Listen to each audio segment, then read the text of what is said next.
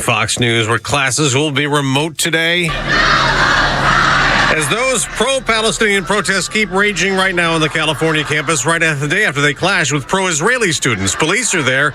Still also a big tent encampment. You have CHP on the front line over here. Then you have a line of LAPD as well. And then another skirmish line basically protecting the backside of these guys to find out what does this crowd do if they indeed move on the frontal assault in this direction. Fox's William Lajeunesse at UCLA. It's going to be a very difficult thing. We've seen the pictures from inside, the helmets, the gas masks, the mace, the clubs that these officers could face if they do indeed go in. The people inside, they have a choice, right? You can leave. You've been told that about 12, 15 times. Other encampments and protests have led to arrests at campuses nationwide. Now, another attempt to end the war in Gaza that's being protested may fizzle again despite a strong U.S. push for that ceasefire. Talks continue, but some Hamas officials are going public on the plan U.S. Secretary of State Antony Blinken calls extraordinarily generous. One member of the group, based in Lebanon, told a TV station there that our position on the current negotiating paper is negative. Fox's Jonathan Savage. Former President Trump says the pro-Palestinian protests have to stop. To every college president, I say remove the encampments immediately. He campaigned in Wisconsin and Michigan on an off day at his first criminal trial that resumes this morning in New York City with more testimony and another hearing into 4 alleged violations of a gag order the former president says is unconstitutional. He was fined $9,000 for earlier violations. A scare at a school in Wisconsin. A student who had a weapon was shot outside Mount Horeb Middle School. The student never got inside the school at the time. America's listening to Fox News. The global elites are waging a war on our financial freedom. They want to control our future through digital currencies and a cashless society. By eliminating cash, they can track every transaction, impose negative interest rates, and even freeze accounts at will. But patriots are fighting back by investing in physical gold. Hi, Stephen K. Bannon here. I believe gold is the answer. It safeguards your wealth better than any other asset. And even better, with a gold IRA from Birch Gold Group, you can move your retirement savings into tangible, real gold without paying taxes or penalties. Rolling over your existing IRA or 401k into physical gold could be the smartest financial move you ever make. To learn more, get your free info kit from Birch Gold by texting PROTECT to 989898. That's PROTECT to 989898. Take a stand for your financial future. Text PROTECT to 989898 right now to receive your free info kit on gold IRAs from Birch Gold Group. Message and data rates may apply. The Morning Xtra, only on Xtra 106.3. Morning, y'all. It is 3 minutes after the hour. It is the Morning Xtra. It's Los, it's Rhino. No tug today. You do get Joe Virgin River twisted and tweaking on his side of the glass. But as we're just pointing out, no tug. He is doing I don't know how you can envy the task, Rhino, of having to do the quick turnaround of heading over to College of Charleston, getting up very early in the morning, heading over, having to get your son packed up, and then turn right back around and get back a little bit later this afternoon, and then right back on the show tomorrow morning. I wouldn't want to do it. I don't know what he's thinking. Like, I would have been like, yeah, I can't make it Friday either. I would have taken the 2. I'd have been like, no, not going to do it. Making it a point, because that is such a quick turnaround. Like, I went to school just far enough away from home. I was about 4 hours from home. Yeah. And so what it would turn into is up and down I-35. I'd head over to, from San Antonio, Texas to Fort Worth, Texas. It was just far enough where my family was like, if you're coming home, you pack it up on your own. Yeah, of course. And I hope Jacob did that for him. And I'm sure he did. Jacob's a good boy. But yeah, it is, it's not envy. I don't envy them at all having to deal with that today. And I know that, Tug wasn't feeling well yesterday. So hopefully he's feeling better today. But I doubt it. It's going to be a long, long day for him to be carried. Because you know how this ends up. Yes. Tug's the man. He's going to do all of it. Yeah. He is partnered with Jacob to carry everything down to the car. Yeah, poor Meanwhile, Tug. He's going to be hurting. Poor Laura, who is like mom here for us at the station, she's going to be having to clean everything. Yeah, I just remember that when we would have dorm clean out, the amount of things that we would find of, what happened to that? Oh, there you go. So there's where that towel was. Like, it was always something where you just threw just something random, and then it would always be like 3-4 months later, you're like, oh, okay, I didn't know that I had that still. All right, yeah, and that's what would happen. And then I remember when I cleaned out the first college apartment, because I had the first college apartment, then I had the second college apartment, and we had to, because we decided we wanted an accent wall. Yeah. Because we were so hip and trendy. Yes. I remember as we're cleaning everything out, hey, y'all are going to paint that back to normal, right? I'm like, yeah. Oh, yeah. So No, the other guys want it. No, it all fell on us. Had to repaint the wall that we'd done one big long wall. One wall that we had painted, and then had to repaint that entire thing. So I know that the guys always get into like what's today in history or anything else like that. And I don't really get all that crazy about it, but I did pull this out. And this is what I'm going to use as the excuse for the rest of the day. Okay, I love this. So today is National Day of Prayer Day. So that's what Tug is doing. Oh, okay. This makes sense. He is at home praying. Yes. That's what we're going to go with. Just on his knees, his hands close together. That's right. He has decided that he is going to take care of all of us and cover for the rest of us because we're doing a live show. So we don't have time until after the show to get a prayer in. Right. And he's going to go ahead and take care of all the early morning prayers. And right now, you look around the country, we might need it. So good for him. Thank you for doing this. And who's going to pray for Kimmer? You can't pray for Kimmer I was at going to this say, point. I don't know if that's going to work at that point. But he always says it. Look, the Marines are, at the pearly gates, and they're making sure you can or cannot come in. So, he's got his job when he's there. We'll see how he does his show on National Day of Prayer Day. All right, let's start right here because I thought this was really good news. And you had it in your show notes. I ended up putting in there as well. The idea that Donald Trump is reaching out to the Libertarian Party and saying, yeah, I'll come speak at your convention. Yeah. I know that even like our friend like Spike Cohen, then he's adamant like I am. We always talk about what happened during 2020. Then we talk about Operation Warp Speed and things we don't care for. But if you want to add legitimacy to what you're talking about, what you're doing, getting the former president and the front runner to come and speak to your party and speak to your convention, I think that's really key. Yeah, I mean, the national convention's a big one. And, I talked to Spike Cohen and asked him if he's going to run and who's going to be their candidate. And they haven't thrown anybody out there. Chase Oliver from the Georgia area is a good candidate. They are trying to figure it all out. But this is a big, big deal for me and for people who might even be a little libertarian. Donald Trump came from that Tea Party movement. It was hey, no more overreach by the government. And he's a very America First candidate, which lines up directly, Carlos, with that libertarian mentality of, hey, let's take care of everything inside these borders first. Well, it's a cousin of ours. Yeah. There's many things that when we have Spike on the show, we completely agree with. There are some small things here and there where we might feel that it's more necessary to have a little bit more government involvement. That's not a whole lot of things like that, but there are a handful here and there. I thought it was really well said by Dave Smith. He's a comic. You can catch him every now and then on the Joe Rogan show. He's a very well thought out guy, very libertarian. And he flat out told everybody, on Twitter, take the W. Yeah. This is legitimate to have a former president and the front runner coming to speak to you. But I also think it really points to when we talk about expanding the tent and who you're reaching out to. Remember, Donald Trump was the first person in 2016 who actually added LGBTQ into the Republican convention of saying, we are not going to exclude anyone from this. We are going to expand this tent. We're going to make sure that everybody feels welcome. As long as you share these values, you are welcome here. He's looking to do the same thing with the libertarians. Yeah, I do find that kind of funny that, he was doing that, especially with the LGBT community, where he held up the flag. Unfortunately, he held it up upside down, but he was the first president or candidate to ever hold up that flag, and they got upset that he held it upside down.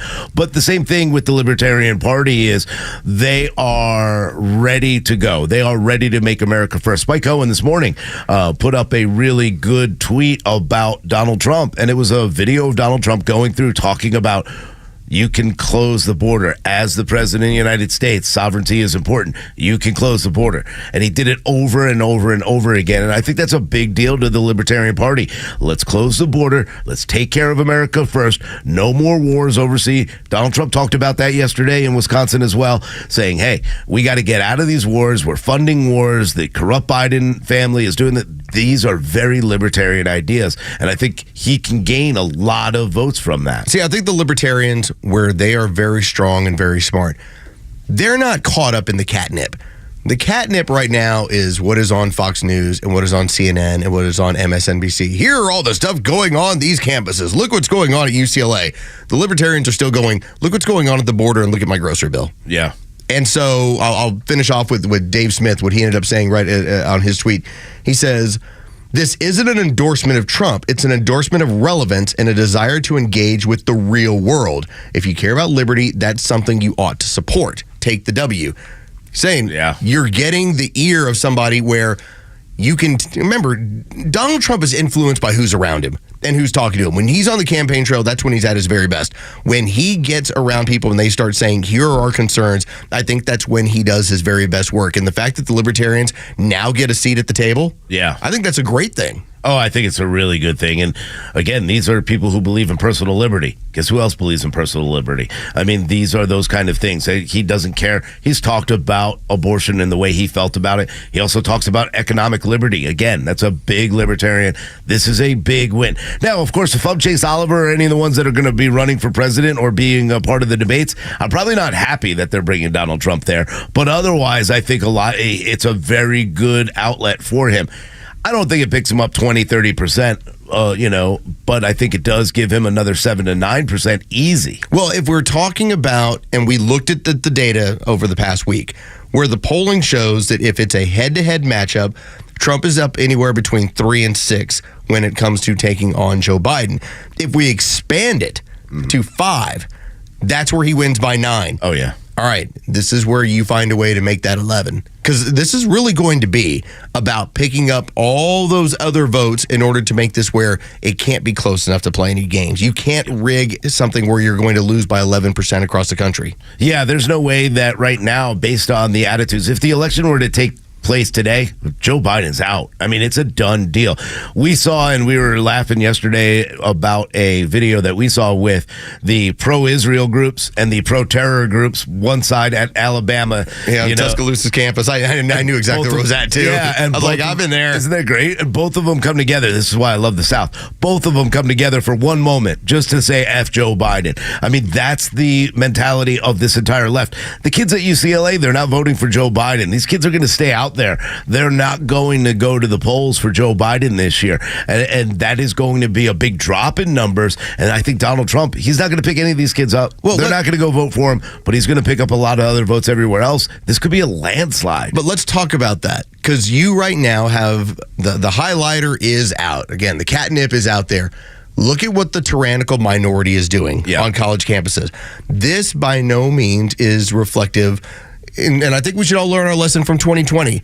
The whole world wasn't burning down. You had paid agitators that they were showing up in your city who didn't know where to go, but they were bussed in to make it look like every American city was burning to the ground. That is what they're attempting to do with this entire group. I take what you want from like a guy like Alex Jones, and there's times where you hear things that he says, and you go, oh my God, that man's a little bit off his rocker. Yeah. But he flat out has been telling you for 6 months, you're going to get some agitation from basically it's a WEF, the globalists who are going to say we have to start causing issues in the United States if we have any opportunity to have a foothold when Trump gets back into office. This is like the first step in all of this stuff from the tyrannical minority. Oh, this is exactly their plan. You know, we've talked about it, and we talked about it yesterday. This isn't a pro-Palestinian march. This is a anti-government, anti-police state kind of idea in their mind, that the police are bad. Every chant when the police shows up goes to NYP, KKK. It's all the same thing. They all talk about the police. They're occupying these campuses because they wait and they want this visual of police attacking them. That's all that's being shown on the news. You're not seeing actual terrorists breaking windows. You're seeing it a little bit here and there on Fox News, but even Fox News, what are they showing right now? LAPD moving to break up this UCLA encampment. These kids are wrong. They shouldn't be allowed to continue to do this. Of course, we're on the side of the police, but they're trying to set up that the police are bad and that the government is bad, and this is just their idea of anarchy. But remember, they're not. This is very intentional. Oh, very intentional. You don't have a lot of people that are being interviewed, because the minute you start interviewing any of these people, everything falls apart. And you recognize these are just professional rabble-rousers. The whole reason why we don't interview anybody who's protesting Cop City. Right. Because if the AJC was to go down and interview these people, you would go, these are drug-addled. These people are just, kind of wandering in life. There's nothing that they have of really any importance. And so here's what they're drawn to, and here's where they're getting funding to do it. if they were to, because the last time we saw somebody get interviewed was that young woman outside of Columbia who's a PhD student, and you went, what a moron. Like, everything you're saying, you're like, wait a minute, you're entitled to have groceries dropped off to you? Humanitarian aid. Humanitarian aid. Okay, that's why you're seeing all these images where the police move in, and this is what they were trying to highlight so that it erodes at least a portion of your society like they did in 2020. If their message was really about Palestinian people, children, women, they wouldn't take up the media with this kind of garbage. They wouldn't take away the focus from what's happening in the Middle East. They know that nothing's happening. They know that Israel's continuing to send aid trucks, has sent more aid over the border than any other country, including the U.S. and the U.K. Israel keeps sending it over there. That's being ignored. So they are trying to take away that movement and make it look like, oh, okay, we don't want you to see the truth in the Middle East, because they know the truth, but they are taking away from that entire movement and anybody that really is, suffering and can't get enough food or is getting, hurt in any kind of unhumane way. So as of 3:15 this morning, that's out on the West Coast, you now have the police moving in at UCLA, and they're taking down the barricades that have been erected. Yeah. And so this is what they're hoping for. They're waiting for, like, okay, will there be a moment where we can go, wow, look at what the police did to us. Look how violent they were. These people, and I've said this before, as much as I want to roll in and bust heads, because that's just how I'm wired. I'm a bad person like that. The goal here is to not agitate the situation so that they don't have any fuel to their fire, so that they have nothing that they can be able to say, look what the police did to me. They're evil, and oh my God, America's a horrible place. Police act professionally, take care of it. And here come the umbrellas. Yeah, the umbrellas. There's one of the tried and true ways of always knowing when it's Antifa. Because Antifa has people use umbrellas so they can hide their identity while they're striking at police officers and other people on the ground. Well, they also bring them in shields because they know they're going to cause enough trouble to get pepper sprayed. That's why they bring their umbrellas with them. This is a plan. They tell these kids, they give them a list. Bring zip ties, bring this, bring that. There's so much plywood up at UCLA. Yeah, that's what they're taking down right now. It is so expensive. I went and bought plywood last week when I was up in North Carolina. I can't afford that much plywood. I know these students can't. It's being shipped in. They're being paid. They are paid agitators. They are Antifa. This is the continuation of, you know why there's so many pallets there? It's been dropped off to them. All of this has been dropped off by people like George Soros and the people that fund this kind of disgusting display. Again, I go back to what Alex Jones was saying for the last several months. He talked about how, and this all goes back to the World Economic Forum, and when they met in Davos last time, it was a fait accompli. Yep. They were basically saying, Donald Trump's going to be the president. He's going to get another run at this thing. What do we have to do to create an adversarial situation so that whatever he takes over is complete mayhem, and that so he can't govern in the way that he wants to? That was the globalist plan. So when you start to see this stuff in action, you start to see this play out in front of you. There's not one person over there who went and bought 50 pallets. No. Okay? Like, that didn't happen. It was supplied to them. And that's what, again, you're trucking pallets. Like, there's the things you find back behind Publix when you drive behind there if you illegally dump stuff. Not that I do. I've never done that. I've never used their dumpsters before, ever. But if you were to ever see those pallets, how did you manage to get 100 or 200 of them on campus to create a barrier? And if George Soros wasn't guilty of being the guy who continues to fund this, every once in a while, George Soros would be like, yo, that's not me. Like, I didn't do this. I didn't send this stuff there. You never hear George Soros come out and be like, yeah, that wasn't me. That wasn't me. Great idea, but it wasn't me. No, he knows, and everybody else knows that he's the one doing this, and there should be an investigation into him and what they do with their money, where their money goes. It goes to support these kind of movements, and they want this. They want anarchy. They want to tear down the entire establishment of the actually republic. They want to tear the republic down. It's an assault on the Western world. Yes. And that's what it always is across Europe and over here as well. It's a Morning Extra on Extra 106.3. It's Los, it's Rhino. Let's get to them headlines. The stories that matter to you. These are your Georgia headlines. Presented by RBM of Atlanta, your Mercedes-Benz connection since 1964. Boy, I would like to see them start just cracking heads, though. I know. I'm telling you, the bad side of us, look, is they're putting up their umbrellas because they're looking for a fight here. There it goes. It's like, no, don't play. Now they're throwing stuff at the police officers, and again, don't engage. Don't engage. Just keep it moving. That's right. Here are your top stories in the state of Georgia. For today, Thursday, May 2nd, pro-terrorist demonstrators continue to occupy campuses across the country, including here in the state of Georgia. Counter-protesters were out yesterday at the Emory University, where police asked the pro-terrorist groups to leave and not block any entrances into the school's buildings. In Los Angeles, police have been called in after another violent night, including pro-Hamas groups. Law enforcement is currently working to remove the protesters from the UCLA campus. Governor Brian Kemp spoke on the issue of protesters on Georgia campuses, stating, "We are not going to allow Georgia to become the next Columbia University." The governor also emphasized that those who have broken the law, damaged property, or assaulted police officers should face harsh penalties. The governor also signed House Bill 1105 into law, requiring jailers to hold any suspect suspected to be in the U.S. illegally and wanted by U.S. Immigration and Customs Enforcement. Sheriffs who fail to notify federal immigration agents could face potential sanctions. And in sports news, the Atlanta Braves avoided a sweep by the Seattle Mariners with a 5-2 win yesterday. Braves pitcher Chris Sale allowed only 1 run over 5 innings and struck out 9 in the win. Our friend Angela Morabito was a guest of the Morning Extra. She from the Defense of Freedom Institute. She got a chance to tell us about what's going on campus, how a lot of state governments are handling it, and also what is going on with Title IX and defending your young women in sports. You get a chance to talk to Angela Morabito about that and a number of other things on the Morning Extra on Extra 106.3 FM.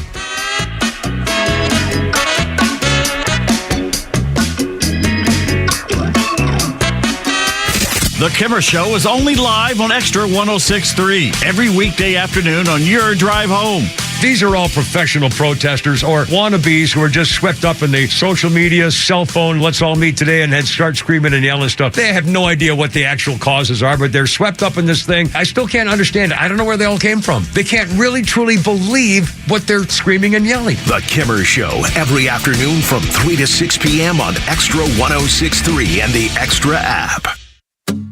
Hey golfers, the next time you're looking for a quality course to play with a great variety of hole layouts and elevation changes that demand every shot in your bag, then you've got to line up a tee time at Wolf Creek Golf Course. Since 2001, Wolf Creek has earned a reputation as one of the most challenging and most fun golf course experiences out there.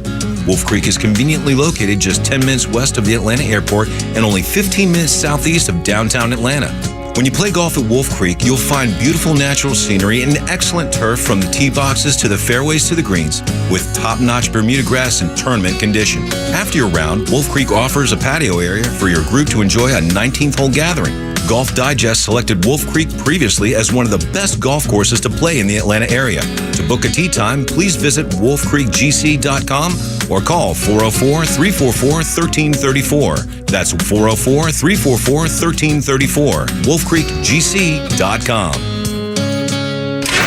No one plans on going to jail, but at A Second Chance Bail Bonds, we believe everyone deserves a second chance. That's the driving force behind everything we do. If you or a loved one has been arrested across town or across the country, you need help now. A Second Chance Bail Bonds works fast with bondsmen throughout Atlanta to help expedite release within hours. A Second Chance. It's better to know us and not need us than need us and not know us. Call A Second Chance 24/7 at 404-BAIL-OUT. That's 404-BAIL-OUT or online at atlbail.com. Hey Atlanta, it's Ben, host of the Weekend Ben Burnett Show, proudly brought to you by Peach State Pride. Each and every weekend, we bring you all the issues going on around the globe and what America's ultimate role is in order to drive our agenda forward as conservatives. And if you ever miss an episode, you can download everything I've ever done on Apple, Spotify, or you can go to the podcast park. See you around, Atlanta.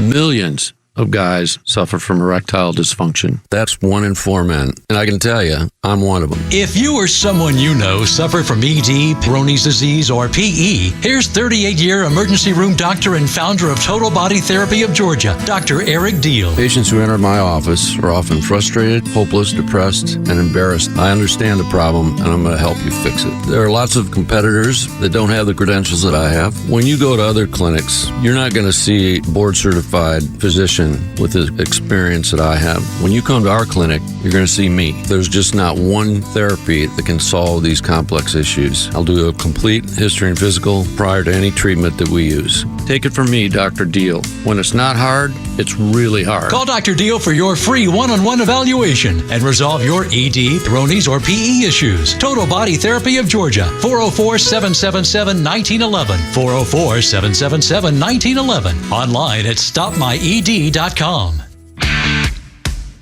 A security system is no longer a luxury, but a necessity. This is Jim Niarchos from the All Four Seasons Home Show. It's become a dangerous world, and we need to protect our loved ones and the possessions we've worked so hard to acquire. Who can we trust with all the options out there? It makes sense to consult the pros. That's why this week our guest is American Alarm. They're one of the best, and they'll be offering free tips and advice this Saturday morning at 9 right here on Extra 106.3 FM. Principal Software Engineer R&D Cloud Platform positions offered by Manhattan Associates Incorporated in Atlanta, Georgia. Manage projects and development of detailed design specifications in connection with the development and implementation processes for Manhattan's supply chain products and services. Oversee the facilitation of technology and skills knowledge transfer. Employee reports to office in Atlanta, Georgia. Position may work from home but must live within commuting distance of stated office. Apply online at www.manh.com/about-us/careers. Grow your business organically with Atlanta's fastest growing news and talk station, Extra 106.3. Get started today by emailing sales@xtra1063.com. We welcome wisdom to the studio today. Angela Morbido was the spokeswoman for the Department of Education under Betsy DeVos in the Trump administration, and her new job has her suing the Biden administration over Title IX. We're going to get to that in just a little bit. She just made this announcement yesterday. But it'll be along with the state of Louisiana, Mississippi, Montana, and Idaho. It's all over Title IX. We're going to talk about that, but I want to first talk about your perspective coming from the Department of Education about what's happening across the country on these college campuses with these paid agitators. Well, it is great to be with you guys. And as much as I wish I had great news to share, we're watching absolute horror unfold at Columbia. And you see several levels of a failure of leadership here, right? At first they called in the cops. Arrested a bunch of people, didn't like the bad PR they got. So they said, we're not going to call on the cops again, but you have until 2 p.m. Monday, so yesterday, to get off campus. Nobody did that, and there were seemingly not a lot of consequences. The school has said, we started suspending people. Well, what did the protesters do? They realized, hey, no consequences, so last night they took over a building. Yeah. What are they afraid of? Why are they afraid of just telling these kids, guess what? You're not going to graduate. You're not going to get recommendations. You're not going to get jobs if you act like this. Sorry, it's time to stop. This is ridiculous. This is hatred on another level. That's what you're promoting. The fact that they don't stand up, the fact that the Biden administration won't stand up for what's right, and we'll talk about that with women and taking away women's rights. But again, you're taking away the rights of Jewish students to be able to get into their classrooms. Why are these? It just doesn't make sense that nobody is standing up and saying enough's enough with these kids. Right. I think some of these university leaders are just terrified of their own students and quite frankly of their own faculty. You've got the faculty out there dressed up like hall monitors, like crossing guards kind of in the orange vest saying, no, you can't come in.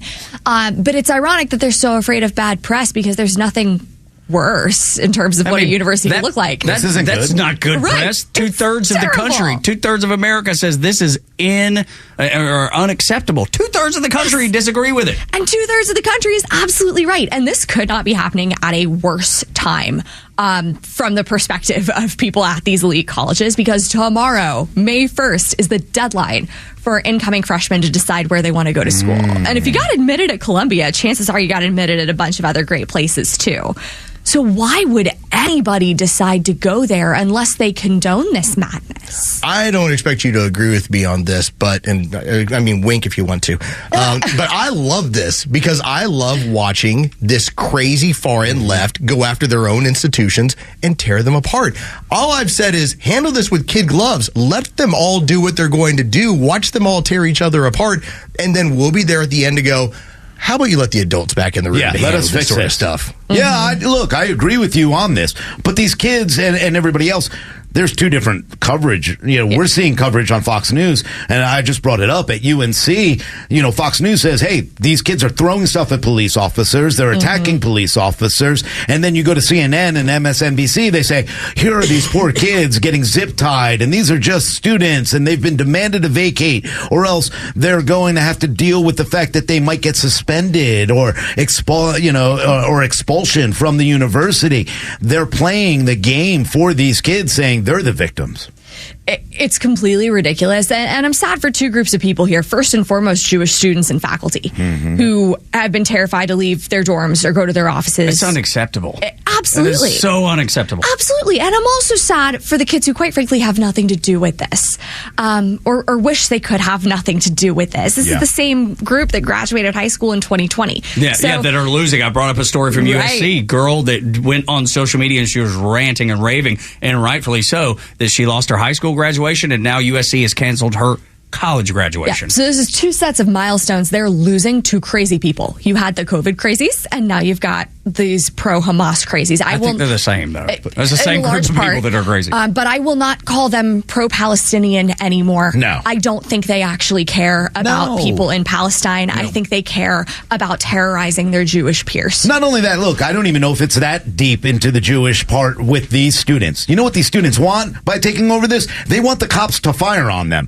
They want the cops to attack them, because this is the Stop Cop City group. Yes. This is the BLM that says cops are bad. These are all the same groups. They want to show police are bad. They want to show that's what this is about. Yes. Yeah, that's right. What about the police officers at George Washington University that didn't show up because of the bad press? How about that? When George Washington calls the police in, the D.C. Police Department in, and they're like, yeah, we can't come. We're afraid of the bad press we'll get. At this point, I don't think you can surprise anyone when we look around and wonder why D.C. is such a failed city.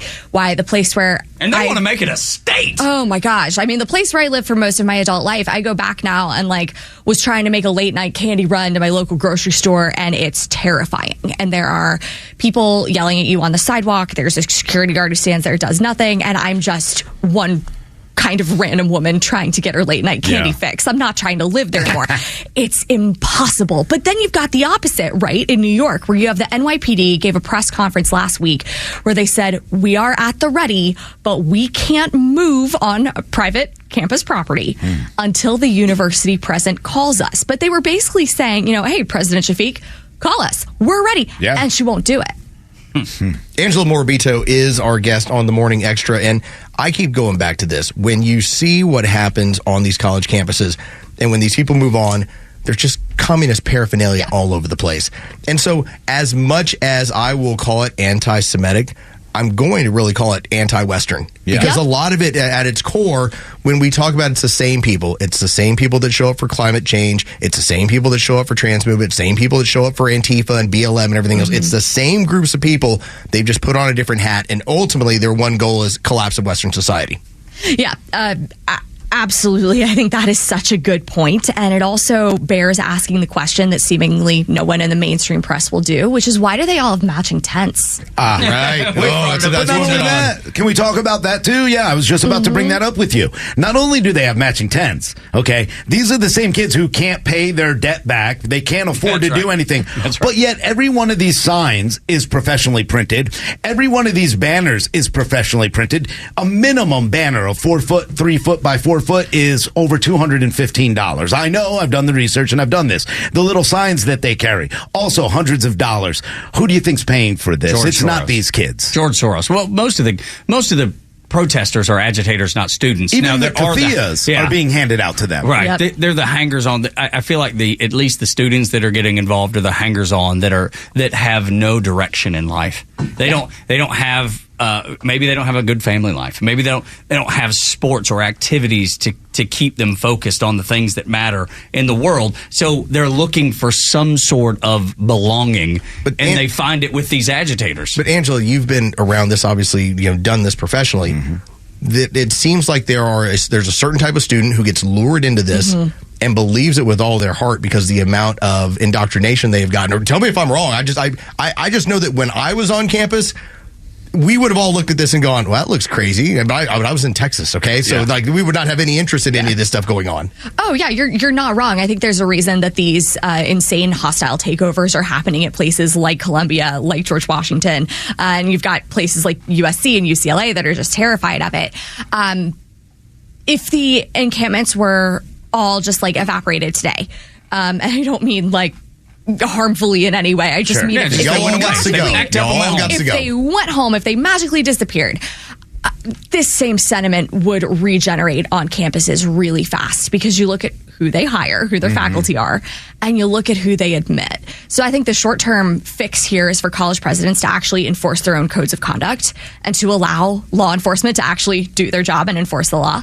But the longer-term solution is don't fill up your campus with people who hate Israel and, quite frankly, hate Jewish people. And America. Yes, and don't fill up your campus with people who are so susceptible to brainwashing and so desperate for meaning that they are willing to sympathize with a terror group. But how do we screen for that these days? I was going to say, how are you going to stop that? Because we've seen it. They didn't defend Riley Gaines and the other women in the locker room. They don't defend the Jewish students. They don't defend any of the groups that are being really terrorized by these tyrannical minority groups.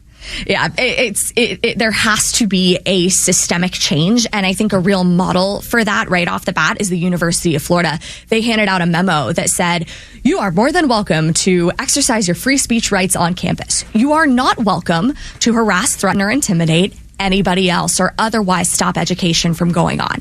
If you do that, we're going to suspend you for a period of time and you're kicked off campus for 3 years.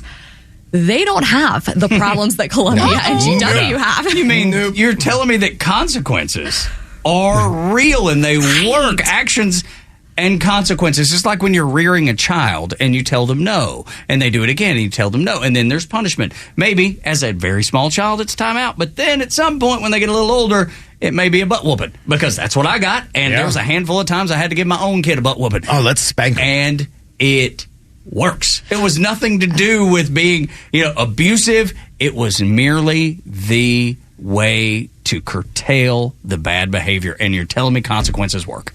I have to believe this is the first time some of these people have ever faced a consequence in their life, and they're not real happy about it. They are calling themselves victims. They are demanding amnesty. Yeah, I saw that for the AP. Ridiculous. There's an AP article about that whole thing, that these people want amnesty. We want to raise hell, cause problems, and then we don't want to be punished for it. What do you think? Yeah, I stole the car, but I brought it back. Idiots.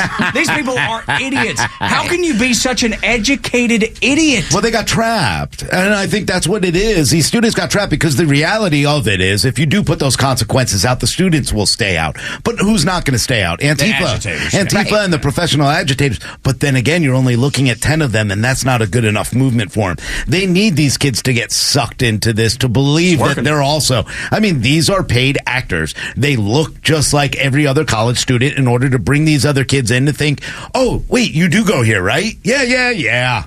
That's what this is. The thing that has hurt my heart is watching Jewish kids try to get to class and being blocked and being prevented. And you brought up George Washington University, why you think that it's happening. Focus there is because of the Jewish population there. This seems like something that would have happened in World War II, not in 2024 in the United States of America, yet it is. And that's what makes this even more terrifying, because you think that as a society, quite frankly, as a civilization, that we're past this. What happened to never again? Never forget. This anti-Semitism is the world's oldest hate, and Gen Z and the people funding Gen Z, which I think is incredibly important here, have decided to rebrand it. I believe that these protests are not random. It's happening at places like Columbia, like Emory, like George Washington, that actually have a very high Jewish percentage undergraduate population.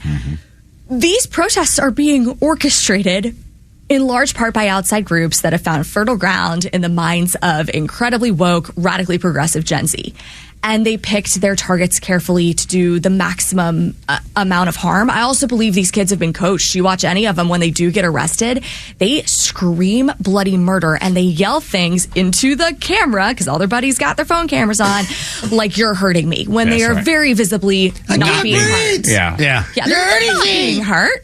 Yeah, give credit to Georgia, though, right now, because they did what they needed to do yesterday. They arrested 16 people in total Monday night. They went ahead and suspended 7 of the 10 students that were arrested, and they continue to do it. As of this morning, no protesters were present, even though it was drizzling a little bit. And at 9 a.m., there was nobody out there. Now, people may have come since then, but that's exactly what you were talking about. Start shutting them down, giving them consequences, and look how quick that fizzled out. I have to wonder if the relaxation of academic standards does have anything to do with this. And again, this is all in theory, because when I looked back over it at Columbia 2004, if you wanted to get into Columbia, one of the Ivy League schools, one of the best in the country, you had to have about a 4.2 average. Now, Columbia no longer tracks GPA for admittance. So it really is about, what did you write? What are you involved in? There's somebody that got in that wrote BLM just continually over. And so you wonder what happens when we stop asking people to have critical thinking, or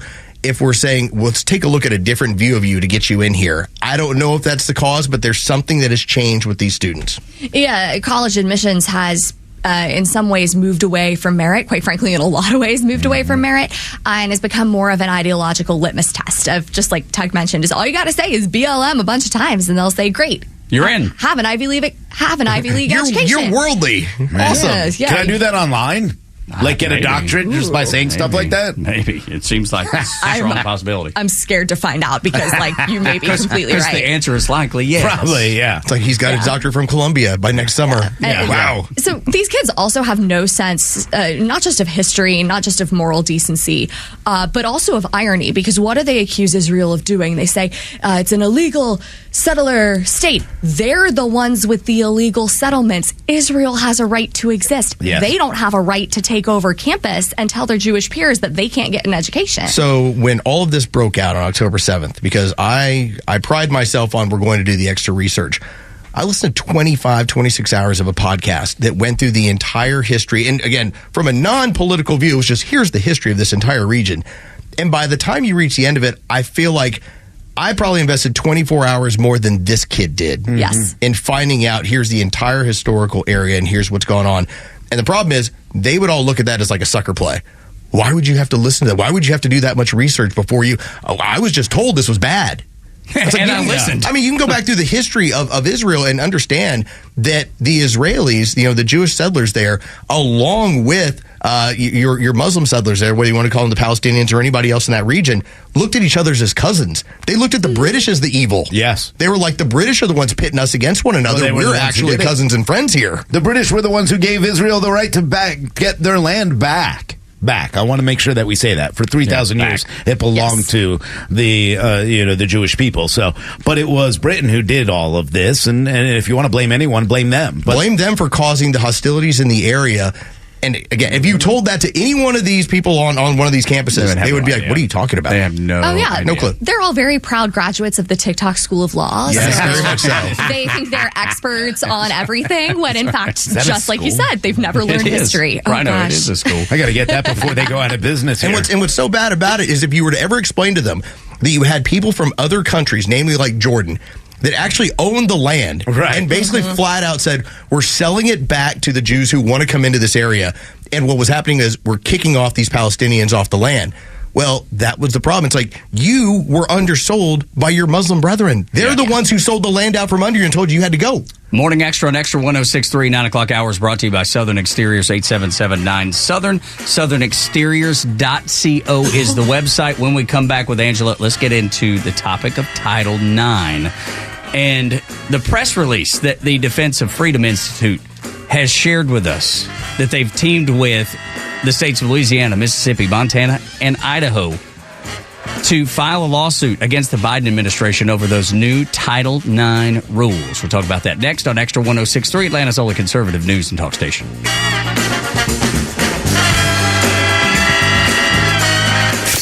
The legend Neil Bortz is only on Extra 106.3. Hey, it's Tug, and here's what you missed from the Talkmaster. I spent years trying to get somebody to get me a good definition of greedy. Couldn't do it. It's when somebody wants more than they deserve. Who gets to decide what somebody deserves? Well, it's when they want more than they need. Who gets to decide what they need? Catch Neil's commentary every day on Extra 106.3 or listen anytime on the Extra 106.3 app. It's that time of year again when the owner of Central Heating and Air Conditioning, Chuck, brings back the 4th annual Christmas in July, benefiting Children's Healthcare of Atlanta. Hey, it's Tug for Central Heating and Air Conditioning. If you want to help give back to the community, all you have to do is sign up for a maintenance agreement with Central Heating and Air Conditioning, and $10 from every new maintenance agreement will go directly to Children's Healthcare of Atlanta. The more maintenance agreements you sign up for, the bigger and better we can make the 4th annual Christmas in July for Children's Healthcare of Atlanta. Central services all makes and models. With Central, you're not just a number, you're a member of the family. It's been that way since 1947, and they've serviced over 100,000 customers right here in Atlanta. So call 770-GET-HEAT or go to centralheat.com to sign up for a maintenance agreement and help Chuck and Central Heating and Air give back to the community. Carrier products, carrier warranty, and carrier peace of mind. Central Heating and Air Conditioning, your Atlanta carrier experts. We're smart, we care. We're Central Heating and Air. Spring is the perfect time to bring a group out to a game at Truist Park to enjoy great weather and Braves baseball. Come experience the brand new private Jim Beam Bourbon decks located on the lower level down the left field line. The Jim Beam Bourbon decks have a great view of the field while incorporating a private setting and bar access for your group to easily socialize while you cheer on the Braves. Visit Braves.com/hospitality to snag this amazing new space for your crew this season. Ozzy's punished another one. Make it 2-0 Braves. And come experience another brand new space in right field, the Blue Moon Beer Garden, offering the largest variety of Molson Coors beer options and unique food pairings. And there's a special ticket offer for any weekday game during the regular season. Tickets are only $30 and include a grandstand reserved game ticket and $15 added value to use toward food or beverage. A limited number of tickets are available for this special offer, so lock in your seats now at Braves.com/Blue Moon. Atlanta Braves baseball. We are Braves country. Hey fans, Xander from Atlanta Painting Company here, and with spring on the horizon, the home team won't be the only ones painting corners in Atlanta.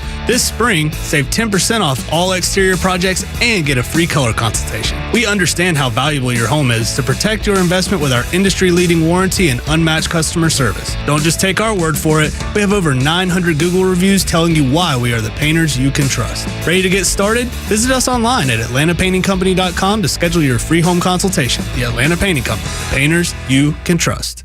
Support for Extra 106.3 comes from Natural Body Spa and Skin Remedy, celebrating their 35th anniversary and Mother's Day season with custom day spa and med spa packages. Discover Mother's Day gift ideas and award-winning day spa and med spa treatments available at Natural Body Spa and Skin Remedy, as well as e-gift cards online at naturalbody.com or in store at one of their 7 locations in Atlanta, Alpharetta, Decatur, Smyrna, and Snellville. Pamper your parent with the gift of spa at Atlanta's best day spa and med spa. Marketing is everywhere. From the billboards on the highways to the notifications on your phone, we are constantly bombarded with people trying to sell us stuff.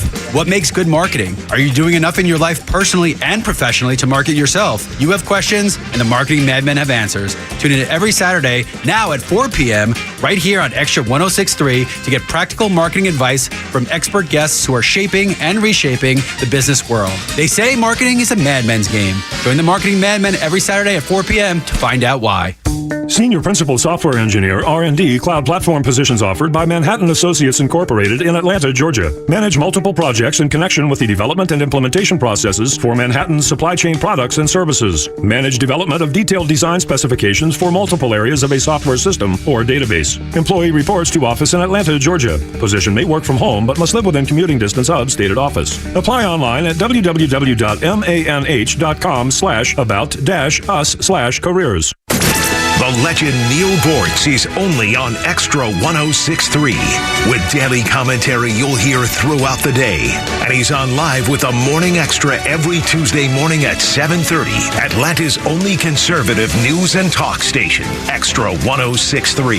And catch all of Neil's commentary on the Extra app. Tug, Rhino, and Loso on the Morning Extra at Extra 106.3 until 10. Our guest is Angela Morabito. She was the spokesperson for the Department of Education under Betsy DeVos in the Trump administration. Before we get to the lawsuit that the Defense of Freedom Institute has filed about Title IX, I want you to hear one of the greatest female tennis, if not the greatest female tennis player of all time, talking about playing against men.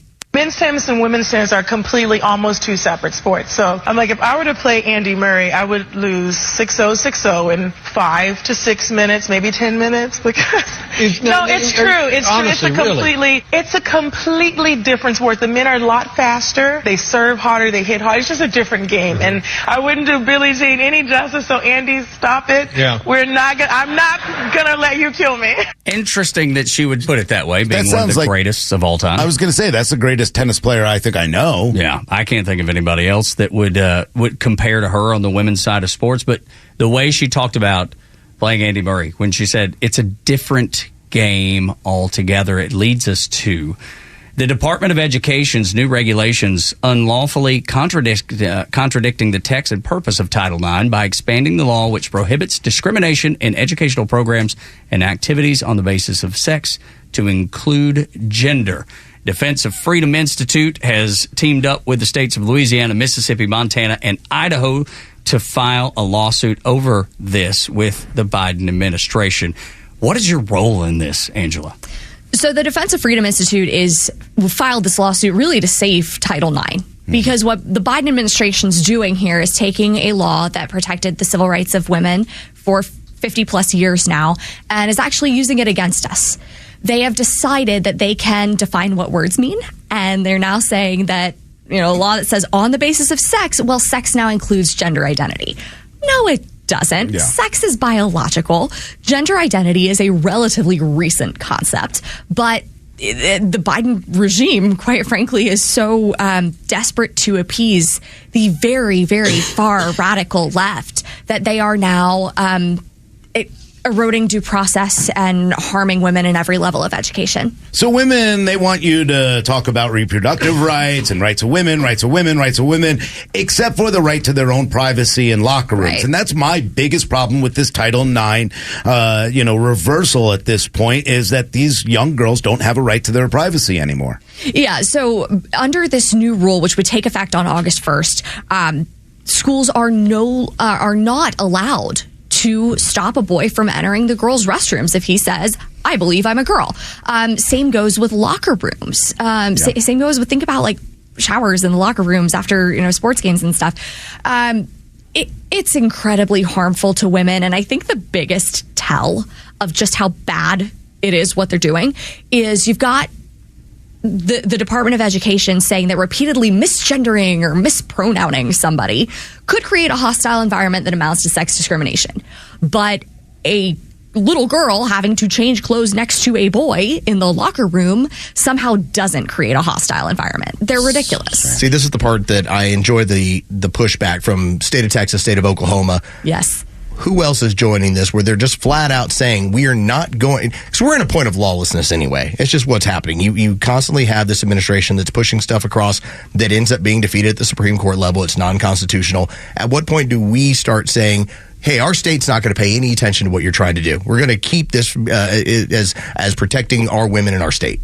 So that has started to happen. There are a whole bunch of states that are standing up against this in different ways, whether they've just said we won't comply or through the court system. But DFI is very proudly working with the 4 states that Tug mentioned. It's Louisiana, Montana, Mississippi, and Idaho to stand up and say this law is not constitutional. It's not a law, but it carries the force of law.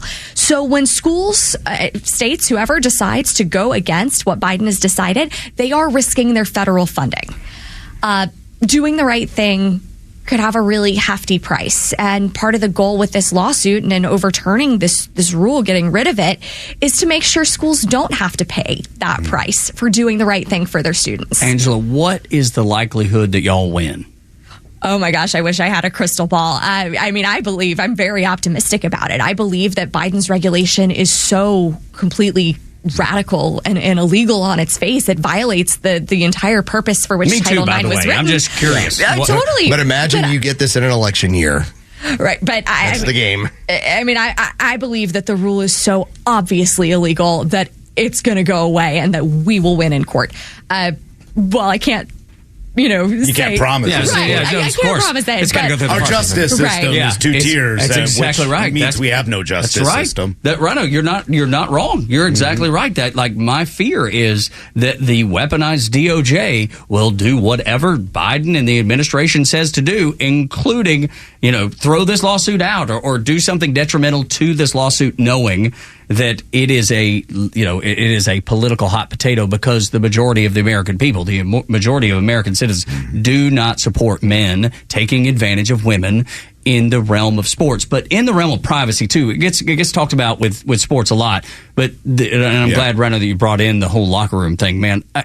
And Los is the only one on this show that's got daughters, so I can only imagine how I would react. I can only imagine how he would react if there was a situation where his daughters are put in that scenario. They would not be comfortable, and I think the creepy part about it is that we do have an actual scenario where men enjoy being able to get undressed in front of women, and that's something that we know that weirdness. I'm fat. Well, there's men that enjoy this factor, whereas I don't know one woman, or at least I've never heard a documented history of a woman deciding she wanted to become a man so she can get undressed in front of other men. Yeah, no, I mean that's the weird part about it, and this is the disturbing part because this isn't just colleges we're dealing with. This is elementary school up. That's right. So I know that they've done things here in Georgia to protect our school kids in our public schools here in Georgia.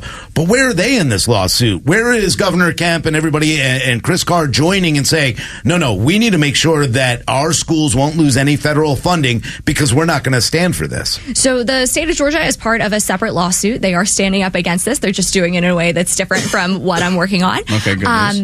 But that raises a really good point about this new rule because it fully entrenches that red state, blue state divide. It says that states are fully permitted to allow men and women's sports, but it doesn't force them to do that yet. So that's where the state level becomes really important because if your state is one of the ones that has stood up for the rights of women and said, no, keep women's sports female, you're going to be okay for now. Now, another rule related to Title IX, specifically on athletics, is expected later in the year. But, for now, your state is kind of allowed to stand up against that. That may very well go away. Yeah.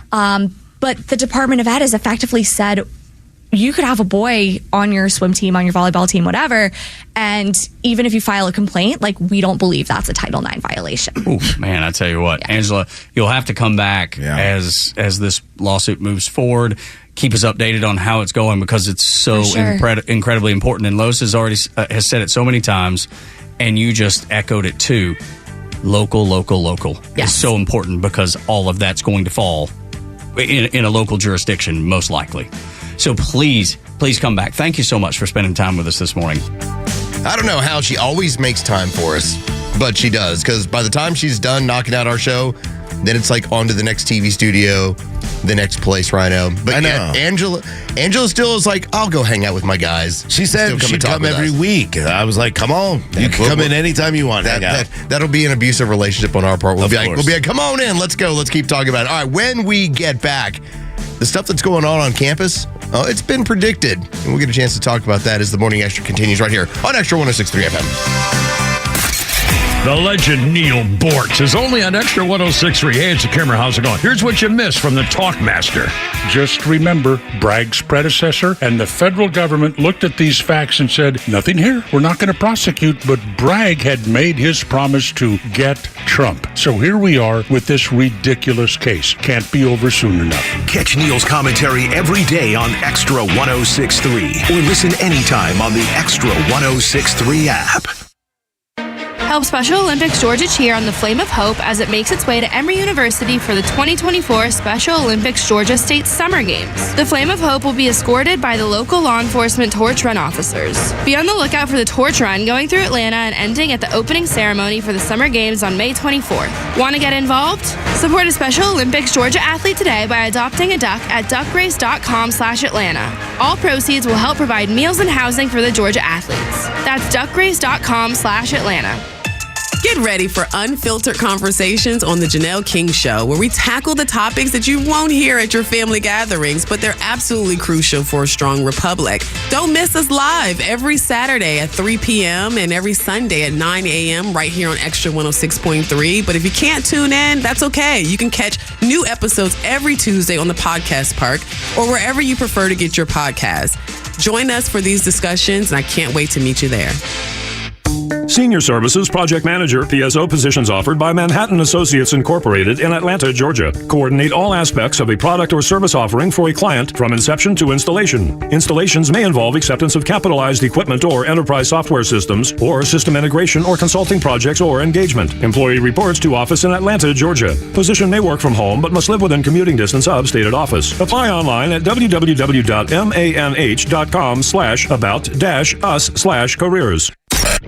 Hey, it's Flounder, and The Kimmer Show is live every afternoon from 3 to 6 p.m. Is there anybody in the world who really thinks that Donald Trump is at risk to flee the country? Is he going anywhere? He's under 4 trials. And is there anyone in the world that doesn't think this is tampering in an election? It's an election interference that's just never been done before. The Kimmer Show, every afternoon from 3 to 6 p.m. on Extra 106.3 and the Extra app. WFOM and W292EV Marietta, a Dickey Broadcasting Station. This hour is presented by Van Sant Law, vansantlaw.com. This is a Fox News alert. Police are moving in at UCLA. I'm Dave Anthony. There are bags right now on the California campus and a lot of smoke in the air. Smells like tear gas to me. Fox's William Lajeunesse is there watching what's going on with police. The police pulling out some of that plywood and throwing it to the side. As officers tear down the encampment and bring protesters out one by one, putting them in zip ties. And then periodically they're going to line them, take 5, 6 out at a time to waiting buses by the sheriff's department. And they're going to be arrested, and they are actually going to be processed and booked. But I've seen some of the students trying to hide their faces from me, maybe hide them from their parents who might be watching. That encampment at UCLA has been there a week, one of many on college campuses nationwide that have also led to hundreds of arrests. Former President Trump's called on college presidents to end the encampments as he campaigned on an off day at his criminal trial in Michigan and Wisconsin. Also addressing the abortion issue, saying the Supreme Court, with 3 justices he appointed, got it right. We brought it back into the states where it has to be, and over a period of time that works out. Vice President Harris says it's working out badly in some states, like Florida, where an abortion ban at 6 weeks of pregnancy took effect yesterday when she went to Jacksonville. 4 million women in this state woke up with fewer reproductive freedoms than they had last night. In Arizona, state lawmakers voted to repeal a Civil War-era law that bans almost all abortions in that state. Back to former President Trump. He will return to court this morning in New York for more testimony at his criminal trial. In a hearing into more alleged gag order violations, he's already been fined $9,000 for other violations. The judge threatened to jail the former president, who says the order unconstitutionally silences him about the case. America's listening to Fox News. The global elites are waging a war on our financial freedom. They want to control our future through digital currencies and a cashless society.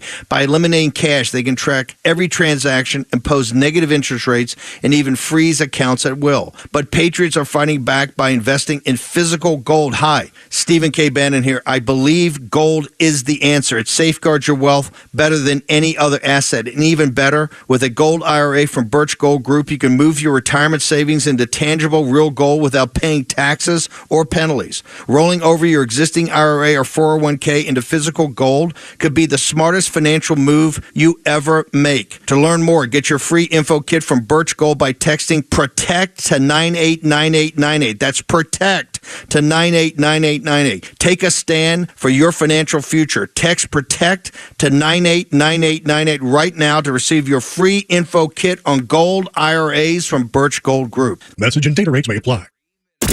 Want weather? Grab your phone. Need traffic? Grab your phone. Conservative news and talk, also on your phone. Get the Extra 106.3 app. Good morning, it's Los. It's Rhino. It is the Morning Extra. No Tug today. He's in the Carolinas, getting his son packed back up after freshman year. He'll be back tomorrow morning to rejoin the show. You still get Joe. So if you ever just want to reach out, maybe just need somebody to talk to, in for a moment. 404-741-1230. Or you can always reach out to Joe at Joe Tom Virgin. Joe Tom Virgin. Well, if they call the show, they can talk to me too.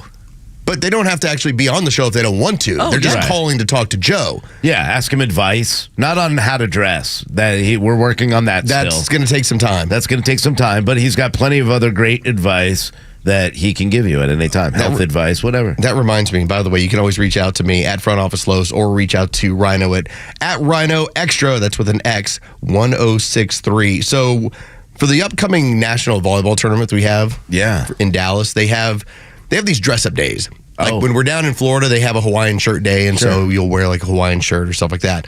So they have like the second day is called Cowboy Chic. It's in Dallas, right?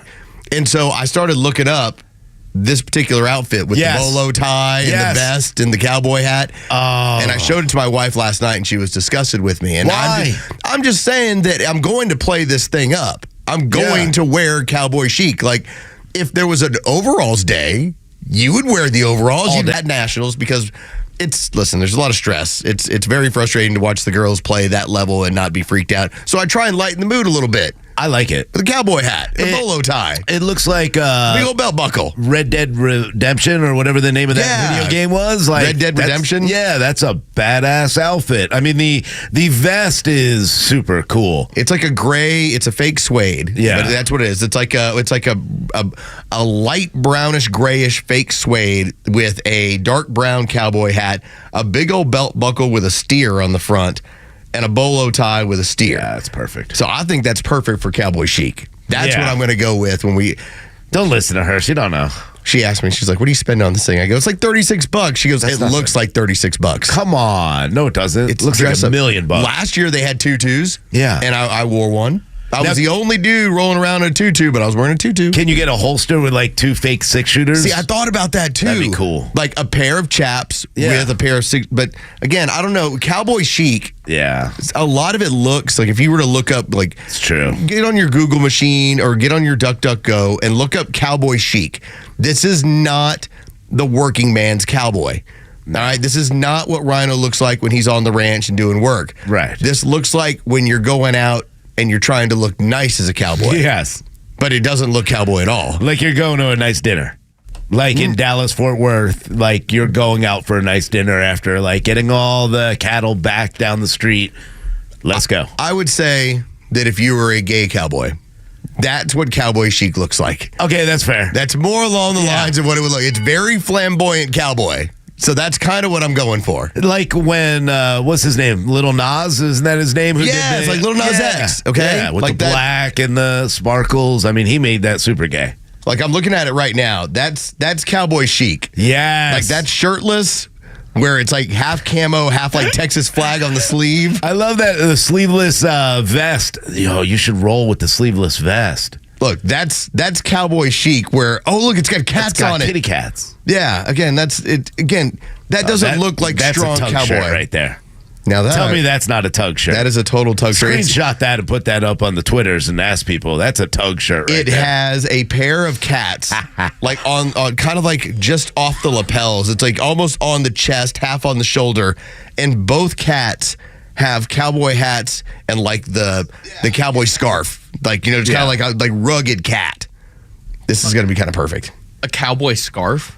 Yeah, you know, and the Cowboys will wear the scarf because they'll pull it over their face because when you're cattle driving, it's a bandana. Yeah, but when you're cattle driving, and I wouldn't expect you to know anything about this, Joe, because you've never been on a cattle drive, you've never been to Fort Worth or anything else. But when you're on a cattle drive, there's a lot of dirt and there's a lot of dust. Yep. So you have your bandana, your cowboy breathe. scarf. That way you can pull it up over your face so that you can breathe and you don't have to take in all the dirt. Yeah, they make the gaiters now, they call them, that do the same thing. But yeah, I like the old bandana look better. I used to collect bandanas like crazy. I'm thinking about doing it because now that I keep ripping my jeans with like chainsaws and all the other stuff, and when I'm like using my axe or working on the house in North Carolina, I keep ripping my jeans, and I'm like, I think I'm just going to get like some of those bandanas, the cheap ones, and sew them over the holes now. What if I would... Cool look. Could you imagine if I spent... See, like a bandana, you can get a bandana for like $2. Yeah. Okay? Like, okay, got a couple bucks. Here's one. If I come home and my wife ends up saying, did you really spend $45.69 on a Western cow cat shirt? That's the greatest shirt I've ever seen, though. I mean, it is pretty... I'm going to post this, and I'm just going to... I'll put it to a poll. Yeah. It'll be like, and I'll give a couple of cowboy chic options and say, which one should I wear at Nationals? And again, I'm going to allow you, because I'll take pictures. I don't hide from this stuff. No. I'm like, here's the ridiculous outfit I'm wearing on. Absolutely. We had Pickle Rick up here. Yeah, I wore Pickle Rick up here. I have no problem with this. One of my favorite pictures. I went looking to try and find a Teenage Mutant Ninja Turtle outfit for you. Yes. And I tried to find a Batman costume. That'd have been great. But it turns out it was like a Batman figurine costume. Like it wasn't the full Batman suit. I mean, I'm short, but not that short. No, and that's what I thought too. I was like, this will not fit me. But again, you and I have talked about it. If you give me a good costume, you and I will wear it. We don't have shame with this stuff. Yeah, I'd wear any costume anywhere, anytime. And most of the time, people are not even up here by the time that we're almost finishing up. Like when we're leaving, the office is starting to fill up. Exactly. I wouldn't wear like the pro Hamas costume that these kids are wearing right now. Yeah, pretending who they are. Thing. I don't know if I do like. I don't know if I do a cross-dressing thing. I can't address you as terrorist chic. No. That's where he draws the line. Yeah. What is terrorist chic? You look like you're in the Taliban. Oh, okay. Oh, yeah, I draw the line at Taliban. Like it's a really nice vest with explosives tucked away nicely in nice pockets. Yeah, okay, my line is Taliban /KKK. Yeah. All right. That's like my line. Dr. Fauci lab coat. Okay, like these are all the ones that I would not wear. Not a bedazzled suicide vest. No, none of those things. I'm not going to do that. Yeah, anything that conjures up Praise Allah. like 1930s, 1940s Germany. Yeah, I'm not wearing that outfit either. No. These are things that I will say no. These are not going to happen. Speaking of what's actually though happening, you do have the LA Police Department as it started probably about 45 minutes ago. They moved in to get the encampment out at UCLA, and as we talked about, do it professionally. They were slowly removing all the plywood, all the mess that's on campus, man. And you had the protesters that seem to have dispersed. Doesn't seem like you've had any. I'll just say this: for as much as you and I've been watching, we haven't seen anybody swing anything. No, we haven't. It's more of just like we moved in, we told you to leave. You all left. And that's the goal with all this stuff, because the globalists want a confrontational environment. That's what we've been talking about for the better part of 6 months. And that, at least as of right now, is not happening. No, and the faculty's out there, and they are wearing hard hats, and they're blocking the entrance to and standing with some of the students, but they are all being arrested at this point. They did deploy flashbangs, which was very effective, because that's where they wanted to get. Once they got past the plywood, once they got everybody's umbrellas out of their hands, it was time to flashbang and tear gas, and that's what they're at right now. And a lot of the kids have dispersed. They have been moving. It was funny, I was telling Carlos earlier that I was watching on one of the video streams, and I've been watching streams from all over. They were pulling a piece of plywood, and there was a young girl still attached to the backside. They didn't She's know holding it. the back end of it. It was really cool. Well, they arrested her then. This is where we talk about the importance of not having some sort of scene, because 2020 you had the scene. Yeah, you had St. George Floyd, who ended up being monumentalized throughout the country. A man who was wildly filled with methamphetamines and fentanyl. But whatever, hey, it's not like he died from the hands of a police officer. No.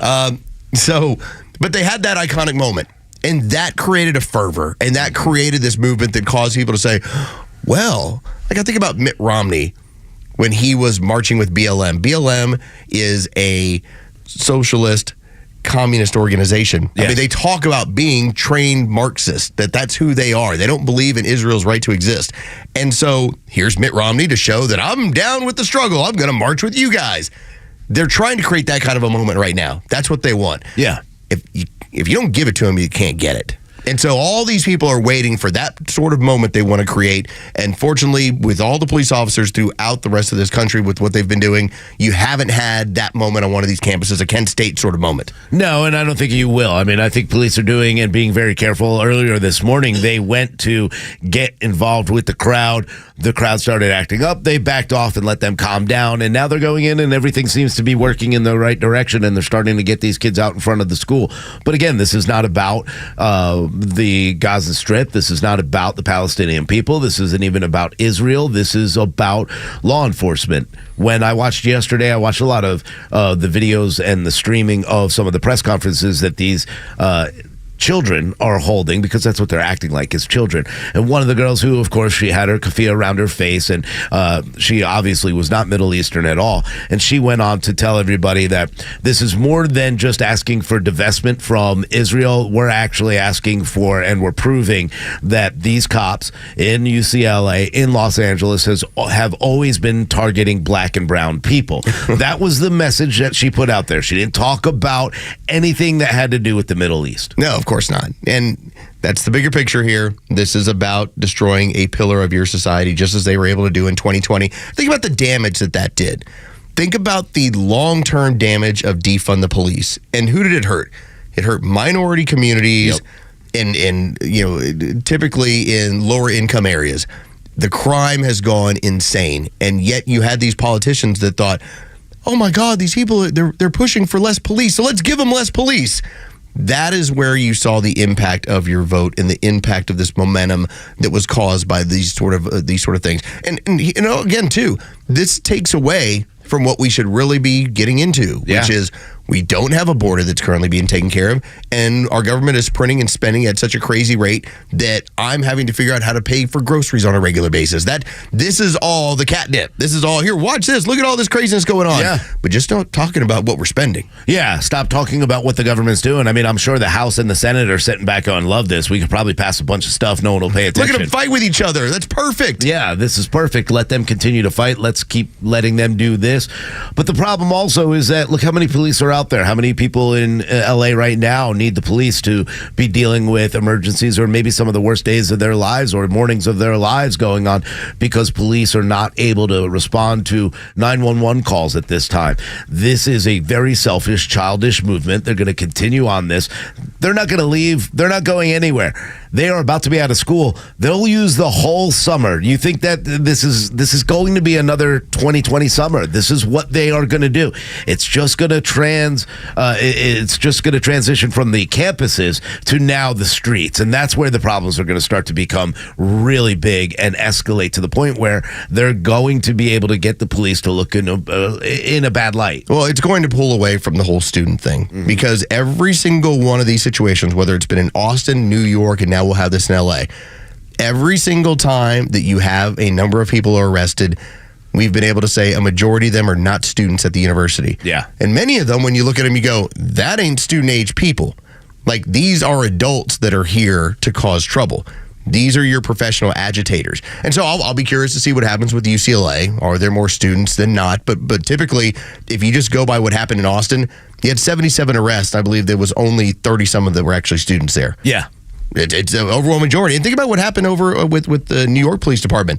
They roll through, they take care of things at Columbia, and then those people roll right back onto campus hours later. Yeah. It's got to be frustrating when you create the scenario where you have to put together that kind of manpower to do this sort of stuff, and then you can't enforce your laws so that these people go right back on the street. That's the scary part to me, is that we continue to allow them. They should lock all these kids up, every single one of them. And the kids that are supposed to be there, they should be there. They can protest, but that's not what they're doing. They're not standing out on the quad with their little signs. Well, but I think it's a misnomer when you say these kids. Well, yeah. The majority of them are adults, professional agitators. Right, that's what I'm saying, though. I'm saying get rid of those, arrest them all, get them out. The kids that are supposed to be there, talk to them about where they're supposed to be, but they're not in the right area. It would be different if these kids who were students were standing out there with signs. It's not students, it's not kids. They're setting up these zones because they know that. And the kids that are getting involved in this, they need to be arrested too. And their record should prove and show what kind of idiots these kids were when they're young. I would love to know if I'm hiring someone whether they participated in something like this. I don't want it. I don't need it. And your education does nothing for me. I don't care where you went to school. You're a problem. And these people are problems to the entire society. Go through it. Pull it up. It's interesting to look at. When you see the mugshots of these people, oftentimes you're going to say, that ain't an 18 to 21-year-old. No. It's not. Okay, like that's who's rolled in here, and they're not Middle Eastern either. No, of course not. They're not Palestinians. But then you have, and I forgive me, I've got to look up the name again. It's Lillian or Fithian. Anyway, this is a woman who is 70 years old, who's out of Austin, Texas, and she gets sent to these hot zones where these things are happening. She's a professional agitator. She was one of the people they profiled in Mother Jones, which, as we all know, not a very far-right website at all, people, okay? Like, she was a hero on Mother Jones. Yeah. And they were profiling her for what she did with Occupy Wall Street, how she rolled in and helped everybody figure out how to do this, because I've been doing these sort of things since the 1970s. She was in New York. She was leading the stuff at Columbia. This is not a student thing. Yes, you'll have students that take part in it. They get caught up in the fervor. These are adults. These are professional agitators, and this is the sort of stuff they're doing. It's a Morning Extra right here on Extra 106.3. Let's get to headlines. The stories that matter to you. These are your Georgia headlines. Presented by RBM of Atlanta, your Mercedes-Benz connection since 1964. All right, here are your top stories in the state of Georgia for today, Thursday, May 2nd. Pro-terrorist demonstrators continue to occupy campuses across the country, including here in the state of Georgia. Counter-protesters were out yesterday at Emory University, where police asked the pro-terrorist groups to leave and not block entrances into the school's buildings. In Los Angeles, police have been called in after another violent night involving pro-Hamas groups. Law enforcement is currently working to remove the protesters from the UCLA campus. Governor Brian Kemp spoke on the issue of protesters on Georgia campuses, stating, "We are not going to allow Georgia to become the next Columbia University." The governor also emphasized that those who have broken the law, damaged property, or assaulted police officers should and will face harsh penalties. Governor Kemp also signed House Bill 1105 into law, requiring that jailers hold any suspected to be in the U.S. illegally and wanted by U.S. Immigration and Customs Enforcement. Sheriffs who fail to notify federal immigration agents could face potential sanctions. And in sports news, the Atlanta Braves avoided a sweep by the Seattle Mariners with a 5-2 win yesterday. Braves pitcher Chris Sale allowed only one run over 5 innings and struck out 9 in the win. Man, he's been good. He's so Chris good. Sale has been so good early on this year. Falcons know the Falcons can't do it, but the Braves, they know how to get all the talent, man. Well, it's a properly run organization. Man. I'm telling you, there's no such thing as curses, man. There's just bad management, bad ownership. Yep. And you've got, I'll just say, it's very questionable with the Falcons. That's just kind of how it goes as of now. When we get back, Georgia Representative Buddy Carter was our guest on yesterday's show, and things got a little bit contentious. Made for a lot of fun, actually. We'll get a chance to let you hear that as the Morning Extra continues right here on Extra 106.3 FM.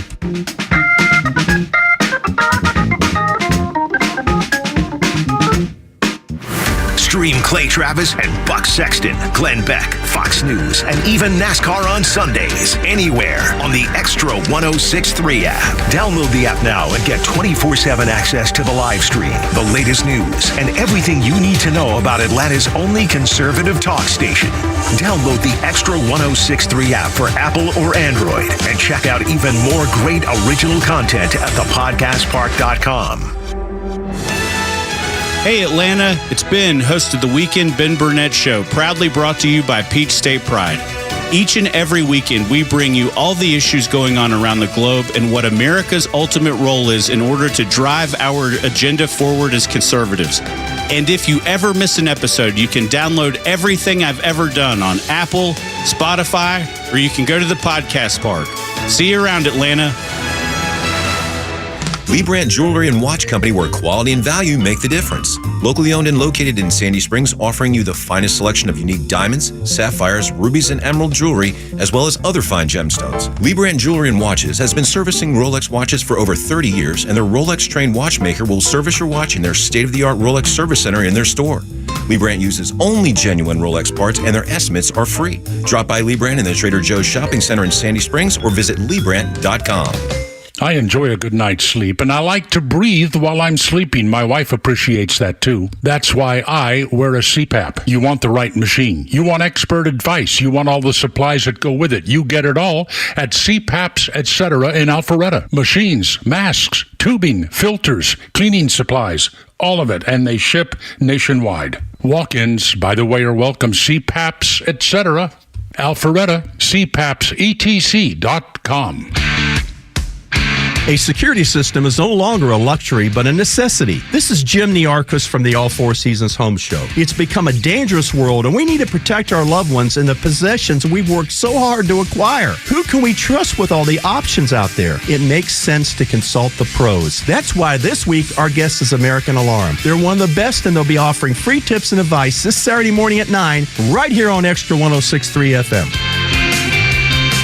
Senior Consultant, PSO, omnifunctional positions offered by Manhattan Associates Incorporated in Atlanta, Georgia. Senior technical point of contact throughout the implementation of multiple supply chain solutions software packages. Provides senior level design for client-specific enhancements. Up to 50% domestic and international travel required. Employee reports to office in Atlanta, Georgia. Position may work from home but must live within commuting distance of stated office. Apply online at www.manh.com/about-us/careers. My name's Jeff Criswell. I'm running for U.S. House of Representatives, Georgia's 6th District. I'm a Republican. I'm very conservative. I'm sort of a middle-of-the-road kind of person, which I think in Georgia District 6 is really going to work to my advantage because it's a very diverse district. You know, if you ask me right now, the big issue is immigration. Also, the cost of living. My goodness. The numbers are crazy. It's so much more expensive now to live, to go buy groceries, to buy gas. We've got to do something about the cost of living, and I believe that all of that is linked to the national debt, which would be my third sort of an issue here. We've got to stop spending money that we don't have.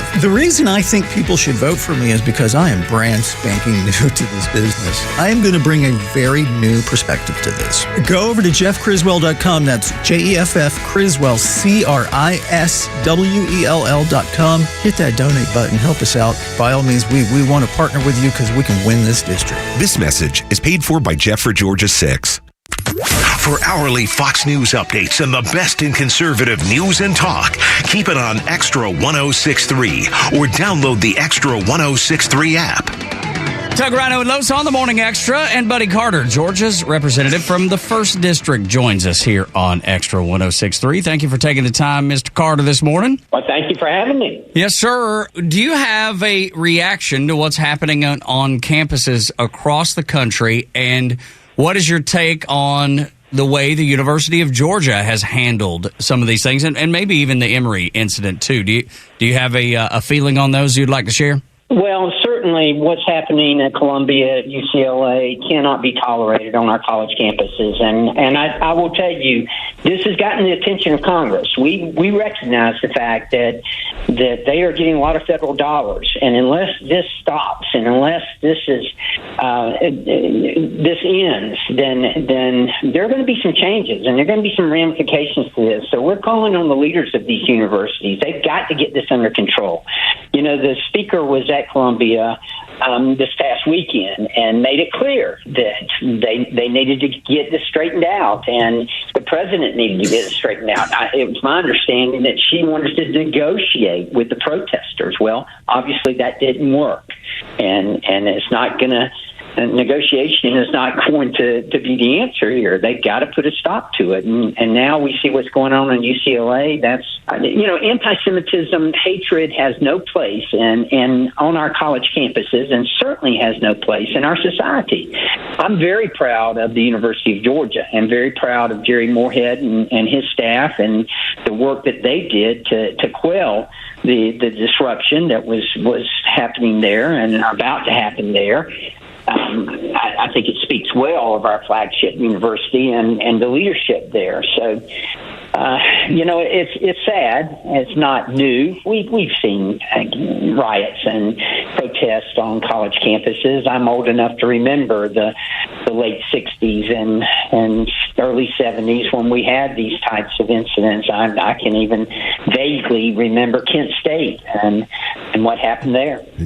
Buddy Carter joining us here on the Morning Extra. Buddy, you may not know this, but I am Jewish, come from a long line of Holocaust survivors and Jewish family.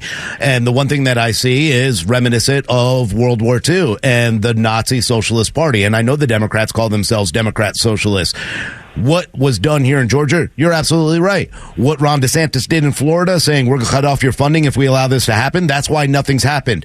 We're seeing it in New York. We hear the speaker. I heard him talk about the border. We're going to take care of that. Now I hear him telling me that he's going to take care of this. I don't believe him. I don't believe you. I don't believe any of you anymore because I keep hearing what's going to be done. But I was told we're not going to spend more money in Ukraine as well. $60 billion there. I don't believe it, and I don't think other people do. And we're playing games with these kids, and we're allowing them to do this. Why not run the National Guard in? Why not put a stop to this right away and show strength for once?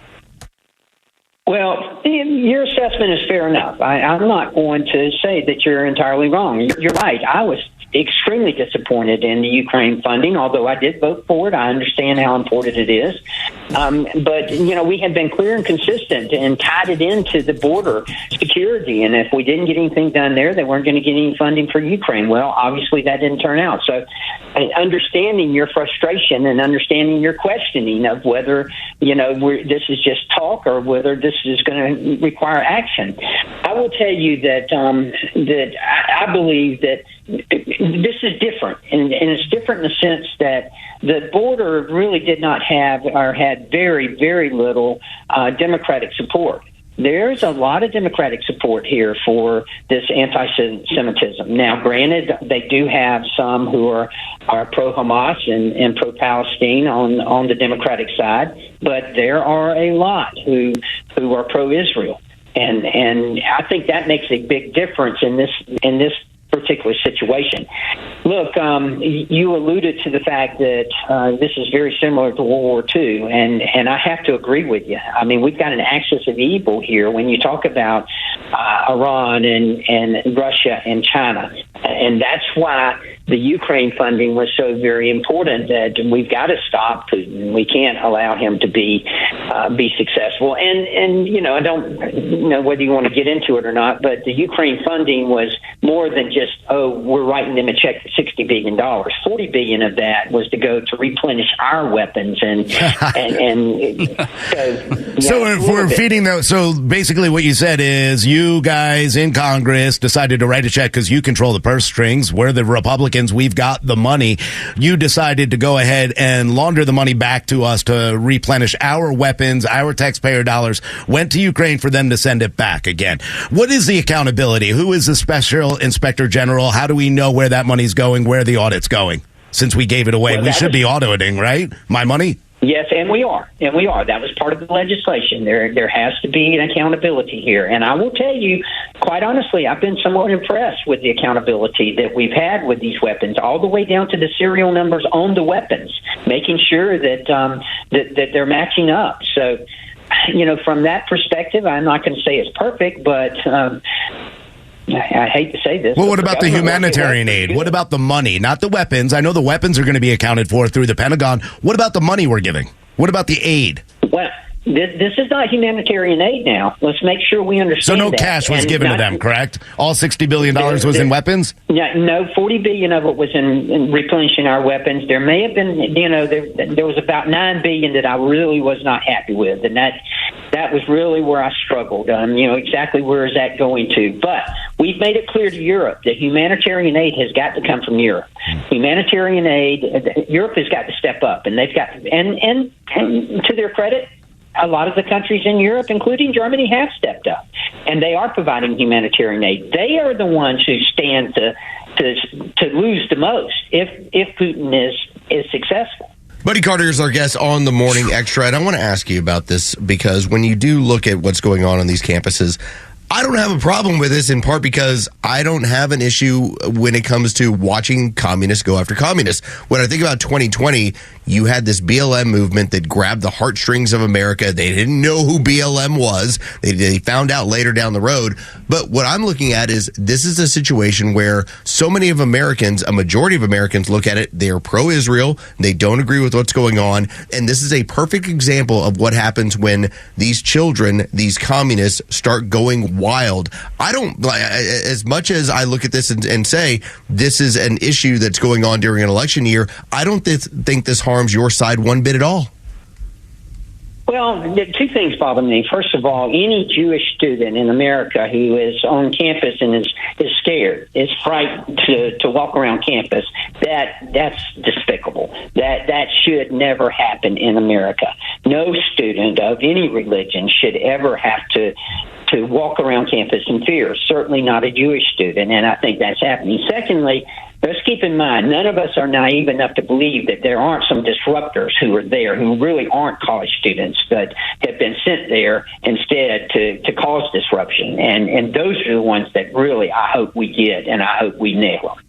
I hope you're right. I hope that happens too. And unfortunately, it feels like the Biden administration is talking out of both sides of their mouth on this, and they show no leadership. I'm disappointed, Mr. Carter, in our entire government. I'm disappointed in the Speaker. I'm disappointed in the House. I'm disappointed in the Congress. I'm disappointed in the President. I don't believe anything that comes out of Washington, D.C. ever. And there's never a reason for me to believe anything that comes out of Washington, D.C. And everybody that calls into this radio show, they all say the same thing. So whether it's, $60 billion for Ukraine that nobody on this show and nobody in our listening audience supported, whether it's the FISA Section 702 being extended for 2 years, nobody that calls into our show, nobody on this show is comfortable with that because we don't trust our government. We don't trust the FBI. And maybe this is something that you've not heard before, but this is the way people in Atlanta, Georgia feel about what's happening in our federal government. And then we see this craziness on college campuses that our government can't even fix. You're giving us zero reason to believe. And the trust. Come on, guys. We cannot give up. Come on. No, we're not saying give up. This is our country. We can't give up. You're right. You can't give up. Give up. You're right. No, I don't think any of us want to give up. And I'm okay with you holding me accountable. I'm okay with you holding Congress accountable. We should be accountable. I agree with you. A lot of what's going on up here is just BS. I go to these conference meetings and they're talking about a motion to vacate. Oh, this speaker, give me a break. What in the heck is a motion to vacate? What good is that going to do me right now? What good is that going to do this country right now? We've got to come together. And we as Republicans have got to come together. We're right on policy. I'm convinced we're right on policy.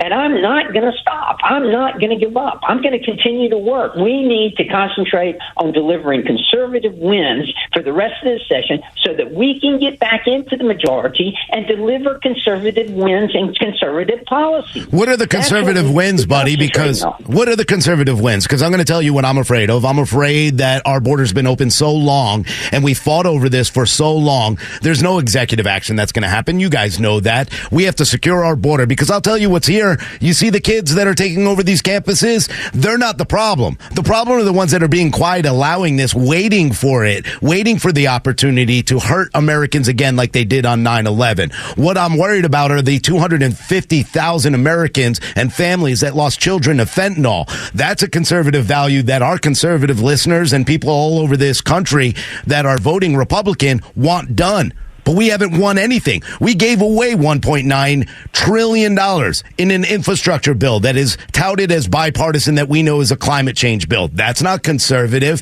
We went ahead and we funded this government once again. That wasn't we. I didn't vote for that bill. Well, no, I know you. Legislation I ever seen. But you say come together. You say do that. That's not what conservatives want. So how do we bring, what conservative wins have we had since we've controlled the House? Well, what we've done, HR2, that was the best border bill out there. Okay, so HR1, HR2 did not get signed in, though, Mr. Congressman. No, it passed the House. We're only one part of the branches of government. I mean, HR2 is over in the Senate. It's been sitting there the whole time. It's good legislation. They should take it up and they should pass it. HR1 is good legislation. HR5 is good legislation. When Kevin McCarthy was here, when we first got started, we passed good conservative legislation. We sent it to the Senate, which, as we say over here, is where all good bills go to die. Right. Well, the Senate keeps sending back bills for the Democrats that Biden's like, yeah, I love that bill. I'll sign it. Just go ahead, House. And you guys have given them the money to the purse. You've given it to them. Like we've lost. We haven't lost. We have not lost. And we're not going to lose. And we're not going to stop. And we're going to continue to fight. All right. Well, look, I'm as pumped up as I've ever been. And I'm not going to stop. Well, we appreciate it. I'm not going to give up. But I don't think anybody wants to give up. But we're not seeing victories. You know, as conservatives, we don't see a victory, and we talk about it on the show every day. How we want to see that. We want to see those victories. And yeah, HR2, if it's a good bill and it got over to the Senate and it dies, it doesn't matter. It doesn't go anywhere. It's done nothing for the American people. Nothing has happened. So it's you can see. I hope you can see why we're feeling so discouraged. I do. I do. But I'm just asking you, please don't give up. No, I mean, we'd never give up. I mean, I always say it on this show all the time. I'm like, okay, you give up on America, where are you going next? Like, where is it better? There isn't a place. Yeah, right. There isn't a place. Right. And I fully stand. Man, I served in the United States Navy to protect that flag. I love that flag. When I see those kids at North Carolina up at Chapel Hill, they rally around the flagpole because they're trying to tear the American flag down and put up some Palestinian nonsense flag. Like, I'm proud of those kids. I see it. There's glimmers of hope, but it ain't coming out of Washington, D.C. The hope ain't coming from D.C. I think that's the biggest thing that we struggle with. We see Americans being hopeful and Americans doing things that give you hope, but nothing out of our government, nothing out of D.C. that we can tell. But we appreciate you coming on and taking the fire, and being that's fine. and answering some hard questions. Look, we both agree we can't give up. There you go. 7 o'clock hour brought to you by Van Sant Law. If you've been in an accident, make the right call. VanSantLaw.com. When we get back, when we tell you they're communists, trust us, they are communists. We'll talk about that as the Morning Extra continues right here on Extra 106.3 FM.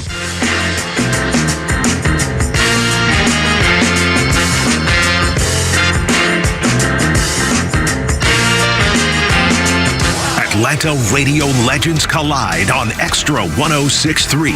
The legend Neil Bortz is live every week with Atlanta legend The Kimmer. Because when you get these two guys together, who knows where we'll end up? I am shocked. Well, not that shocked. The Kimmer is live on your drive home every weekday afternoon from 3 to 6. And now Neil Bortz joins the show every week. And if you miss it, catch up anytime on the Extra 106.3 app. Hey golfers, the next time you're looking for a quality course to play with a great variety of hole layouts and elevation changes that demand every shot in your bag, then you've got to line up a tee time at Wolf Creek Golf Course. Since 2001, Wolf Creek has earned a reputation as one of the most challenging and most fun golf course experiences out there. Wolf Creek is conveniently located just 10 minutes west of the Atlanta airport and only 15 minutes southeast of downtown Atlanta. When you play golf at Wolf Creek, you'll find beautiful natural scenery and excellent turf from the tee boxes to the fairways to the greens, with top-notch Bermuda grass in tournament condition. After your round, Wolf Creek offers a patio area for your group to enjoy a 19th-hole gathering. Golf Digest selected Wolf Creek previously as one of the best golf courses to play in the Atlanta area. To book a tee time, please visit wolfcreekgc.com or call 404-344-1334. That's 404-344-1334. wolfcreekgc.com. Marketing is everywhere. From the billboards on the highways to the notifications on your phone, we are constantly bombarded with people trying to sell us stuff. What makes good marketing? Are you doing enough in your life personally and professionally to market yourself? You have questions, and the Marketing Madmen have answers. Tune in every Saturday, now at 4 p.m., right here on Extra 106.3 to get practical marketing advice from expert guests who are shaping and reshaping the business world. They say marketing is a madman's game. Join the Marketing Madmen every Saturday at 4 p.m. to find out why. Technical support architect, CSO, TLM positions offered by Manhattan Associates Incorporated in Atlanta, Georgia. Responsible for the initial stages of large, complex projects and enhancements by overseeing the gathering of requirements from the client and translating those into technical solutions. Up to 25% domestic travel required. Employee reports to office in Atlanta, Georgia. Position may work from home, but must live within commuting distance of stated office. Apply online at www.manh.com/about-us/careers. Tax season can be stressful, but it's also a wake-up call. It's time to think beyond April and plan for your future. At Master Plan Retirement Consultants, we're not just advisors, we're your partners in building a secure retirement. At Master Plan Retirement Consultants, we understand the challenges Georgians face. That's why we offer personalized strategies to maximize your retirement income, minimize taxes, and ensure you never outlive your assets. Join the Master Plan family and let us guide you through every financial milestone. Visit masterplanretire.com to schedule your appointment today. Master Plan Retirement Consultants, where your journey and destination are both important. Visit masterplanretire.com to schedule your complimentary consultation today. Advisory services offered through Master Plan Retirement Consultants Inc., a registered investment advisory in the state of Georgia. Insurance, tax, and commodity services offered through Fricks & Associates Inc., DBA Master Plan Retirement Consultants. The aforementioned are affiliated companies. Democracy 24. Independent candidate for president Robert F. Kennedy Jr. proposing a no-spoiler pledge to President Biden that would have them co-fund a 50-state poll of more than 30,000 people in October, pitting each of them against former President Trump in a two-man race and agreeing that whoever performs weakest drops out of the race. We only have one chance to beat Donald Trump, and we need a nominee who can get the job done. That would be me. But extending the invite.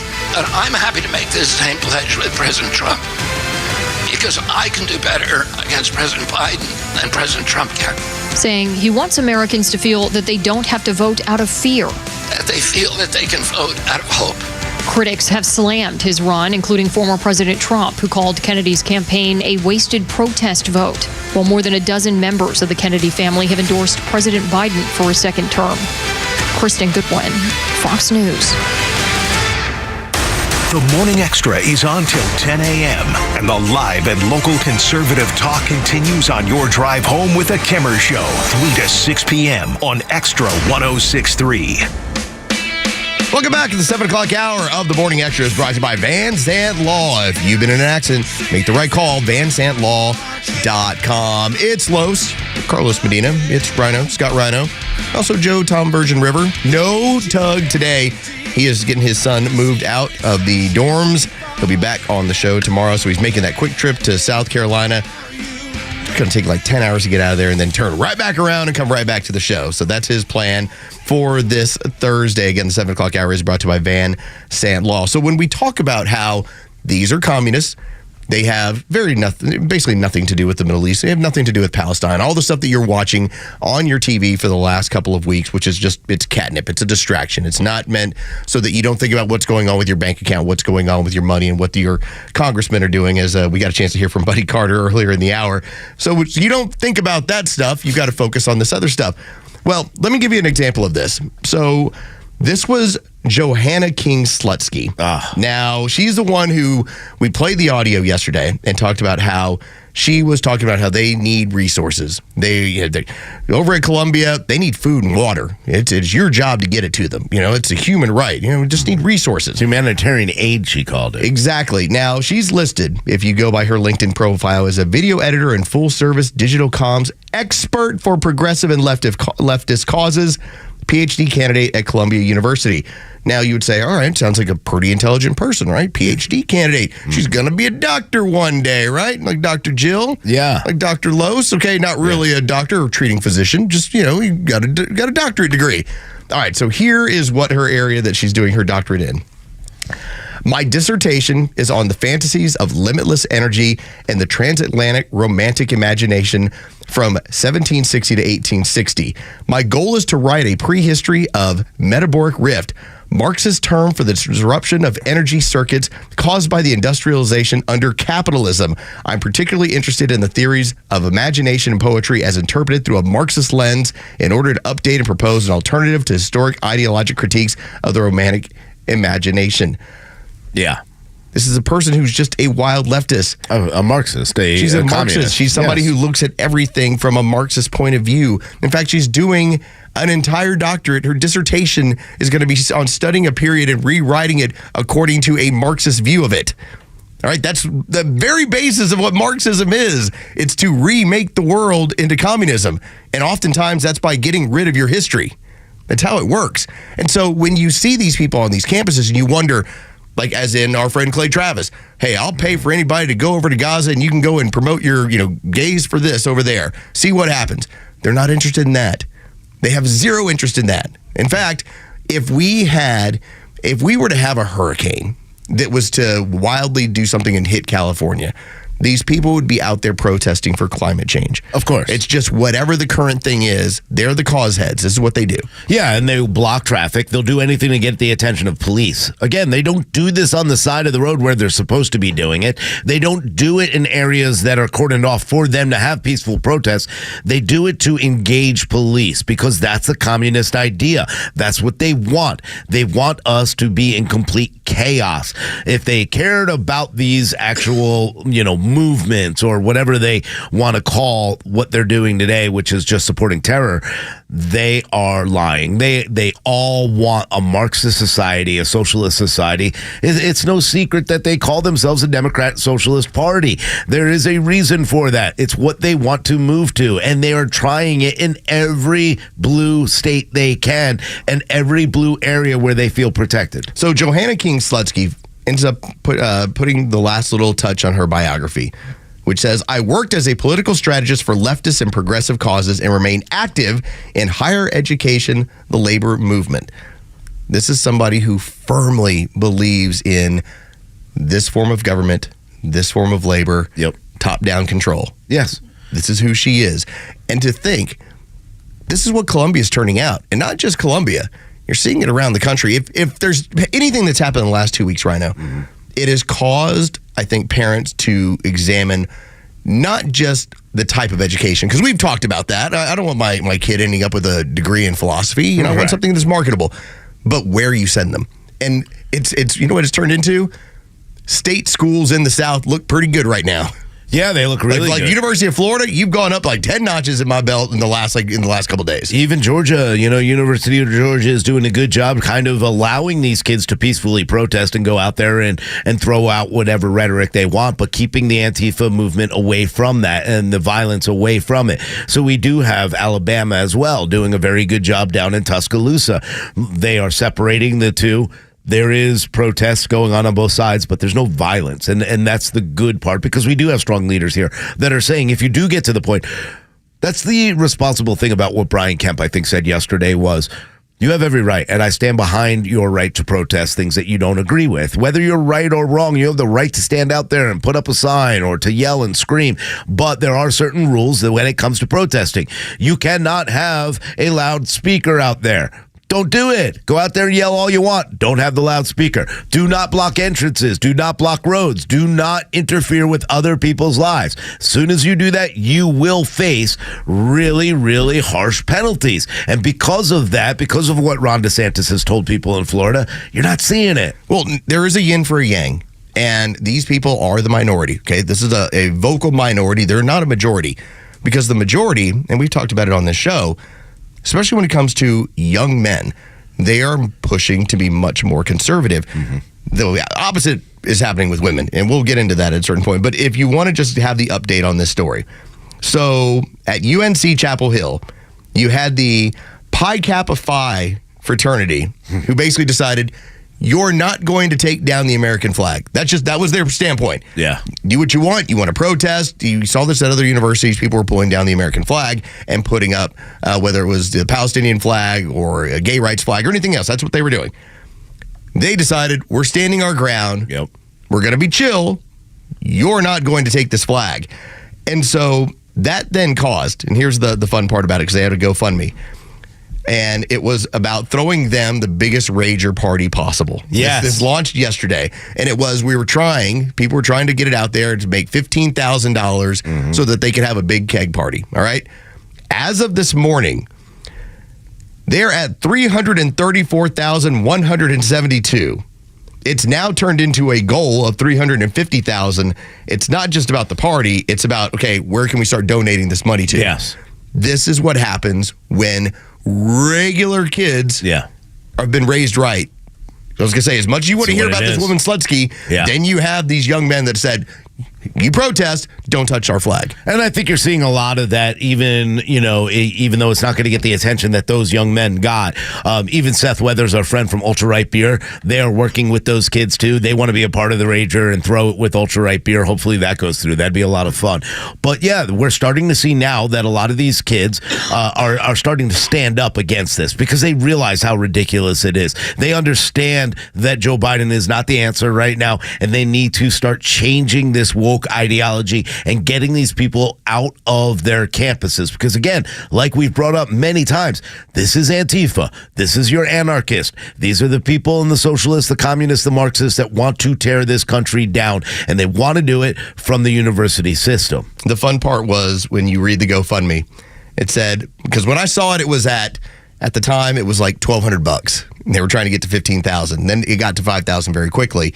And then obviously it's jumped. It said, but amidst the chaos, the screaming, the anti-Semitism, the hatred of faith and flag, stood a platoon of American heroes, armored in vineyard vines in Patagonia, fueled by Zen and White Claws. These triumphant bohemians protected Old Glory from the unwashed Marxist horde, laughing at their shrieks and wails and shielding the stars and stripes from Soviet missiles. Wow. It's really well put together. I mean, when I read it, I sent it to you guys, not because I was thinking we should donate. It was more of, let's see where this goes. And to see them raise $300,000 overnight so that this fraternity can have this kind of party, all because what do? They protected the American flag. And that's all it is. By the way, a good friend Stephanie, who listens every single morning to us, says, I'd say UGA is not the place to send your kids anymore. Our neighbor's daughter has just come home from her first year. She's now a good little Hamas-loving commie. They're besides themselves at the moment. They're trying to get her to transfer to UNG. And that's going to be the important part. Like, parents have to stand up. Mothers need to stand up more than anyone else. Fathers need to stand up and say, hey, this is not the way we do things. There is a way. Look, I know you're not happy with this, but let's have a conversation about it. Stop going out there on TV. I would be so embarrassed if my child were to go on TV and not know the issue that he was sitting there and protesting for. And we're seeing that more and more. There's not one person that I've seen, and maybe that's just because of selective media, but even on CNN, when I see them talking to these students, they have no idea why they're there. They don't understand what money they're talking about, divestment. They don't even know what the divestment means. It's ridiculous that we've allowed this fervor to take over and our kids to be brought into this trap. Hamas is loving every minute of this, Los. They're putting it out on their social media. And they love it. All these Iran kids. loves it. Of course. China loves it. The Soviets love it. You know, the Russians are in love with this, watching this sort of stuff. I think about how I keep my daughters involved in sports, in part because I want them to know what it's like to win and lose. And I want them to know what it's like to have, to a certain extent, you have a value determined by your production. Yeah. And that's the way of the world. If you produce, you have a value. If you don't, you don't. These people have decided that they want to have a value to society by just standing there and screaming. Yeah, and they don't. And what else are they going to do? This is their value to society. And I'm sorry, if you're going to send your kids off to college and this is what they're going to teach them, they're not teaching them how to become valued members of society. It's unbelievable to me that, I used to think McCarthy was crazy, and here we are today saying we got to root out all the communists. We need to get rid of the Marxists and communists in this country. When we get back on the Morning Extra, that's Rhino, I'm Los. Seems that MTG and perhaps the rest of the Freedom Caucus might be moving in on the speaker. Get a chance to talk about that next. We start the 8 o'clock hour right here on the Morning Extra, Extra 106.3 FM.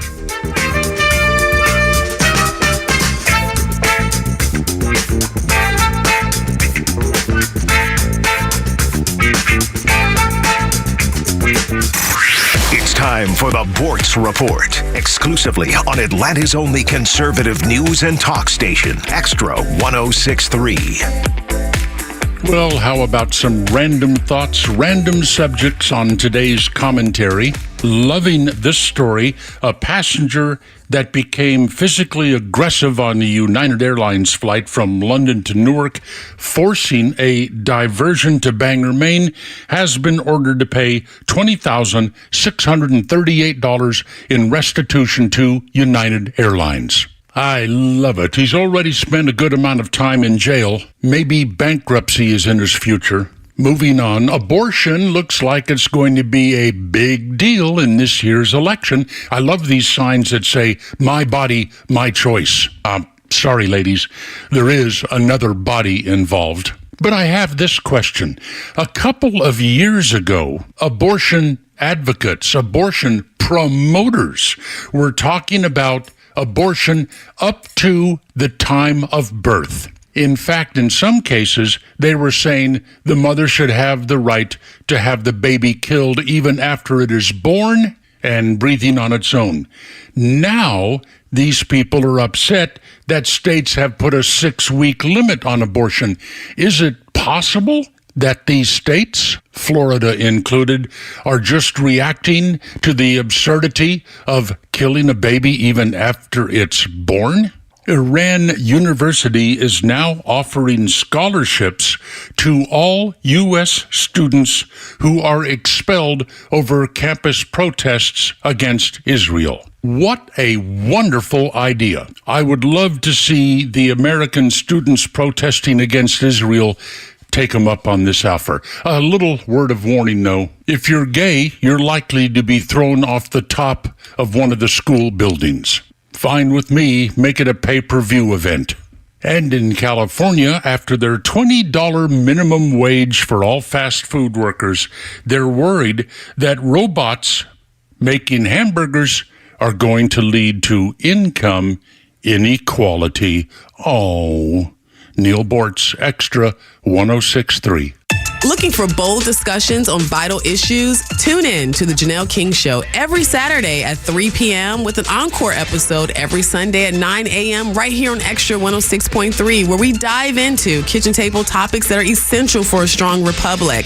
Don't miss an episode, but if you do, it's all good because we have new podcasts that drop every Tuesday on the Podcast Park or wherever you get your podcasts. Don't miss out on these thought-provoking conversations. Lee Brandt Jewelry and Watch Company, where quality and value make the difference. Locally owned and located in Sandy Springs, offering you the finest selection of unique diamonds, sapphires, rubies, and emerald jewelry, as well as other fine gemstones. Lee Brandt Jewelry and Watches has been servicing Rolex watches for over 30 years, and their Rolex-trained watchmaker will service your watch in their state-of-the-art Rolex service center in their store. Lee Brandt uses only genuine Rolex parts, and their estimates are free. Drop by Lee Brandt in the Trader Joe's Shopping Center in Sandy Springs or visit LeeBrandt.com. Hey, it's the Kimmer. Look out. The Kimmer Show is live every afternoon from 3 to 6, just like the Kimmer. And all those outdoor documentaries filmed on the ocean, you always see the scuba divers, fall backwards out of the boat. Yeah. Why the hell do they do that? So they don't fall into the boat. Right? Yeah, because before they'd be in the boat. You're absolutely right, sir. You're correct, sir. So I didn't know that was the answer. That was the answer. That'd be right in the boat. See, how did I know? Does you know good? It's ridiculous. All the gear on, you're breathing air. The Kimmer Show, every afternoon from 3 to 6 p.m. on Extra 106.3 and the Extra app. WFOM and W292EV Marietta, a Dickey Broadcasting Station. The 8 a.m. hour is brought to you by Central Heating and Air. This is a Fox News alert. It's police versus protesters at UCLA. I'm Dave Anthony. Just beyond this line of police, that's where the protesters are. They've lined up as well, probably 2 or 3 deep, and we have police here 2 or 3 deep right here, and there's going to be a confrontation. It's been a standoff. Fox's William Lajeunesse right there on campus. Where in addition to all those bangs the last few hours, there appears to be tear gas as officers keep tearing down a pro-Palestinian encampment, taking some protesters out in zip ties. Well, police have moved about 1,000 students out of this area. Now, I will tell you, having been here for 3 days, as you mentioned, this was an unlawful assembly 2 days ago, and the university did nothing and allowed these people to reinforce themselves. Some faculty are there outside now supporting the student protesters. UCLA professor Nir Hoffman is not. He's Jewish and tells Fox he was attacked the other day. This was never peaceful.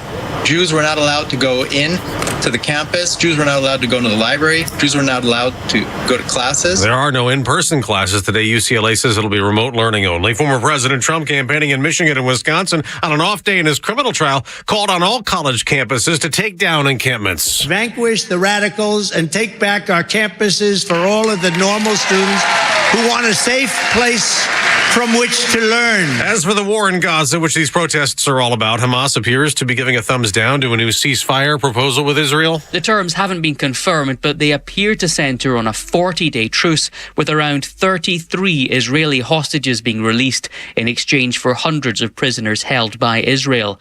Hamas wants an end to the war, not just a pause in fighting. Fox's Jonathan Savage. Back to former President Trump. He'll soon return to court in New York City for more testimony at his criminal trial and another hearing into more gag order violations. The former president calls that unconstitutional, claiming he's being persecuted and silenced. America's listening to Fox News. The global elites are waging a war on our financial freedom. They want to control our future through digital currencies and a cashless society. By eliminating cash, they can track every transaction, impose negative interest rates, and even freeze accounts at will. But patriots are fighting back by investing in physical gold. Hi, Stephen K. Bannon here. I believe gold is the answer. It safeguards your wealth better than any other asset. And even better, with a gold IRA from Birch Gold Group, you can move your retirement savings into tangible, real gold without paying taxes or penalties. Rolling over your existing IRA or 401k into physical gold could be the smartest financial move you ever make. To learn more, get your free info kit from Birch Gold by texting PROTECT to 989898. That's PROTECT to 989898. Take a stand for your financial future. Text PROTECT to 989898 right now to receive your free info kit on gold IRAs from Birch Gold Group. Message and data rates may apply. No traffic, no big deal. It's the Morning Extra on 106.3. Welcome back. It is the Morning Extra. It's Los, it's Rhino, no tug this morning. He's over in South Carolina getting his son moved back from college. He'll be back on the show tomorrow morning, bright and early at 6 a.m. The 8 a.m. hour is brought to you by Central Heating and Air, one of the few second-generation locally owned HVAC companies in Atlanta. With Central, you're not just a number, you're a member of the family. You get on that maintenance plan. I was having to explain maintenance plans and stuff like this to Joe. We'll get into that in a minute. But yeah, when you get on the maintenance plan, they are able to tell you when you make that phone call, all right, we'll be out. And most times I've had them out within 24 hours when I've had any kind of heating or cooling issue. A lot of those companies, they'll call you and they'll say, yeah, we'll see you next week. I don't have any AC right now. They're such good guys. Yeah, that's the excellent thing about them. I mean, of course I'm special. And they, I know, but they, when I was having some issues with mine, I think they would have done this for anyone, though. I had called them and asked them some questions, and they kind of walked me through a few things without charging me, without worrying about that, without, gouging prices and saying, oh, well, we'll have to come out there for, an estimate of $500, blah, blah, blah.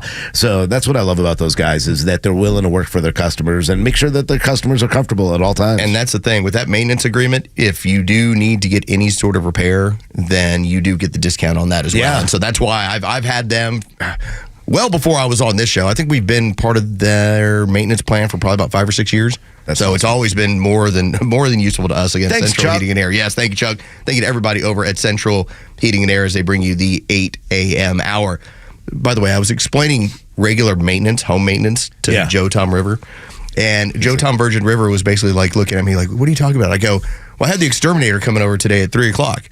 He's like, well, what do you need exterminated? I'm like, no, it's just the regular every 6 months, just to spray the interior, spray the exterior. Yeah. It's over on our sister station, Breda Pest Management, good people over there. Been with them for like a decade. Again, it's just regular maintenance. And Joe's looking at me like, well, what kind of problem do you have? Like, what's in your house? He doesn't get it. He I didn't know get it's it. like the dentist. He lives in his parents' basement. Where do you think the bugs go? No. Your parents actually get someone to come out there, walk around, and Well, I spray. eat them. Well, I had to then explain to him about crazy termites and things, the regular maintenance that you have to do.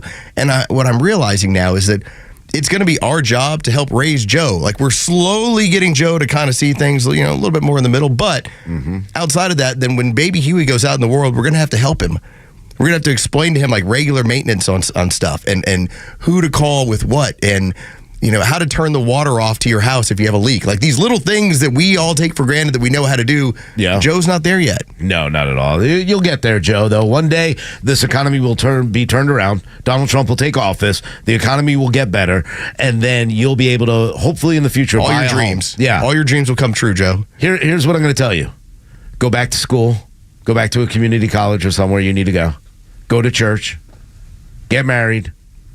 Move out of the city. and then vote Republican instead of liberal, and you'll be okay. Okay, you've lined out. Now, you might be asking a little bit too much from him there. Like one or two or three You don't of have to those. go to church if you don't want to, but at least get married and have babies. Okay, how about this one, Joe? And this is not a knock on Joe moment, okay? I'm just trying to get a deeper understanding of where you are, and again, other people your age.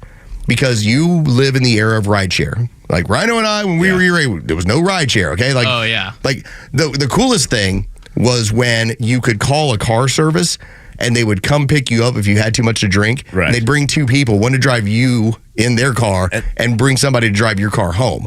Okay, like that was the era that we kind of... When do you think that went bad? When somebody had put a card in a bar and they got called and their buddy just took the car? Just took the car? Like, yeah. Dropped the person off like in the middle of nowhere? Like I have used that service, but it was, again, it's like 20 years ago. Yeah. All right. So have you ever changed a tire, Joe? Yes. Oh, okay. Good. All right. Good. All right. We're on it. Because that's first and foremost. Now, By myself. Okay. On the side of the road. Okay. Because I used to have... It was a Toyota 4Runner, and it wasn't that for some reason, it's not because it was the car. That car was like a magnet for nails and all sorts of crazy stuff. And I would have a flat like every 6 months. Like, no doubt about it. In fact, the last flat I had in there was at the worst time. It's like 04, 11 o'clock at night, leaving a Braves game. And I'm not parked in the general parking area. I've decided to park on like a side street. Yeah. Couldn't be more shady. And I'm just looking at it going... It's 11 o'clock in a really shady area of Atlanta, and I have a flat. Yeah, that's not fun. Yeah, that's you want to know how I can operate like a NASCAR pit crew? Oh, yeah. I got that tire on and off like 10, 15 minutes, we're good to go. So you got to get the good, you got to get the good tire wrench, the one that has all four sides, so you can spin it real quick and keep moving quick. That's right. Yeah, I've become an expert at that. It is so embarrassing. One time there were two guys, they were pulled over on the side of the road.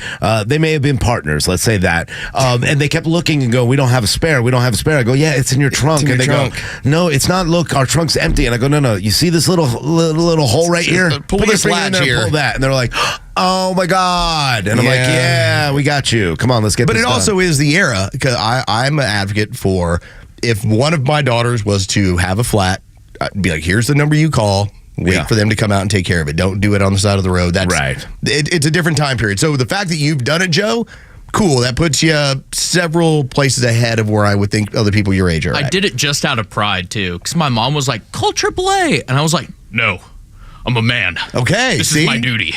He does have a little bit of masculinity to him. A little bit. I like it. We're going to have to find a way because, there's a lot of people that are low on testosterone. Like, not Rhino. I'm not. Rhino, like, plenty of testosterone. See this receding hairline? I was going to say, and I also know, too, with the facial hair, how quickly you grow it. You're good to go. Yeah. I'm just playing with the YouTube now. It's just, hey, what's up? I've never changed my own oil, though. No? That's one of those, yeah. I have changed Like, my I own learned oil. how, but I've never have. Yeah, I've done it a few times, but I'm lazy, so I don't really want to. And I have tire ramps, so I can pull my truck up. But when I got into the truck thing, and now with this hybrid and stuff, now Ford It's gotten too complicated, hasn't it? It has, and Ford's like, "We'll do it for you for free. Just bring it here every time you're supposed to bring it here." So I had a 96 4Runner that was like I inherited the family car. And that's what I had, and had it all the way until like 2004. So I drove like the wheels off, put probably 300,000 miles on it. That thing I knew how to do everything to. And now things are so incredibly complicated with the microchips and everything else and all the high-end stuff that I just look at it and I'm like, I'm just going to take it somewhere. Right. I'm just going to call somebody. I'm not messing with this thing anymore. That's why we need to go back, and I promise you that as soon as White Power, my hybrid truck, goes out and dies, I'll never buy another car again. It's just, I will go and find a Jeep. I will find something that I can fix and I can work on and never have to worry about bringing it to a mechanic. Like, I'm at that point now where I'm making sure that I know how to do everything. It's kind of my own True Prep of other ideas. I'll go to True Prep to get all the things I need, but everything else, like, I want to make sure that I can take care of it myself, because I really am. I mean, I've never been scared in my life about where this country's heading. I am today. I'm more scared today of the way this country is just moving towards a socialist society, a communist, a Marxist, like our young friend from Columbia University wanted to point out to us. Well, let's point this out as well. You do have those like MTG, you have Marjorie Taylor Greene, you have Thomas Massey, that it looks like they're going to start moving in on the speaker. Yeah. And, we're going to see where that vote's going to go, whether or not they decide that it's going to move forward or not. And we'll see how this all plays out. But when I listened to Thomas Massey, he was on yesterday with Glenn Beck, and he listed out all the reasons why they're having to do it and why he feels it's necessary. I feel like we basically traded one member of the Uniparty for another. Mm-hmm. And when you look at the amount of changes, for instance, at least under Kevin McCarthy, they had the 72-hour rule. Here's what the bill is going to be. You have 72 hours to read it before we vote on it. Speaker Johnson got rid of that to where it's boom, it happens immediately. And there were so many things that you realize he fast-tracked these things that were built in to slow the government down. And again, Thomas Massey to me is not an extremist. Thomas Massey is a very level-headed person. He really is. And he has his convictions. And so when he says, I have a problem with this, I listen to him as much as anybody, Rhino. Yeah, I do too. And, Marjorie Taylor Greene this morning sent out a retweet of Thomas Massey where he asked Speaker Johnson, your omnibus bill funds this. He's talking about the open border policies and being able to fly them around the country. Why are you acting like you oppose it? All you had to do was insert one sentence prohibiting Biden from spending money for these flights. Instead, you suspended the rules so we couldn't even offer amendments to stop this. And that's one of the big problems that people might not understand about what happens in our House and our Senate a lot of the times. When they suspend these rules, it's so that you can't offer any kind of amendment to say, no, we got to put this in instead of this. And they continue to play this game, and Speaker Johnson has used that and forced the votes without being able to have a rules vote on any of these things to throw in this amendment. Why not? Why not allow that? If you want to know and you want to bring this party together, then we need to stop this establishment. We got to stop not allowing rules or not allowing debate. So we had an article that I brought up yesterday, and I was showing it to Tug. I don't know if I maybe might have stepped over out of the room to grab some coffee, Rhino. But what it had was it had 4 different votes and how every member of Congress had voted. And it was on Ukraine spending. It was on Taiwan. It was on the border. It was on, if I remember correctly, TikTok. And the amount of people that had no across the board on everything, just said no, because we want a better bill. Here's what we're going to do. Yep. It was like 8 people. Okay, it was like the Thomas Masseys of the world. Yes, it was the Marjorie Taylor Greene. It was Boomer. Exactly. It's all the same people where they just said we're standing on our principles. We're not going to vote any of this through until we get these other things. And Speaker Johnson has basically said, well, I'm going to isolate y'all out of this, and I'm going to get together with the rest of my uniparty friends, including the Democrats, and we're going to get this stuff done, and we're going to continue to print and spend your money, which is by far the one thing that both sides totally agree on is life sucks right now because your dollar doesn't have great value. Yeah, that's exactly what it is. And that was my big problem with what Buddy Carter said yesterday was you could sit here and play games saying it's $40 billion worth of equipment. Who paid for the equipment? We did. But when he went on and talked to me about H.R. 2 and what we are complaining about, and the Senate, we sent it to the Senate. Well, the Senate won't send it back. You know why? Because they know you're going to vote to refund the government and continue to fund. You're going to vote to give aid to Ukraine to protect their border. You're going to give it to Israel to protect their border. You're giving it to the Indo-Pacific nations to protect their borders. Why would you sign it? And that's my big thing. Why would you vote for that when you can't get it? If H.R. 2 is so important to you, then why give Senate that? Why give them the money? They should never give the money until they get what they want. And Mike Johnson is part of this uniparty. He's part of this establishment that's working with Hakeem Jeffries, shaking hands on these deals and saying, we don't care. We're not going to hold the purse strings. We're not going to, stop you from spending money. We're going to allow you to spend money and just give us a TikTok ban. Well, it's the power of the purse. And that is what Congress has. And that is why whenever you see the president trying to cancel debt and everything else, it's completely unconstitutional. It's why it always gets voted down. But it looks good for him to be able to tweet something out like he's doing something. Right. But the power of the purse resides with Congress. That also means that if the Senate doesn't take something up, you can still sit back and say, well, then we're not going to play games. We're not going to work with you until you handle this bill. Yeah. Yet, the Uniparty will never push it to this. The Uniparty is very good about this. The Republicans exist as name and opposition only. Hey, the Democrats want to do this. We're trying to get this thing done. And look how we're fighting. No, you're not. You're an opposition party in name only. You're still looking to find your partners and find ways to screw the regular American taxpayer and the American worker. That's what happens on a regular basis. So then what happens when you have people that step out of that, the Matt Gaetzes of the world, the Boeberts of the world, the MTGs of the world, they're extremists. Yeah. They're weirdos because they don't want to spend more of your money. And then they get pushed forward this way to where people like my mom, who pays a little bit of attention to politics, whenever we have Marjorie Taylor Greene on, she's like, I hate that woman. I'm like, why? Because she's trying to save your retirement? Yeah, I hear it all the time. And I hear even Republicans, people that I know that are part of this establishment, like she's a problem. We hear Neil Bort say it. Why is she a problem? Tell me what she's done that she's a problem. Don't give me the lies that, she said Jewish space lasers. No, she didn't. That's made up. Give me the facts of why you think. You know why you don't like her? Because she's working for the American people. She's working against the establishment. She's working against the government. She'll tell you, she ran for Congress because of the Republican majorities in the House and Senate continue to fail to pass bills that are America first and take care of their constituents. She's the only one out there who has the balls to stand up and say, hey, we are going to work for the American people, and I don't care how you label me, what you say, we need to get really good conservative laws passed. And we haven't done it, Buddy Carter. You haven't done it. That was the big problem with yesterday. You haven't given me, you tell me you passed conservative bills, what? And then you can't answer it. Well, show me the victory. Because for me, and this is where I'm in agreement with Thomas Massey, if you're telling me that you're able to curtail these things that the American people do not want, and when you look at it, again, the polling is pretty clear.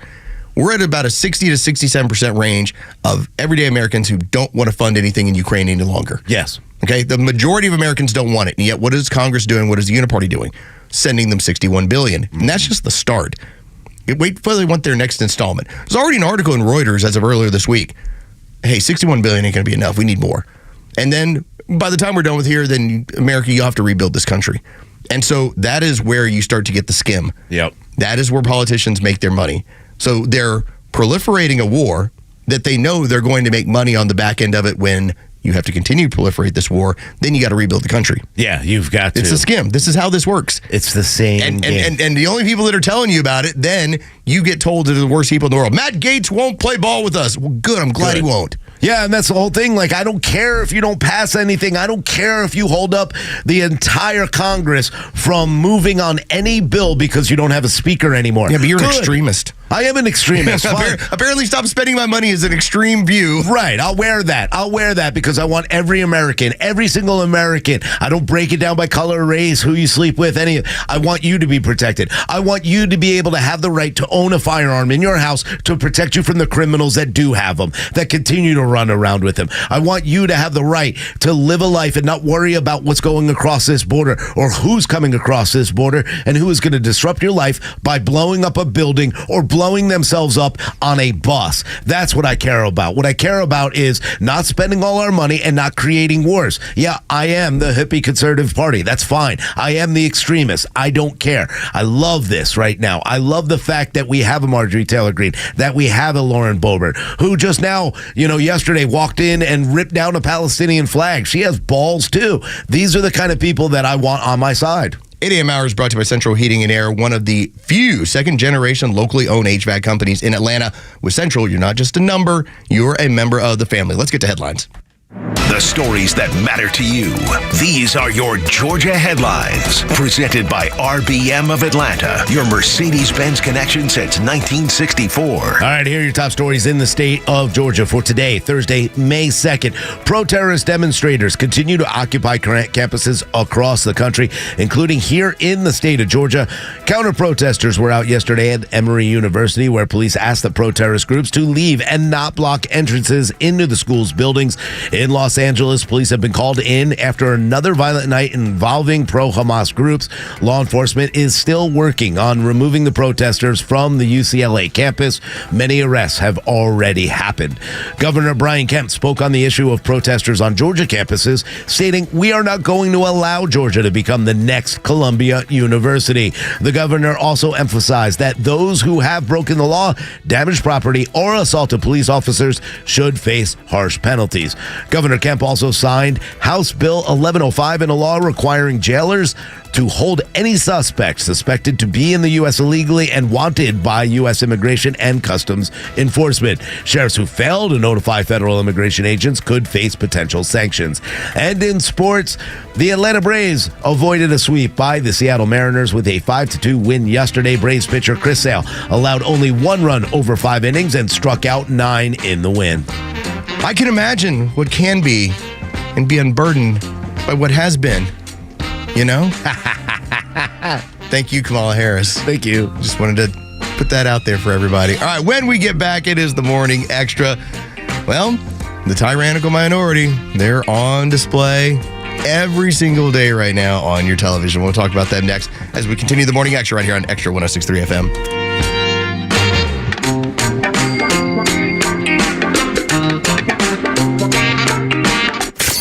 The legend Neil Bortz is only on Extra 106.3. Hey, it's Tug, and here's what you missed from the Talkmaster. I'll see if I can make it a little bit more clear what's happening. Donald Trump paid $100,000 plus to Stormy Daniels to keep her yap shut about a discussion of the Big Bang Theory they supposedly had. Trump had his fixer, Michael Cohen, pay the money to Stormy Daniels. Then Trump paid Cohen back.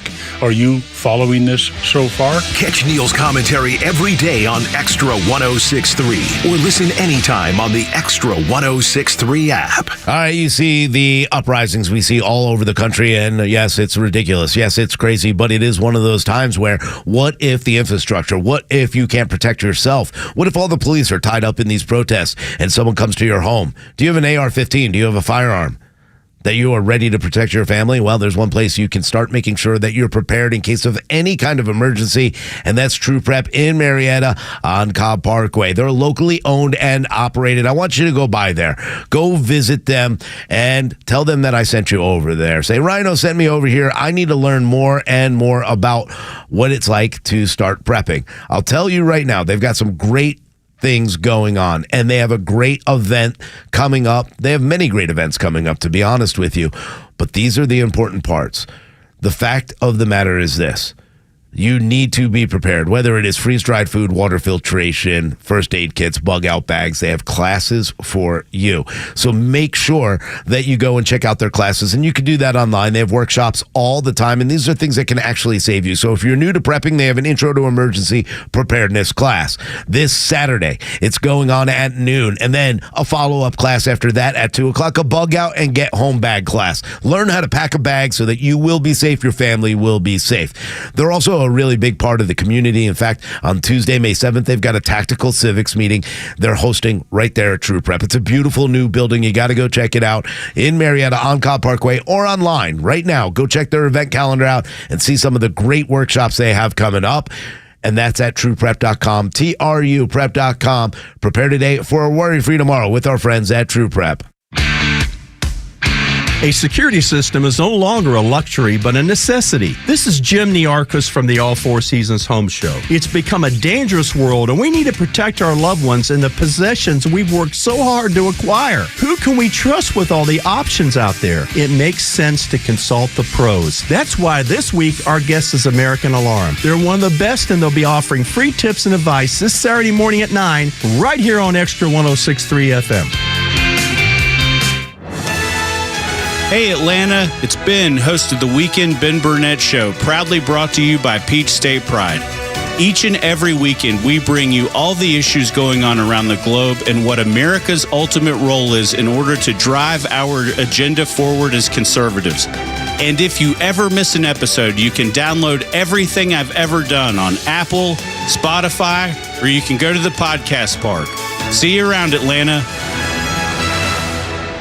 Principal Consultant, PSO, omnifunctional positions offered by Manhattan Associates Incorporated in Atlanta, Georgia. Assist in the management of a single software system integration project to include overall success of an implementation from inception to installation, including managing project scope, design, deliverables, issue escalation, and resolution. Up to 50% travel required. Employee reports to office in Atlanta, Georgia. Position may work from home, but must live within commuting distance of stated office. Apply online at www.manh.com/about-us/careers. Hey Atlanta, it's Mark from the Safe House. And now, the security riddle of the day. What's less secure than a fake safe from a furniture or big box store? Joe Biden's fake border policy, of course. But hey, there is good news. This time next year, Joe Biden will not be president. So drop right at Atlanta Safe House and check out the largest selection of safes in the Southeast. Build a wall around your valuables with a safe from the Safe House. We have certified delivery crews to install your safe. With over 30 years in the safe business, the Safe House is the place to buy safe in Georgia. So go to AtlantaSafehouse.com.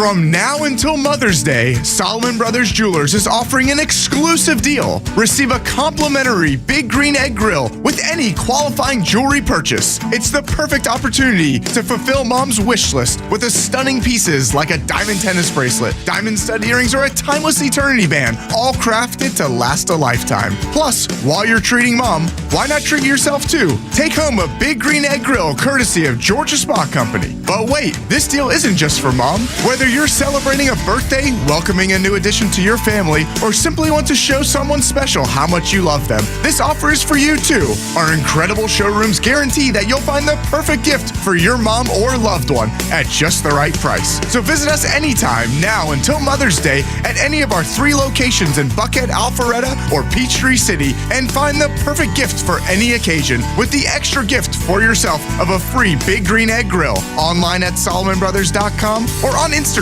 at Solomon Brothers. Start your mornings the right way with Doug, Rhino, and Los on the Morning Extra. Atlanta's only conservative news and talk station is Extra 106.3. Welcome back. It is the Morning Extra. It's Los, it's Rhino, it's Joe twisting and tweaking. No Tug. He'll be back tomorrow. He's getting his kid out of South Carolina, moving him back home for the summer. The 8 a.m. hour is brought to you by Central Heating and Air, one of the few second-generation family-owned HVAC companies in Atlanta. With Central, you're not just a number, you are a member of the family. Rhino, we've talked about the tyrannical minority, and we're seeing them as we're now getting our first looks at the people on the campus of UCLA. Yeah. Dude, if that's a 21-year-old, 22-year-old male, no. There's a lot of crop top too. There's a lot of people crazy, there man, that are not of student age, and that's what we've been talking about. You have the infiltration of the tyrannical minority that glom on. Now, the students do get involved to a certain extent, smaller numbers. I think about it in these terms. When you had 30 students at the University of Texas that were arrested as part of the 70-something people that were arrested. Yeah. Understand the University of Texas has 53,000 students. Yep. Okay? Like Georgia, it's 30-some thousand students. So when you have 10 arrested, understand you are talking about a vocal minority. But what they're showing on, as of now, Fox News and CNN and MSNBC, these are not students. That woman is not a student. No, and we saw another man being carried off too. And there was a report earlier of one of the women who is a wife of somebody out there who was watching and said his wife was just arrested. She is not a student on the campus. She is an activist who puts these events together. That's the kind of people that they're arresting, and they're older people. I love what the police and give California Highway Patrol a standing ovation, if you would, because they've done this in such a good manner where they broke down the encampment. It's been completely dismantled. UCLA is a garbage dump right now. It looks horrible. It looks absolutely horrible. But what these police look, taking off the mask too. Don't take my mask off. The bird's like, don't take my mask off. Let me get my mask on. But it wasn't because of COVID. Look at them put their face down. No, you know why? Because they don't want to be identified. Exactly. That woman is definitely in her 30s, if not a little bit older than that. Yes, and police have now cordoned off, and they have all the protesters that they're arresting lined up in a single file order. They're pulling them out one by one. They're arresting them and putting them in zip ties and carrying them to probably a bus of some kind, or at least a holding center until they can get them out of there. But they need to start prosecuting them and doing what they need to do. The only way this is going to stop if there's actual consequences, but it's L.A. and George Gascon, who is the DA, the George Soros-funded DA. Do you really believe that these kids are going to spend? They'll be out by noon and back on this campus. Don't use kids. Because you can see what we're talking about. You're right. You're falling into that is a trap. I'm telling you that these are adults. Well, I'm old, so everybody looks like a kid. Everybody's kid. These are adults. Yeah. And when you see something, again, you're going to have the random students here and there that are going to be arrested as part of this stuff. But because there are no consequences, and these people fully know, I'm going to be processed, I'm going to be turned loose, there will be no charges that'll be held against me. And so this is pretty much a show of force. This is a show of, you have to leave, now you have to go, and then they'll be coming right back. Yep. And I love that they're demasking these people, and they hate it. They're taking their goggles, their helmets. It's like they're taking their uniform off. You could rip her nose ring out, too. But, this is one of those things where... She uses it to root. For food. Keeps it from they're starving. You need humanitarian aid. I'm so hungry. Now, she might be a student, maybe. But, again, these are... I like to see when they start showing you who all these people are. and you recognize that these are, like, for instance, Lisa Fithian. There's a woman that we had talked about earlier on in the show. This is a 63-year-old woman who showed up at Columbia. She typically makes $300 to $1,000 a day. And what her job is, and what she's done professionally now, is shows people how to riot, how to loot. Yes. Like, she was directing the students at Columbia. You can even see her in the videos. Oh, yeah. Directing them how to get a hold of, in this case, it was a table, to use it to break down the doors of this hall. This is a very orchestrated and planned event all over. I mean, these same groups, the Antifa movement, all of them are funded and told to do the same exact thing. When they call to action, they send out everything that you need. Bring zip ties, do this, do that. Continue to bring these things out, and we'll show you how to use them. The tents that you see at UCLA, the tents that you're seeing at Columbia, those are areas for them to go and re-up their supplies to make sure that they have the masks. Because, again, they don't go there with just signs and holding signs, even though those are pre-printed.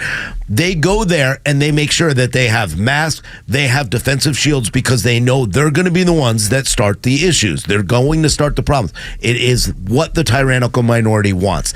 They want to make sure that they invoke some kind of violence so that police will come out and do this.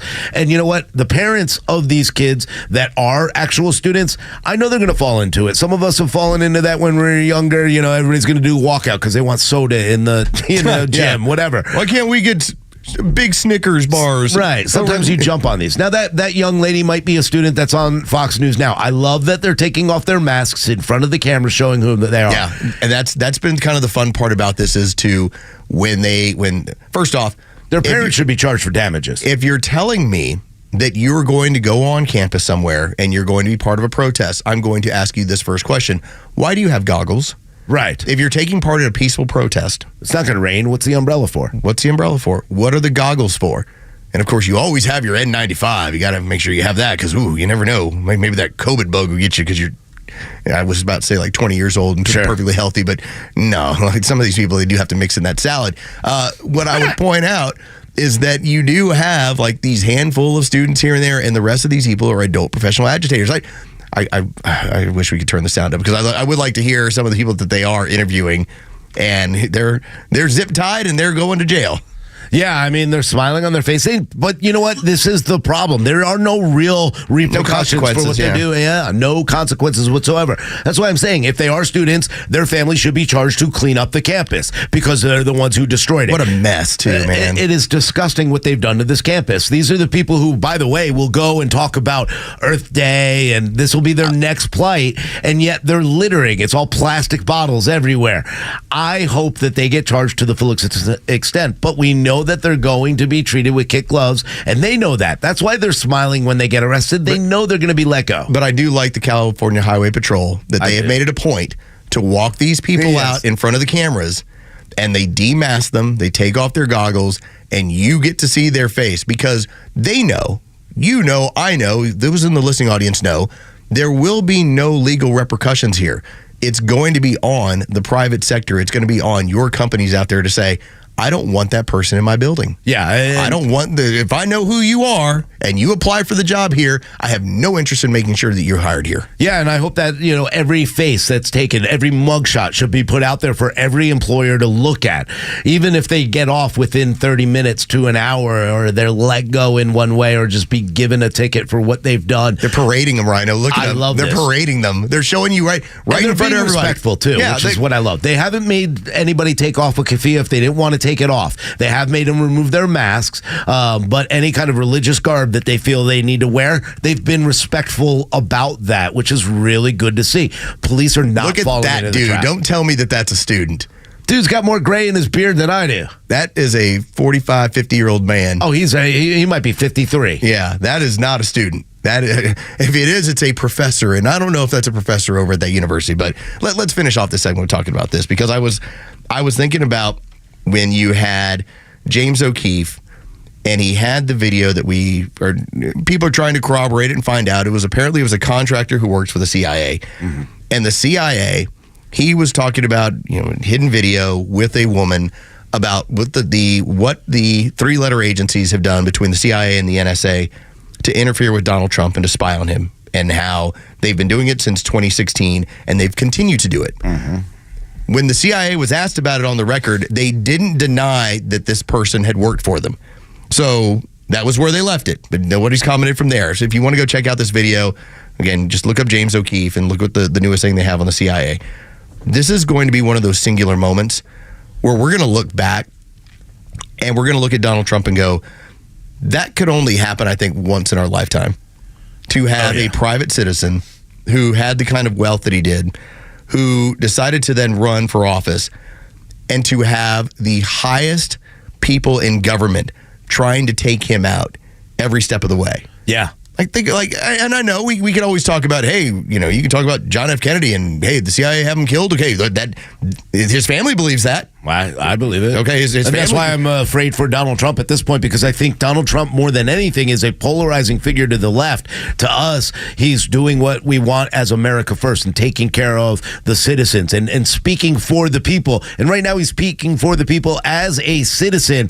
This is something he should be scared. Not only are they trying, it's not working. That's why I'm scared for Donald Trump and for his life, because the next step is the only way to get him out of office, since every one of these trials is coming apart.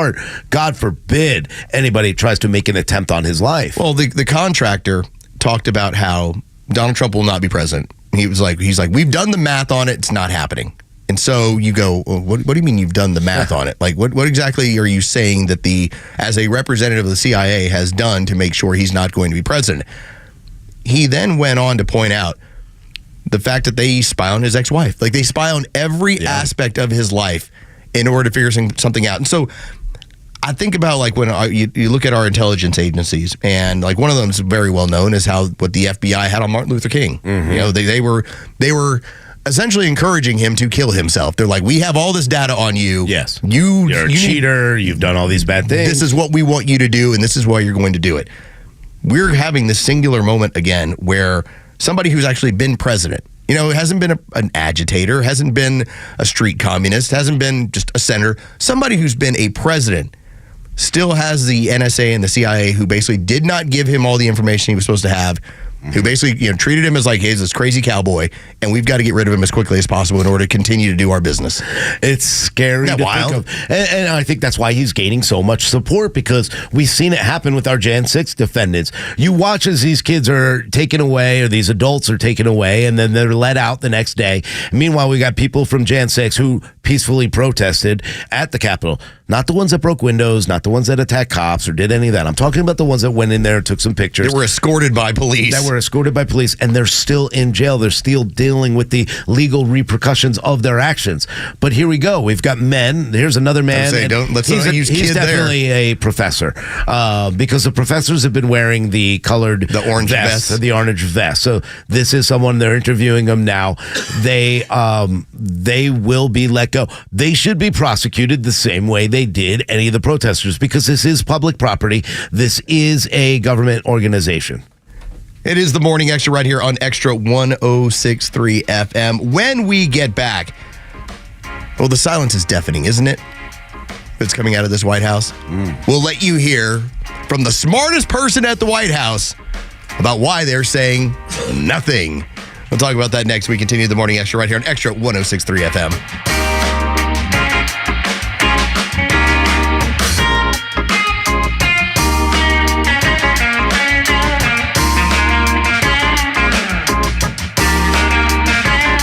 The legend Neil Bortz is live every week with Atlanta legend The Kimmer. Why do we pay attention to these idiots? It's a social media movement. They're swept up in this business. Now there are even divisions. There are LGBTQ for Hamas and lesbians for Hamas. I mean, oh my God, what are they thinking? They don't. Yeah, they would not. Yeah, you fly over there and see how they welcome you to the fold. Yeah, they kill you. They'll throw you off the top of a building. Bortz and The Kimmer are only on Extra 106.3 and the Extra app.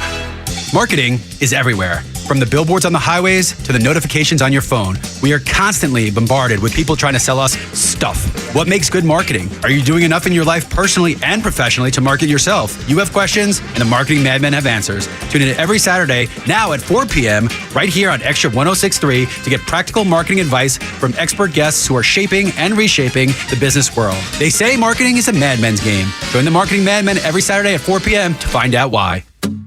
Hey golfers, the next time you're looking for a quality course to play with a great variety of hole layouts and elevation changes that demand every shot in your bag, then you've got to line up a tee time at Wolf Creek Golf Course. Since 2001, Wolf Creek has earned a reputation as one of the most challenging and most fun golf course experiences out there. Wolf Creek is conveniently located just 10 minutes west of the Atlanta airport and only 15 minutes southeast of downtown Atlanta. When you play golf at Wolf Creek, you'll find beautiful natural scenery and excellent turf from the tee boxes to the fairways to the greens, with top-notch Bermuda grass in tournament condition. After your round, Wolf Creek offers a patio area for your group to enjoy a 19th-hole gathering. Golf Digest selected Wolf Creek previously as one of the best golf courses to play in the Atlanta area. To book a tee time, please visit wolfcreekgc.com or call 404-344-1334. That's 404-344-1334. wolfcreekgc.com. Hey sandwich lovers, today's your lucky day. There's a whole new way to roll for lunch or dinner delight with Nucky's Hoagies in the Roswell Corners Shopping Center. Now open. Nucky's Hoagies in Roswell is family owned and operated by the Sub-Sisters, Stacy and Shannon, whose love language is food and Nucky's Hoagies, their passion. When you bite into a Nucky's Hoagie, you'll taste the difference. The softest hoagie rolls ever, along with hunger-quenching sandwich combinations. Make Nucky's Hoagies in Roswell on Woodstock Road your new favorite spot for lunch or dinner. Neil Borch here. Maybe you've already taken the steps to improve your health, maybe save your life. You're using a CPAP for your sleep apnea. I've been using one for well over 20 years. So right now, I'm here to tell you about a source for CPAPs and CPAP supplies here in the Atlanta area. CPAPs, etc. They're in Alpharetta. They have whatever you need. Roddy and Sharon are your CPAP experts, and they'll ship nationwide. More information, cpapsetc.com. Military Matters. Russia vetoed a U.S. and Japan-sponsored UN resolution reaffirming the 1967 Outer Space Treaty, calling for nations to prevent a nuclear arms race in space. China abstained. Defense Secretary Lloyd Austin faced questions on Capitol Hill from concerned lawmakers about new intelligence suggesting Russia is developing an anti-satellite nuclear capability that would threaten U.S. space assets. If used in combat, it could blind the U.S. military. It would have devastating consequences. We think it's irresponsible for anybody to even consider deploying and employing a nuclear device in space. House Intelligence Committee Chairman Mike Turner raised alarm bells 2 months ago after seeing classified intelligence that suggested Russia planned to launch a nuclear anti-satellite weapon in space. I believe that this is the Cuban Missile Crisis in space, and this administration is sleepwalking itself into an international crisis. For Military Matters at the Pentagon, Jennifer Griffin, Fox News. Your voice, your vote. And this year it matters more than ever. So for the unbiased election coverage that affects your family and your community, trust the voices that matter when it matters the most. Extra 106.3 and the Extra app. Welcome back. It is the Morning Extra on Extra 106.3. It's Los, it's Rhino. No Tug will be back on the show tomorrow morning. Still get Joe doing his thing. He's been monitoring the situation behind the scenes as we're watching the LA police move in on the UCLA protesters as of about 2 hours ago. And, well, it looks like they're cleaning some stuff up. The 8 a.m. hour is brought to you by Central Heating and Air, one of the few second-generation locally owned HVAC companies in Atlanta. With Central, you're not just a number, you are a member of the family. Get to KJP here in just a minute to hear what her and Joe Biden had to say about what's been going on America's campuses. But look at Rhino. That is not a student. No. This is so reminiscent of what happened in 2020 when we had Antifa that rolled into Atlanta. And if you remember from all the reports, you had buses of people that came in and they didn't know where to go. Mm-hmm. They were like, started asking, where do we got to go? Where do we got to go?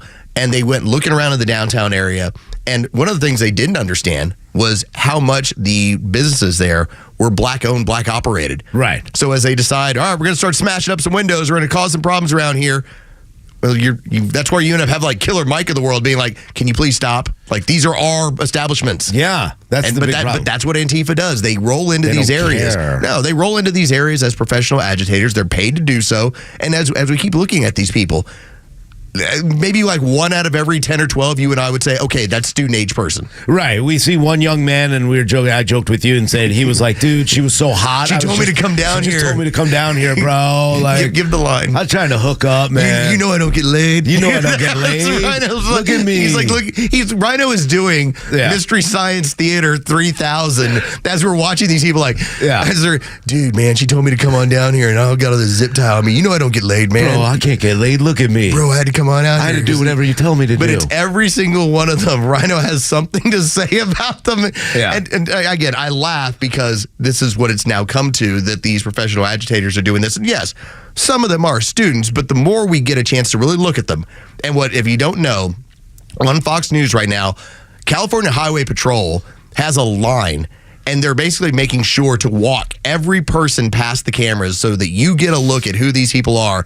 And as I said, maybe 1 out of every 10 or 12, we go student age or possible UCLA student. So many of these people are, that's an agitator. And a lot of them, you can tell by a lot of what they're wearing, and especially when they have all the things that they need, the gas mask and everything, the goggles, the umbrella. They have all the agitator equipment. They have the agitator equipment. It's the standard black bloc Antifa equipment that they put on their websites. And these people come from the community outside of the schools, and they've been there. They're in the shadows. They come from Seattle. They come from Portland. They come from France. They come from all over the world, because this is a targeted event that has nothing to do with Palestine. It's just something that they know they can grab attention for, and they're going to continue to do it.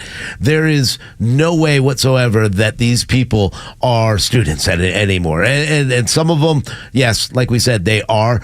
But I wish they would really take care of this. I really wish that they would continue down this path. And who's to blame for this is Joe Biden, who is the president of the United States, who has been so silent. This isn't brand new. This has been going on since October, where Jews have been attacked left and right, and nobody in this administration is standing up against the anti-Semitism. Well, this is a political event, and that's what it is. That's how they're treating it. This entire thing that's been going on over the last 2 weeks is strictly a political event in the interest of the globalists, in the interest of trying to hurt the United States. Now, with that being said, let's take a listen to KJP, who, when asked yesterday about why have we not heard Joe Biden say anything about this, you know the answer why, but take a listen to the administration try to explain why he hasn't said anything about this. Here at home, there's been some dramatic images really across the country over the last 24, 48 hours, especially with the Columbia, UCLA last night, University of Madison, Wisconsin, other campuses. Has the president been monitoring this, and why have we not heard directly from the president about these protests that have taken over institutions of higher learning across the country, the police responses, instances of violence? Why have we not heard directly from the president? So just a couple of things. The president is being kept regularly updated on what's happening. As you just stated, across the country, he is monitoring the situation closely. So is his team. And I would just add that no president has spoken more forcefully about combating anti-Semitism than this president. Oh, really? Really? So let me just make sure I have this clear. Because the president for the past month has put fuel to this fire because he was worried about losing Michigan. So a lot of it was coming down on Netanyahu, coming down on what Israel has been doing, calling for a ceasefire, not supporting them. But then when Iran launches rockets against him, yes, we get involved. So he's playing both ends of it. But when he speaks, he fuels this fire by creating these sort of people that think, listen, the president's on board with us. And what's happened is the polling numbers, especially within the Muslim community, have not changed. They are still looking at him as, you're on the side of Israel. We don't support you. You could lose Michigan over this because of their large Muslim community. Yeah, and that's where their fear is. It's about losing their power. They should be more responsible with this. If it was a good president standing up there, just like, Donald Trump did at Charlottesville and said, this is unacceptable, and continue to talk about it. But I give Trump credit because he's already come forward and saying, where is Joe Biden on this? Yeah. Just saying, I don't like that. Where is Joe Biden? Joe Biden should be standing up there. He should hold a national address and say, hey, this is happening all over the country. This isn't one small incident. This is going on all over the country. He already knows they're losing them. We talked about Alabama and what happened on the campus of both sides coming together just to say F Joe Biden. He knows he's losing those votes. He doesn't know how to, and let's be honest, Karine Jean-Pierre could say he's watching this, doing that. He's monitoring it closely. He ain't monitoring anything except for his heart rate. That's the only thing they're monitoring with him to make sure he's still alive. He's not doing anything, and they don't have spokesperson that they could put up there and make a speech to say, hey, if this continues, think about Ronald Reagan in 1969 in Berkeley. I'm going to send in the National Guard. Donald Trump would send in the National Guard. They wanted it for Jan 6. This is way worse than what happened at Jan 6. So you have, whether it's been in Wisconsin, whether it's been in Tuscaloosa, Alabama, obviously UCLA, Columbia, this is organized and it's funded. And until the president steps forward and says these are organized and funded events that are going on and they need to stop. What exactly, and again, that's what a president would do if you're looking to end this craziness. This is what the responsibility should be, yet because of fear over what is going on with the Muslim vote in Michigan, you're more than willing to trash all these places. Well, Barack Hussein Obama probably hasn't sent the message to Joe Biden and says, hey, we're not stopping this. We want this to continue. This is what we've been setting up for years. We want this idea of socialism. We want the idea of communism. So we want the communists to be in the streets. We want the communists to be on college campuses. We want to tear down everything that is America. And we're going to do it with our youth group because they're the easiest to manipulate into this. Remember, these kids, if they had jobs, they wouldn't be out here. You don't see, you don't see anybody that would be willing to lose their job out on this. You have adults that are paid to be here. They're paid agitators. They're not worried about losing their jobs because this is their job. No, they are. There's a lot of people there that look like they have jobs, not careers. Correct. Now, again, we did see, here was the one person that looked like they're a professor there. Good luck to you moving forward, sir. I guess you have tenure. We'll see what happens. They'll be protected. Probably so. Like you said, you do have a handful of them that have like the red vest of, hey, this is a professor here. This is what I'm doing. But I look at this and I go, this is the situation where it's like the lion trainer. Like, hey, I've trained all these lions and this is the show I'm doing. And then the lion bites you.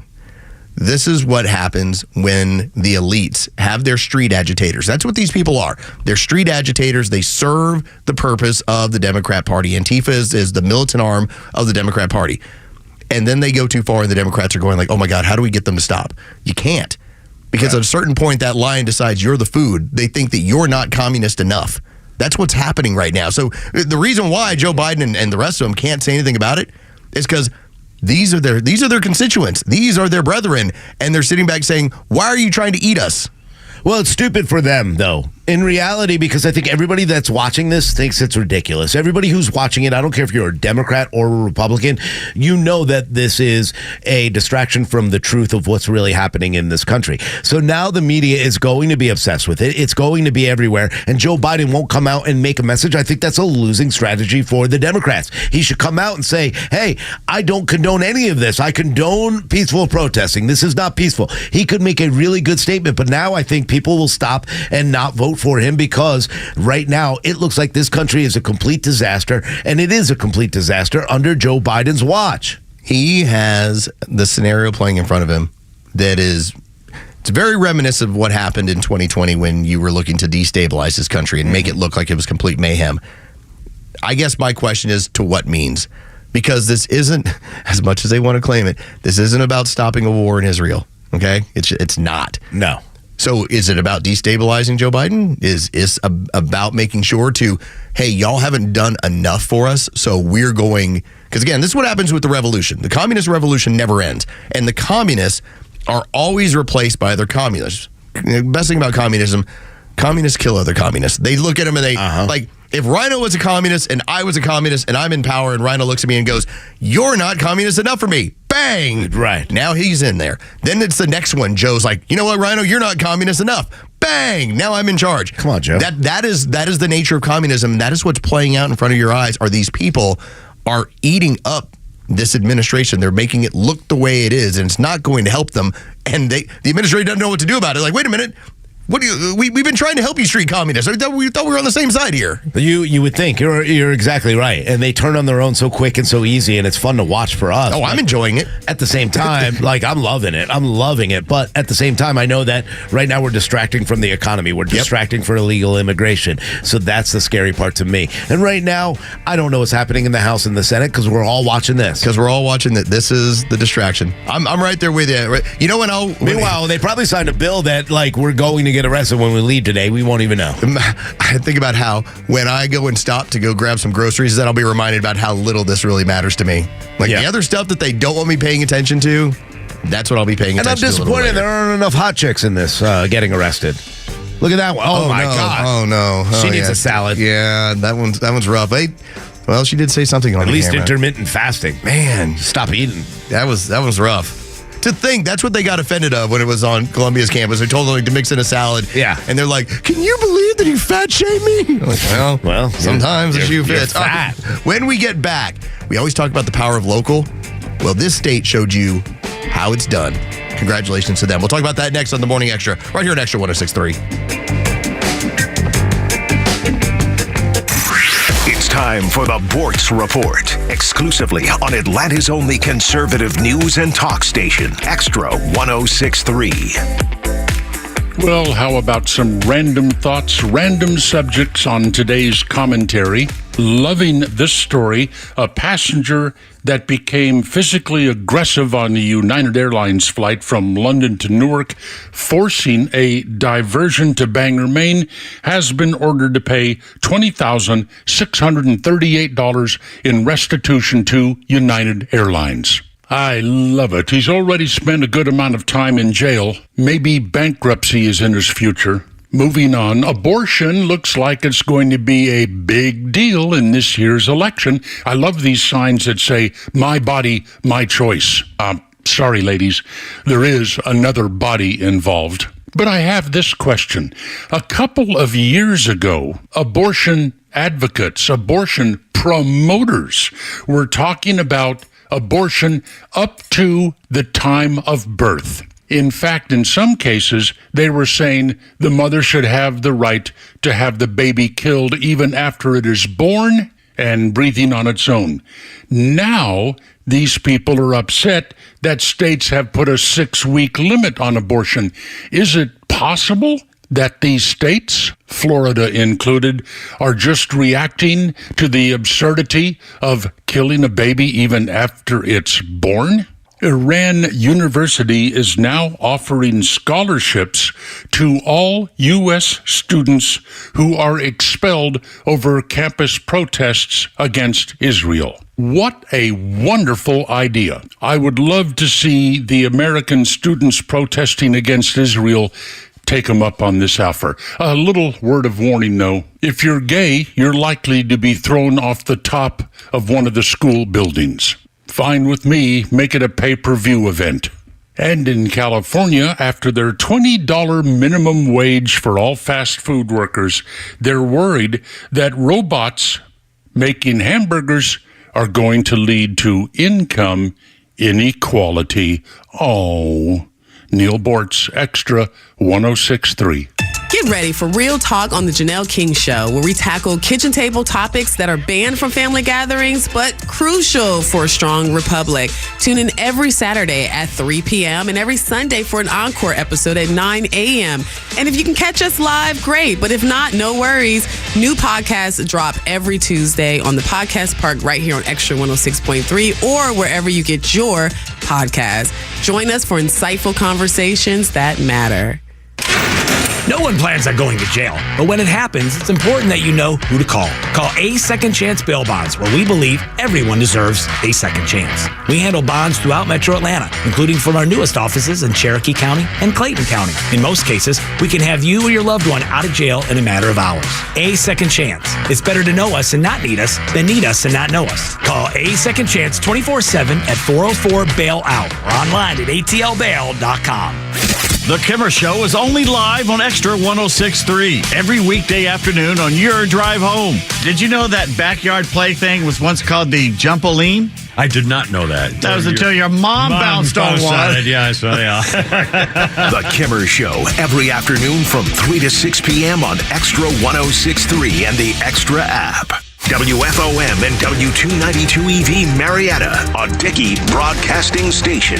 The 9 a.m. hour is presented by Southern Exteriors. Quality and precision you can rely on.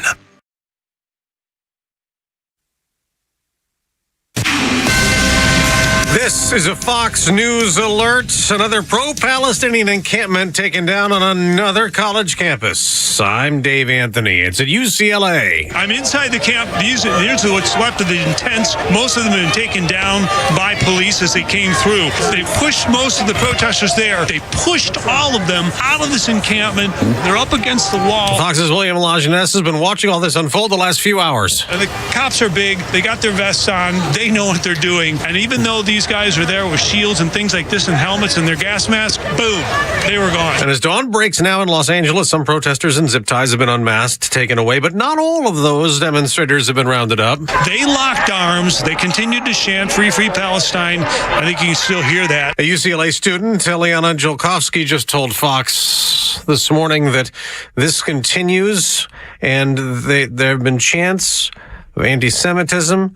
One of her friends, who's also Jewish, was even attacked by protesters. She says they appear to have been bussed on campus, and some of them, and not all of them, are students. Now, former President Trump campaigned in Michigan and in Wisconsin, saying the pro-Palestinian protests have got to stop. To every college president, I say remove the encampments immediately. Now, he is about to arrive in court once again in New York City. Former President Trump could be looking at more sanctions as his criminal trial resumes in New York City, where the judge in his hush money case holds another contempt hearing, this time involving 4 more alleged gag order violations. Judge Juan Merchan's imposed a $9,000 fine for 9 separate violations he found Tuesday. Fox's Lillian Wu, the former president, calls that order unconstitutional, claiming he's been silenced in this case and persecuted. President Biden will campaign in North Carolina. Today, he'll go to Charlotte and meet with relatives of the law enforcement officer shot and killed this week trying to make an arrest. America's listening to Fox. The global elites are waging a war on our financial freedom. They want to control our future through digital currencies and a cashless society. By eliminating cash, they can track every transaction, impose negative interest rates, and even freeze accounts at will. But patriots are fighting back by investing in physical gold. Hi, Stephen K. Bannon here. I believe gold is the answer. It safeguards your wealth better than any other asset. And even better, with a gold IRA from Birch Gold Group, you can move your retirement savings into tangible real gold without paying taxes or penalties. Rolling over your existing IRA or 401k into physical gold could be the smartest financial move you ever make. To learn more, get your free info kit from Birch Gold by texting PROTECT to 989898. That's PROTECT to 989898. Take a stand for your financial future. Text PROTECT to 989898 right now to receive your free info kit on gold IRAs from Birch Gold Group. Message and data rates may apply. Get the Extra 106.3 app. Yeah, I got your app. I live out here 30 miles west of Augusta. I'm so glad Conservative Talk is back on the air. Welcome back. It is the Morning Extra. It's Los, Carlos Medina. It's Rhino, Scott Rhino. But no Tug. Tug Coward will be back tomorrow. He is moving his son back from South Carolina. He's coming back from College of Charleston for the summer.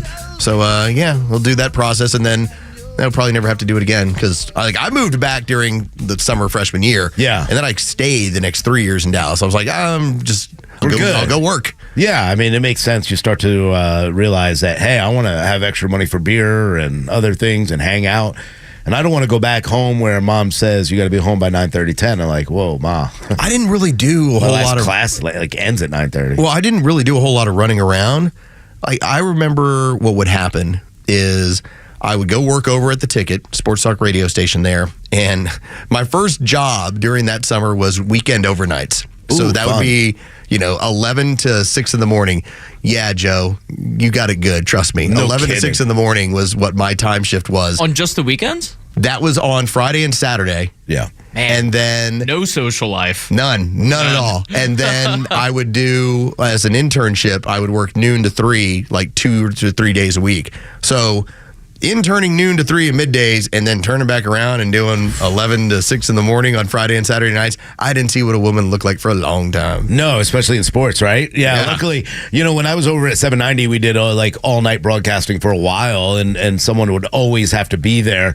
And sometimes I would get that shift and then have to come back and do the morning show or have to come back and do the afternoon. Or you mean like sleep on the floor? Oh, man, I'd sleep on the floor. I'd sleep anywhere I could. And, luckily we had Star 94, So like Tracy St. George was right across the hall from me. So while I'm working, we'd hang out, we'd do things. But, it's a tough life some days, man. It's very lonely. Oh, very lonely. There's no one else around. I remember I would bring up my old PlayStation. I would hook it up to the TV because at 2 a.m, you might only have like one spot that needs to play. Yeah. So you would play it during Sporting News Radio, and then you had nothing to do for like an entire hour. So just, all right, let's play some Madden or something. Absolutely. And you couldn't sleep because if they caught you sleeping, that ain't going to be good.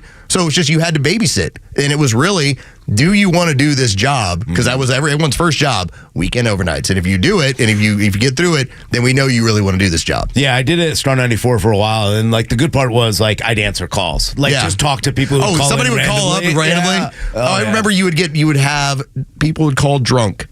Oh, yeah, and they would want to argue with the host. I'm like, dude, this person's like in Denver. I was like, it's some host in some other city. Oh, that's the best. But they would call into the ticket. Hey, I want to tell him why he's totally wrong about that. And I'm like, oh, really? Okay, let me put you on hold. Hold on one sec. Kind of play along with it. 9 o'clock hour is brought to you by Southern Exteriors, the South's premier home exterior solution. Quality and precision that you can rely on for over 20 years. Visit southernexteriors.co. Steal That's those coolers. C-O, not .com. Southernexteriors.co. So we talk all the time about the power of local, and that when you take care of your local, whether that's your school board, whether that's your city council, you set yourself up as kind of it's a firewall. It's a protection that the federal government can only at some point reach you in certain ways.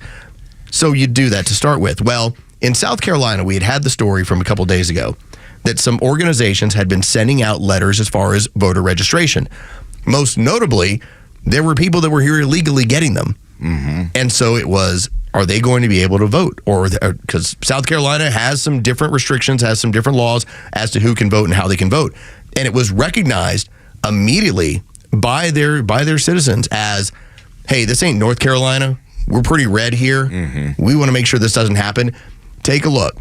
So you had these state representatives that got together and they turned it into a non-issue. It says the state legislature has now passed a constitutional amendment prohibiting non-citizens from ever voting. They did it the week of, Rhino. That is exactly what you'd expect. Exactly. It's so, man. This is why I really love what you talk about when it comes to the power of local and the power to go ahead and make those changes in the states, because I think it is more important than ever to be local at this point and making sure that we don't allow any of these kind of woke ideologies to sneak through or to get through.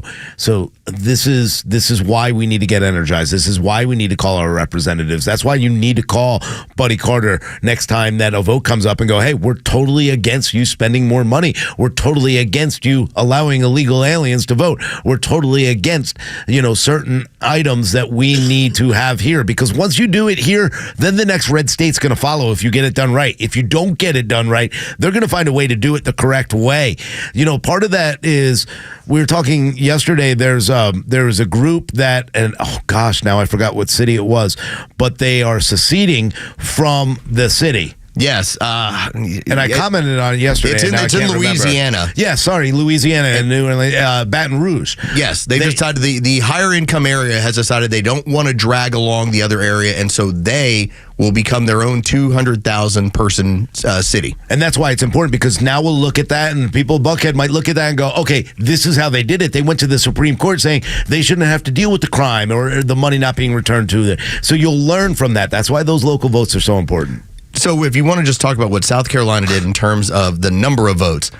So the nays didn't even take part in it, okay? The few Democrats that they have in their state house. Yeah. So the vote was 108-0. Wow. Within their state constitution, you cannot be a non-citizen and vote in their state. Now, the reason why this happened is you had various agencies had basically done this. They had started sending voter registration forms to non-citizens. They looked at it and go, you're the communist is always up to these sort of tricks. Of course. You have to make it a point. And there's a reason why we talk about having 50 Petri dishes. And we look at what goes on in other red states and we say, does that work there? Can that work here? Because if there's something that's working in Texas or Florida, I would love for the state of Georgia to say, let's do it the way they're doing it, because it's working there. Yeah. But that's the idea of all this stuff, of states' rights. Yeah, absolutely. You saw it with Ron DeSantis. I mean, he's put bills forth that Governor Kemp the next day or two puts forth and says, yep, we're on this bandwagon too. And that's what I love about watching and seeing what other states are doing, and then calling your leaders and saying, hey, we need to do this here.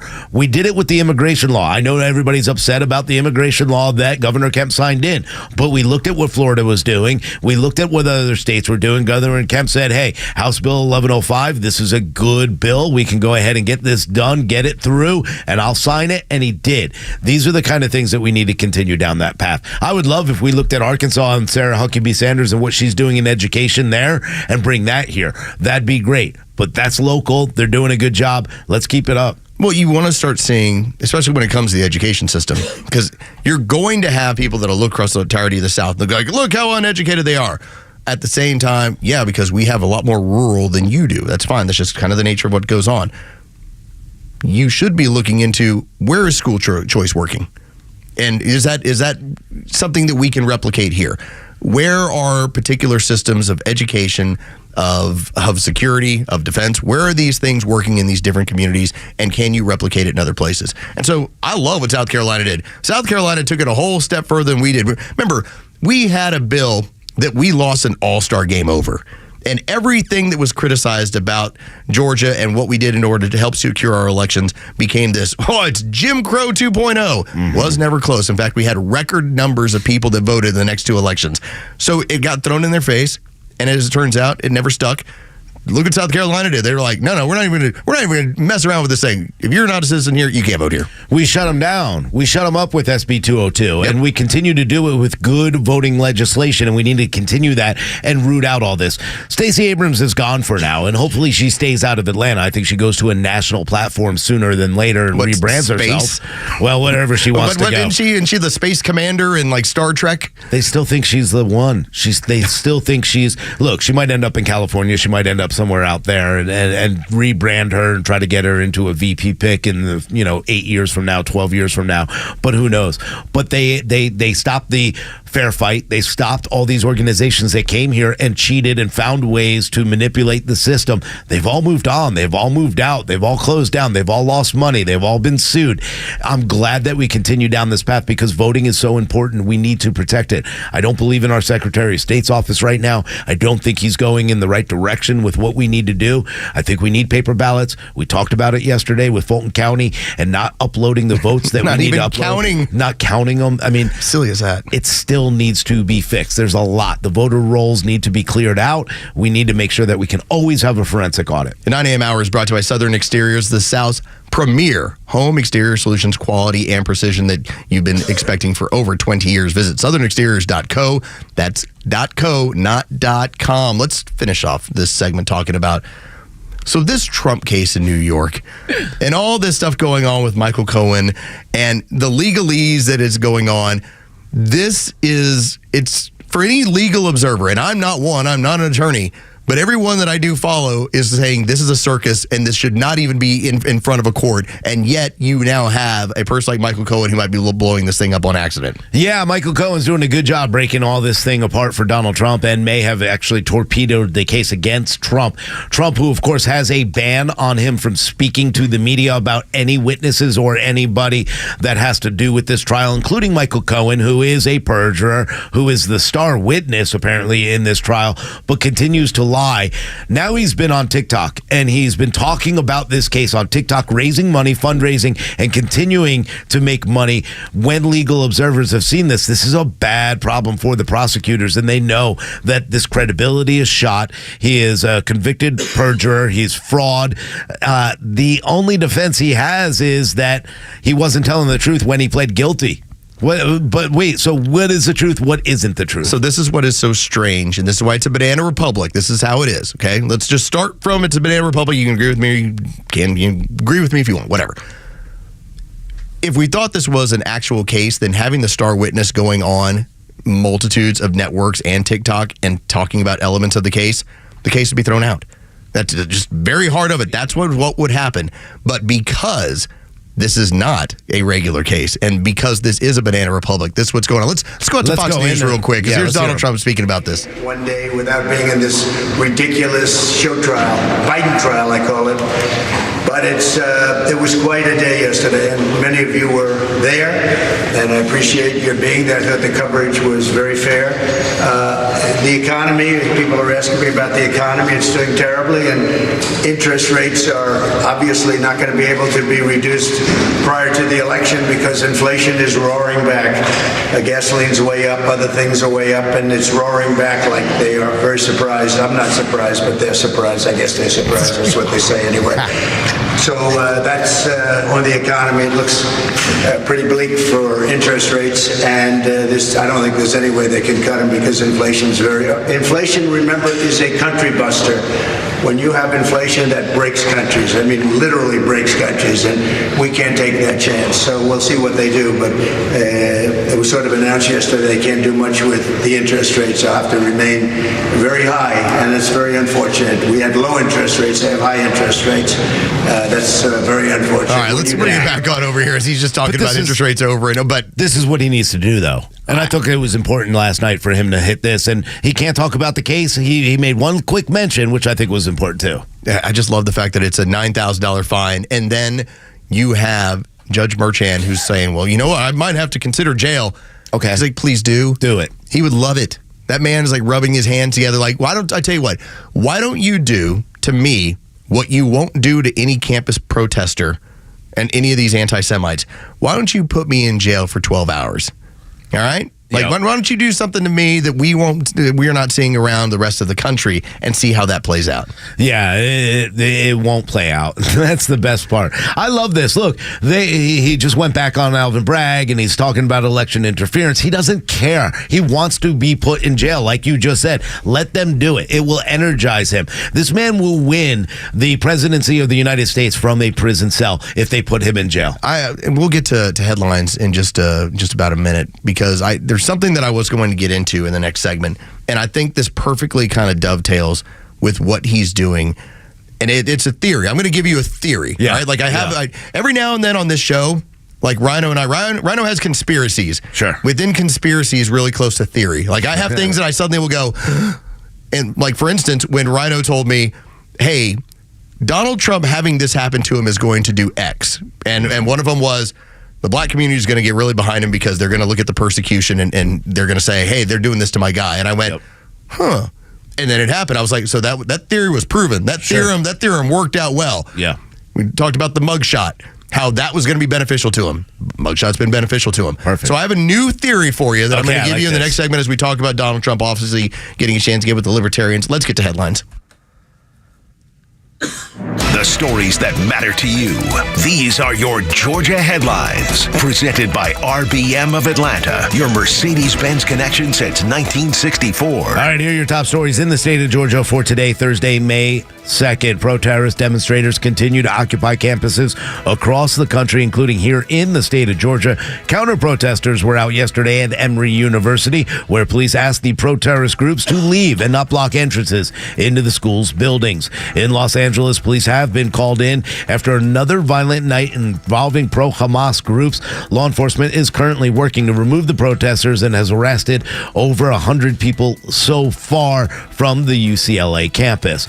Governor Brian Kemp spoke on the issue of protesters on Georgia campuses, stating, "We are not going to allow Georgia to become the next Columbia University."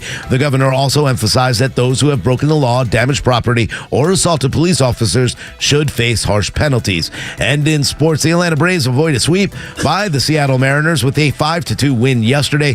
Braves pitcher Chris Sale allowed only one run over 5 innings and struck out 9 in the win. When we get back, a brand new theory that I think I can get Rhino to sign on to. I'm going to run it by him next as Donald Trump just finished leaving and is headed back into court. And the campus at UCLA is torn apart. Keep you up to date on everything. This is the Morning Extra right here on Extra 106.3 FM.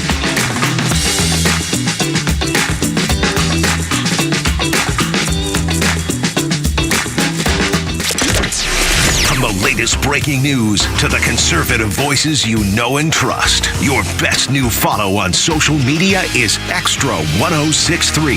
We're at XTRA 1063 on Twitter, Facebook, TikTok, Threads, and LinkedIn, and pretty much any social media you scroll through every day.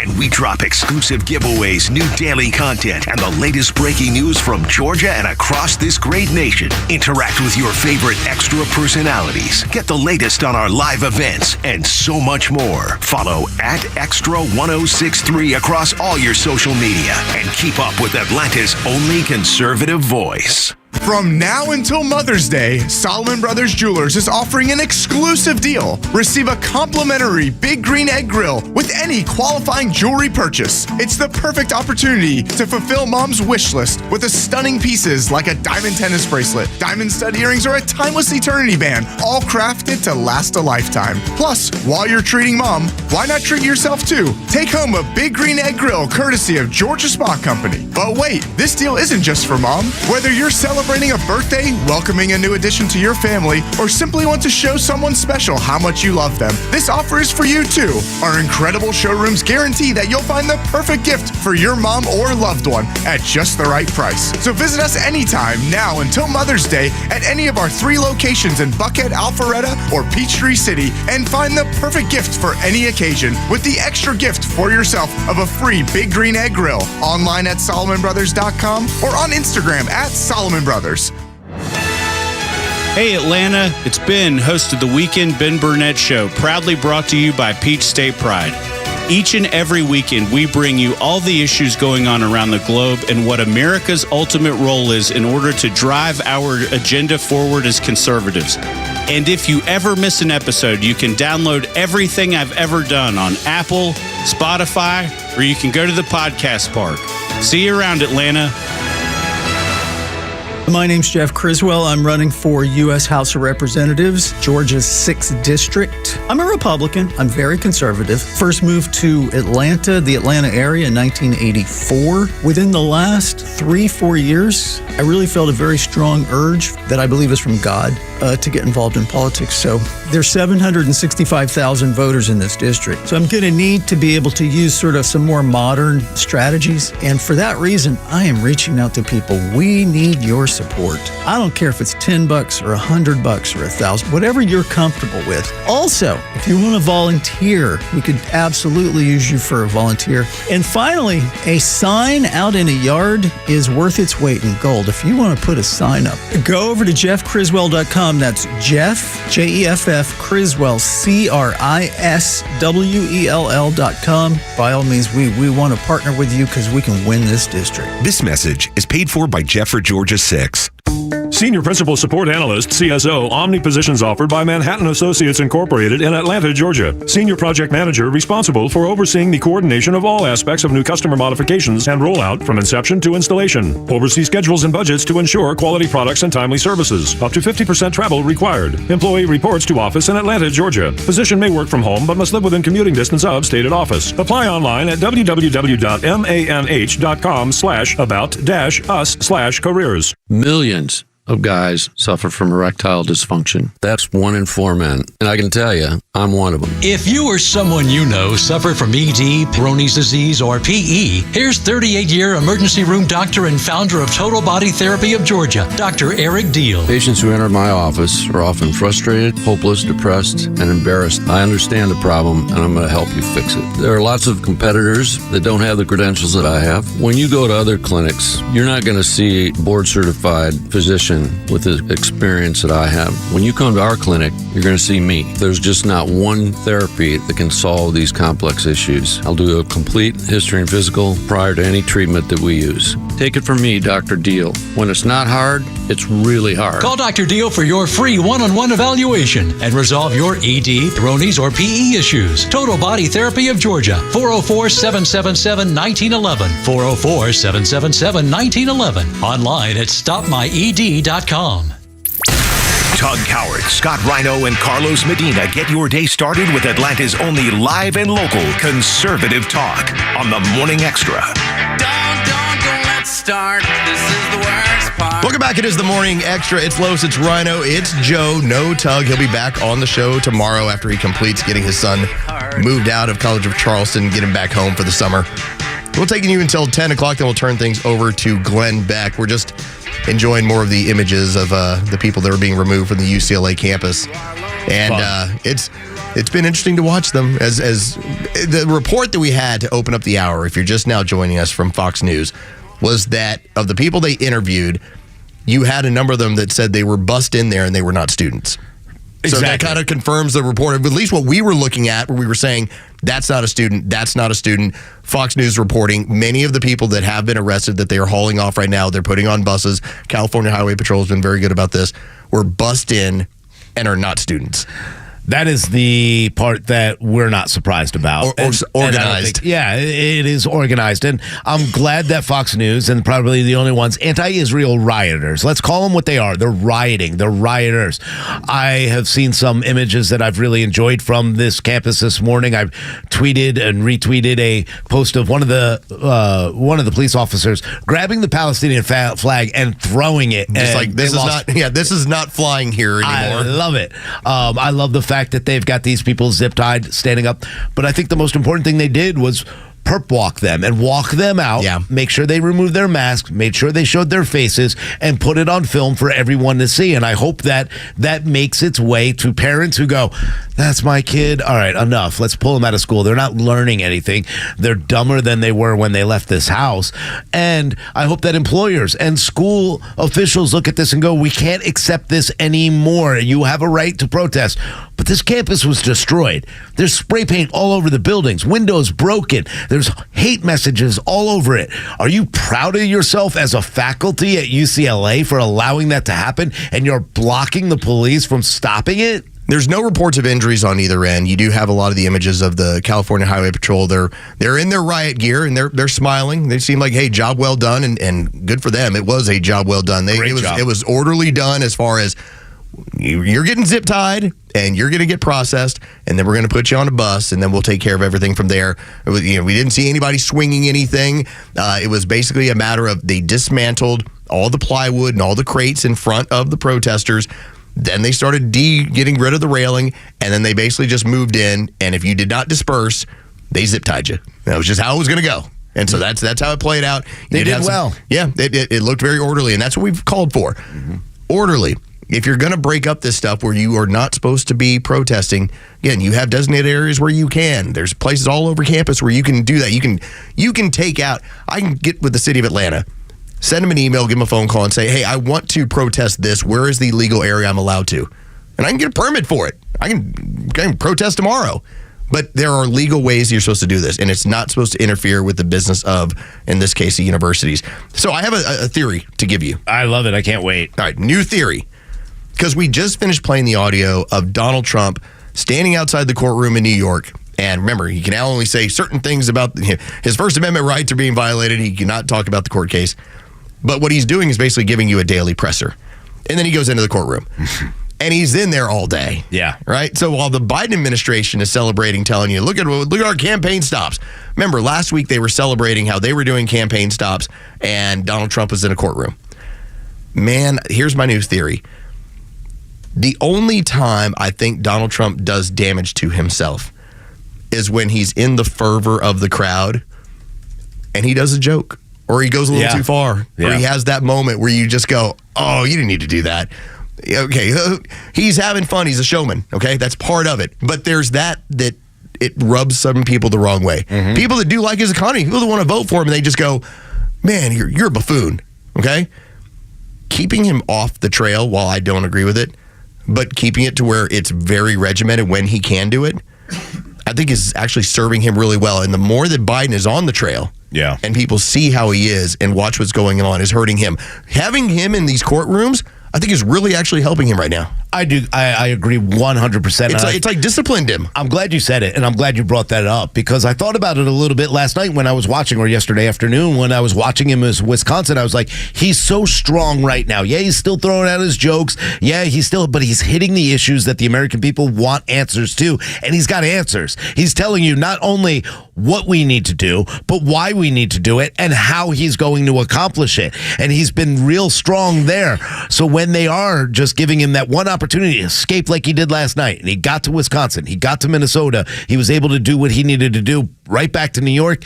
He was focused and it's ready to go. I love it. Yeah, he's campaigning. And then even today, that was a good campaign. He talked about inflation. Talking about interest rates and inflation and how these two are linked.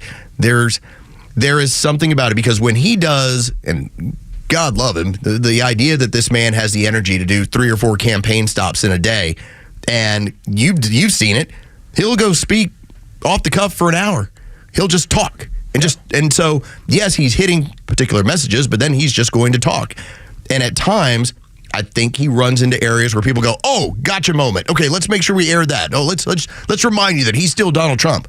This has disciplined him because he doesn't have the infinite amount of hours to do that stuff. Yeah, and that is it's wearing on him. What a backfire moment. It is such a backfire moment. We'll get him off the trail, so when he's on the trail, he's really disciplined now. He is so disciplined, and he's going to win this election, and it should be a landslide. I mean, there is going to be cheating on the Democrat side. We know that. They're going to find ways to cheat and then say they didn't.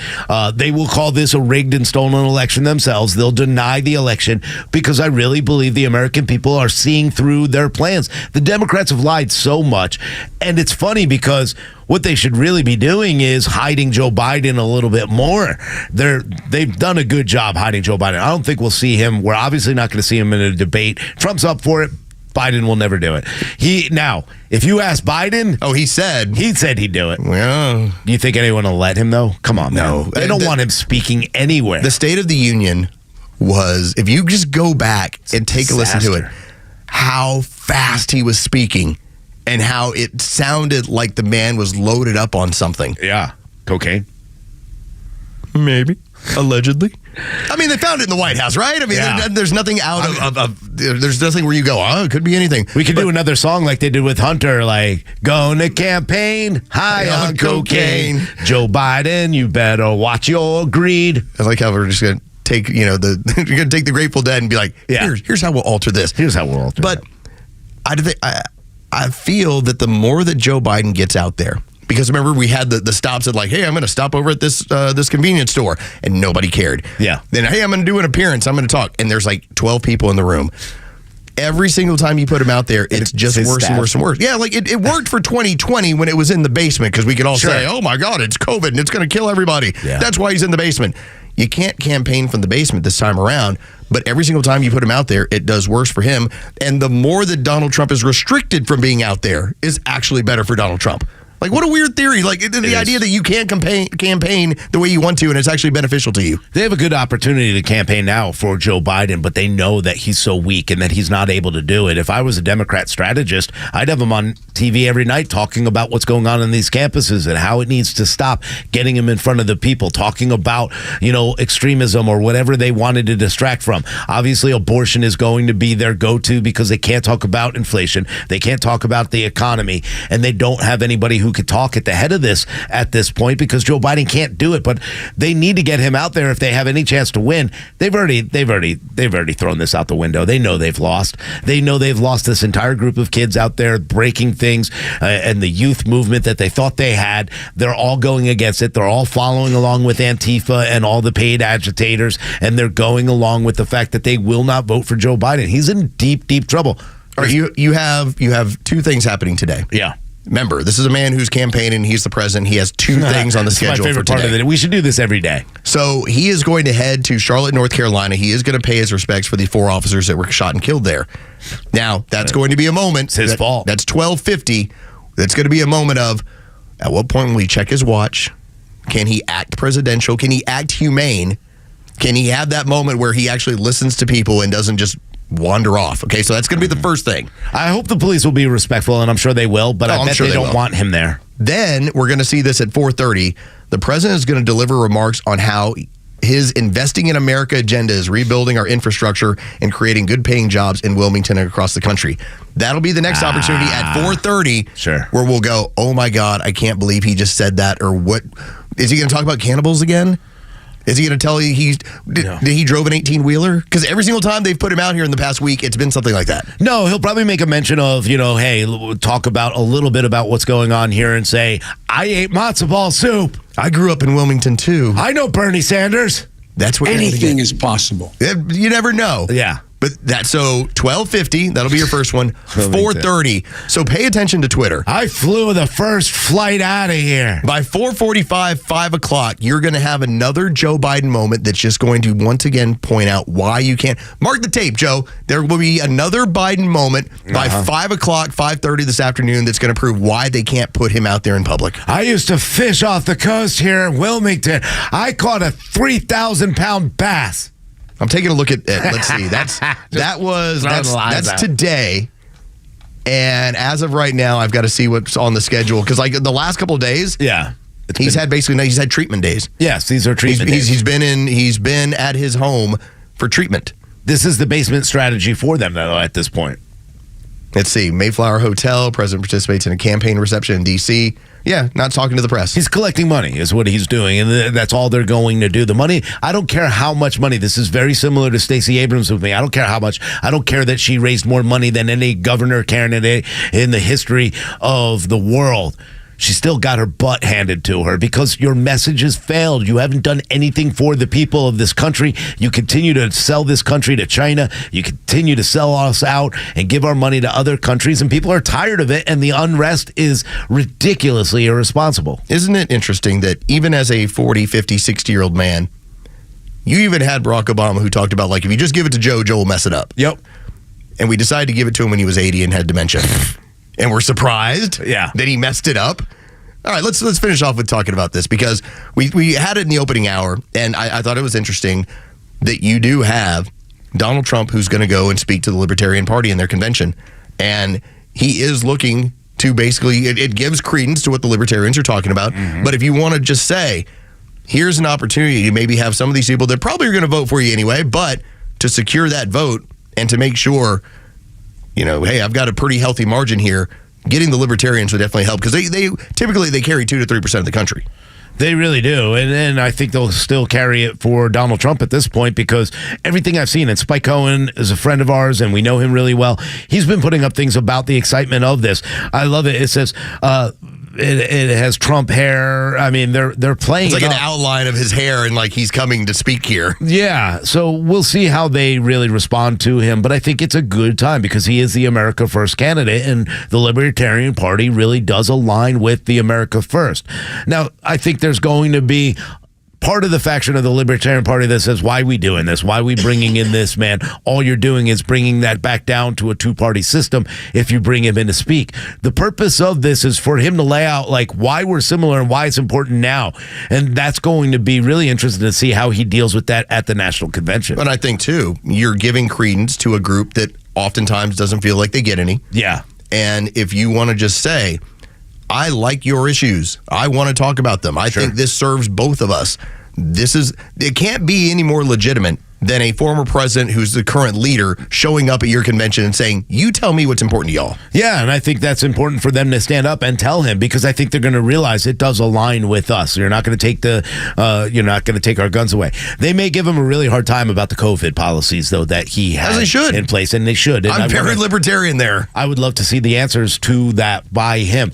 And I think it does really give voice to the Libertarian Party and kind of solidifies them as like a third party that could actually make a difference in the future, and I would love to see it for the Libertarian Party. The Green parties, those kind of parties, like I want all the parties to be able to participate in all these debates, but in reality, the Libertarians at this point are the only ones that would be able to get enough through the House or through the Democrats and the Republicans and get enough votes from other people outside to really make a run at this one day. Like, I think about Donald Trump, and when it comes to just the COVID issue, he does have the cover of saying, I never would have mandated this. Correct. Because that was his point. Like, hey, we created this. I never would have mandated it. And that's very libertarian. It's up to you. It's completely your choice. It's your freedom. You can choose to do what you want. It's the part that when he brags about it. Yeah. That's the part that bothers those of us who during that time period said, wow, look at the governmental creep that's happening on every aspect of my life, to the point where Democrats felt like they were entitled to lock me up if I didn't take their shot. Yeah. It became their shot. That's what it was. And it became a division for the parties. And that's where it's really important to kind of look back and say, hey, we all kind of got screwed in this deal. We all kind of fell into a trap. A lot of us didn't. I mean, you and myself, we didn't fall into the trap. You realize how many slings and arrows we had to take? Yeah, but a lot of people did, and I understand it.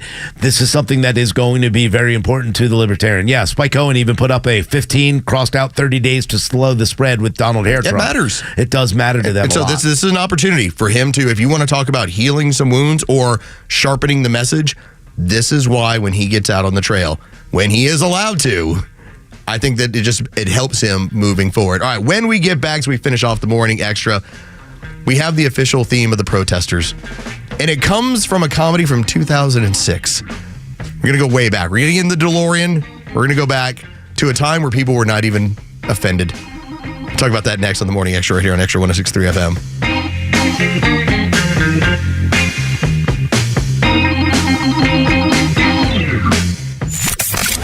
The Kimmer Show is only live on Extra 106.3 every weekday afternoon on your drive home.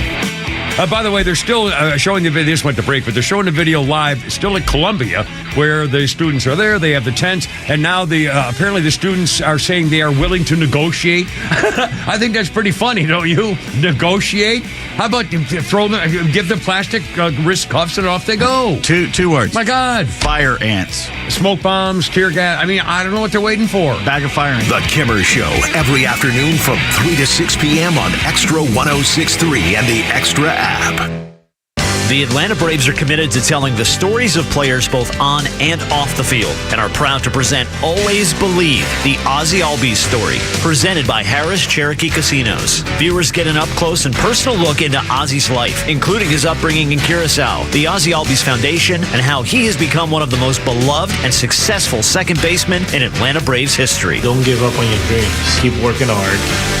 You got to go get it. Head to youtube.com/Braves to stream the documentary today. Marketing is everywhere. From the billboards on the highways to the notifications on your phone, we are constantly bombarded with people trying to sell us stuff.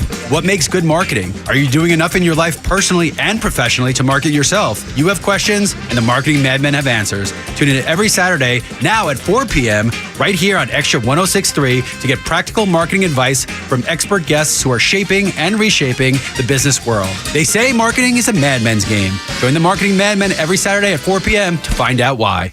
This is Dan Watkins with All Four Seasons. We've always been Atlanta's best at installing and servicing garage and entry doors, but you would be surprised at how many windows we've installed as well. So we're proud to announce a new division, All Four Seasons Windows. We now have the ability to make sure every opening in your house is safe, energy efficient, and looks darn good. So give us a call today to schedule your free sales consultation. Find out how you can decrease your energy bills and increase the beauty and value of your home with All Four Seasons garage, entry doors, and windows. Don't let a cold, sinus infection, or allergies ruin your day. Breathe easier, sleep better, and feel healthier with Navage. Visit Navage.com, Walmart, Walgreens, CVS, or a store near you.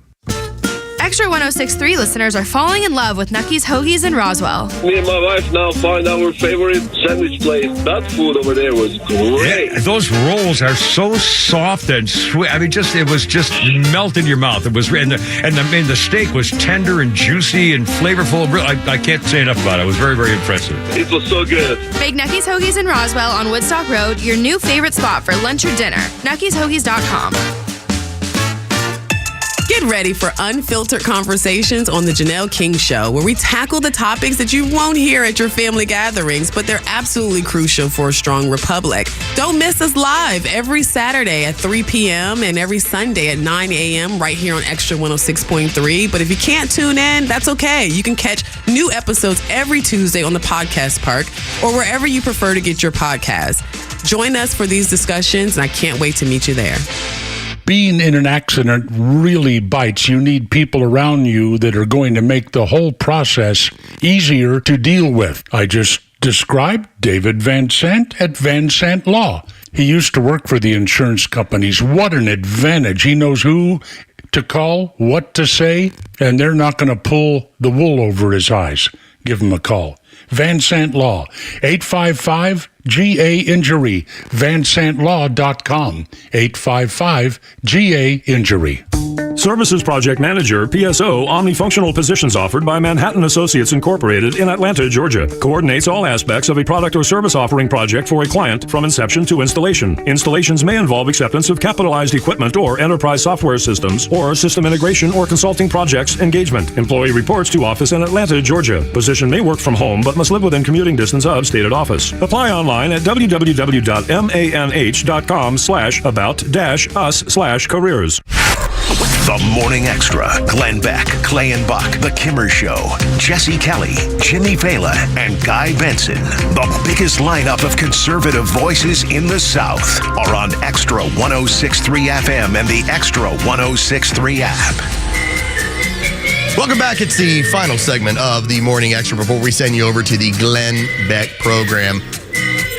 Then you'll get Buck and Clay following that up from noon to 3. Then the Kimmer Show will take you home from 3 until 6 before Jesse Kelly gets things going from 6 to 9. That is the best lineup when it comes to conservative talk in all of Atlanta and all of the region. Especially when we see some of the data where some of y'all are accessing us from, especially through the app. We got people into like Florida, the Carolinas, North Georgia, South Georgia. So thank y'all. Yeah, I was Very looking cool for the support. I was looking online yesterday to our buddy Carter interview that I had put up, and some of the people listening. And the first two people I think it was 10 people actually. It was all from Alaska. I was like, all right, cool. So I want to say, what's up, Alaska? How's it going, Alaska? Let me know. I'll come ice fish and hang out with you. I want to do the Iditarod, whatever. I got hair. I think I told this story one other time on the air. Yeah, you do. That's why your face is so warm and your booty. Everything's so warm. So we would teddy bear. We would get this one. It basically it's like a ping. Like there's just a map, and it shows where the app was accessed from. So it's not like I can tell you like where you live or anything else. It's not the case. It's just like, look, there's one in Carrollton, Georgia. That's it. That's all we get. But we would get one that was in Nepal, and it was tied to our one of our podcasts. And I was like, why do we have like a listener in Nepal? It's like, that's got to be something messed up. Like somebody is using a VPN, and it's, just what it's doing. And then we brought it up on the podcast. It was myself and Brian Hoyt, Audio Fun Bag. And we were like, look, we got this listener in Nepal. Yeah, what's up, Nepal? And we're joking. Dude sent us a picture. He was one of the Everest guides. Oh, no kidding. So he sent us a picture of here's That's Everest, awesome. and he's like, yeah, I check out the podcast. It's my little thing from back home that I get to listen to. I was like, that's how cool some of the technology is. So when we get stuff from Alaska, yes, because there are people that are accessing an interview we did, and they're actually in Alaska. If you're in Alaska right now, like, I want a picture of an igloo. Like, do they still do igloos? No. Like, I'm being like really bad, aren't I? Yeah, I think so. Like, just uneducated. Have you watched any of the shows when they show you what it's like? What about like an ice fishing igloo?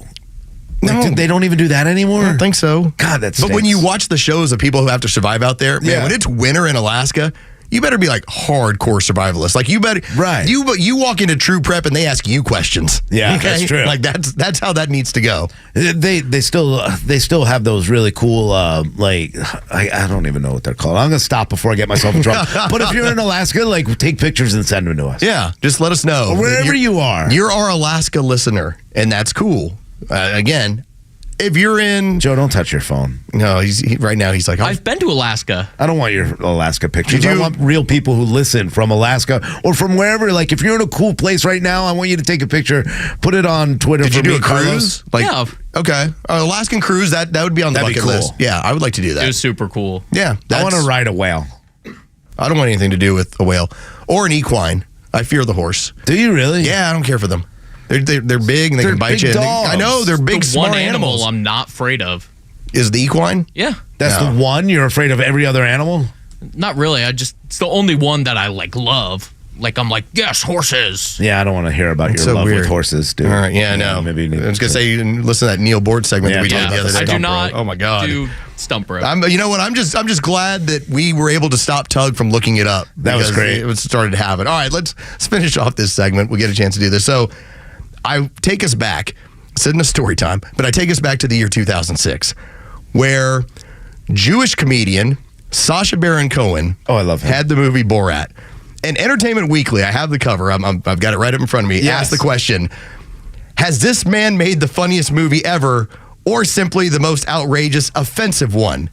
Because if you don't know what the story was. It was offensive and probably the most funniest creative movie I've seen. So Sacha Baron Cohen would play several different characters. There was Ali G, where he was like this big hip hop, kind of sounded a little Jamaican, and it just the words he would use, people would not get, and he would interview politicians and stuff like that. It was the Ali G show, and then all these other characters developed from there. Yes, and so one of his characters was Borat, which was a man from Kazakhstan that was a Russian satellite, and that what he was doing as part of the Borat movie was he was touring America to do a documentary so that he could bring it back to Kazakhstan and show them how Americans live. Now I know where this is going.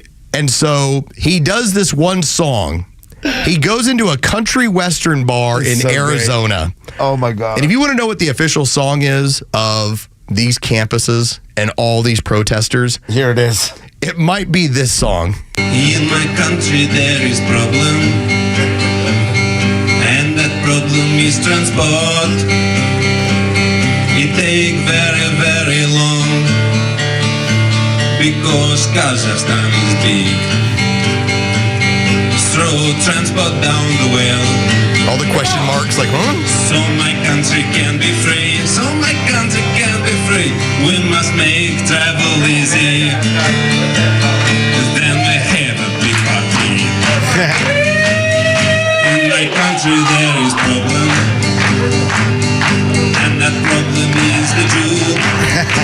And now people are like, they what? They take everybody money, they never give it back. Throw the Jew down the well, so my country can be free. You must grab him by his horns, then we have a big party. All right, thank you, Sacha Baron Cohen. Sacha Baron But Cohen. how genius. It's genius. He's a Jew, too, which is the funnier part he's about it. He's a Jewish comedian who's decided, I'm going to make Kazakhstan sound like the most anti-Semitic place on earth all the time. And all he'll do randomly is ask, are there Jews there? Yeah. And that's like one of his big questions. Yes. And he's trying to draw you off sides.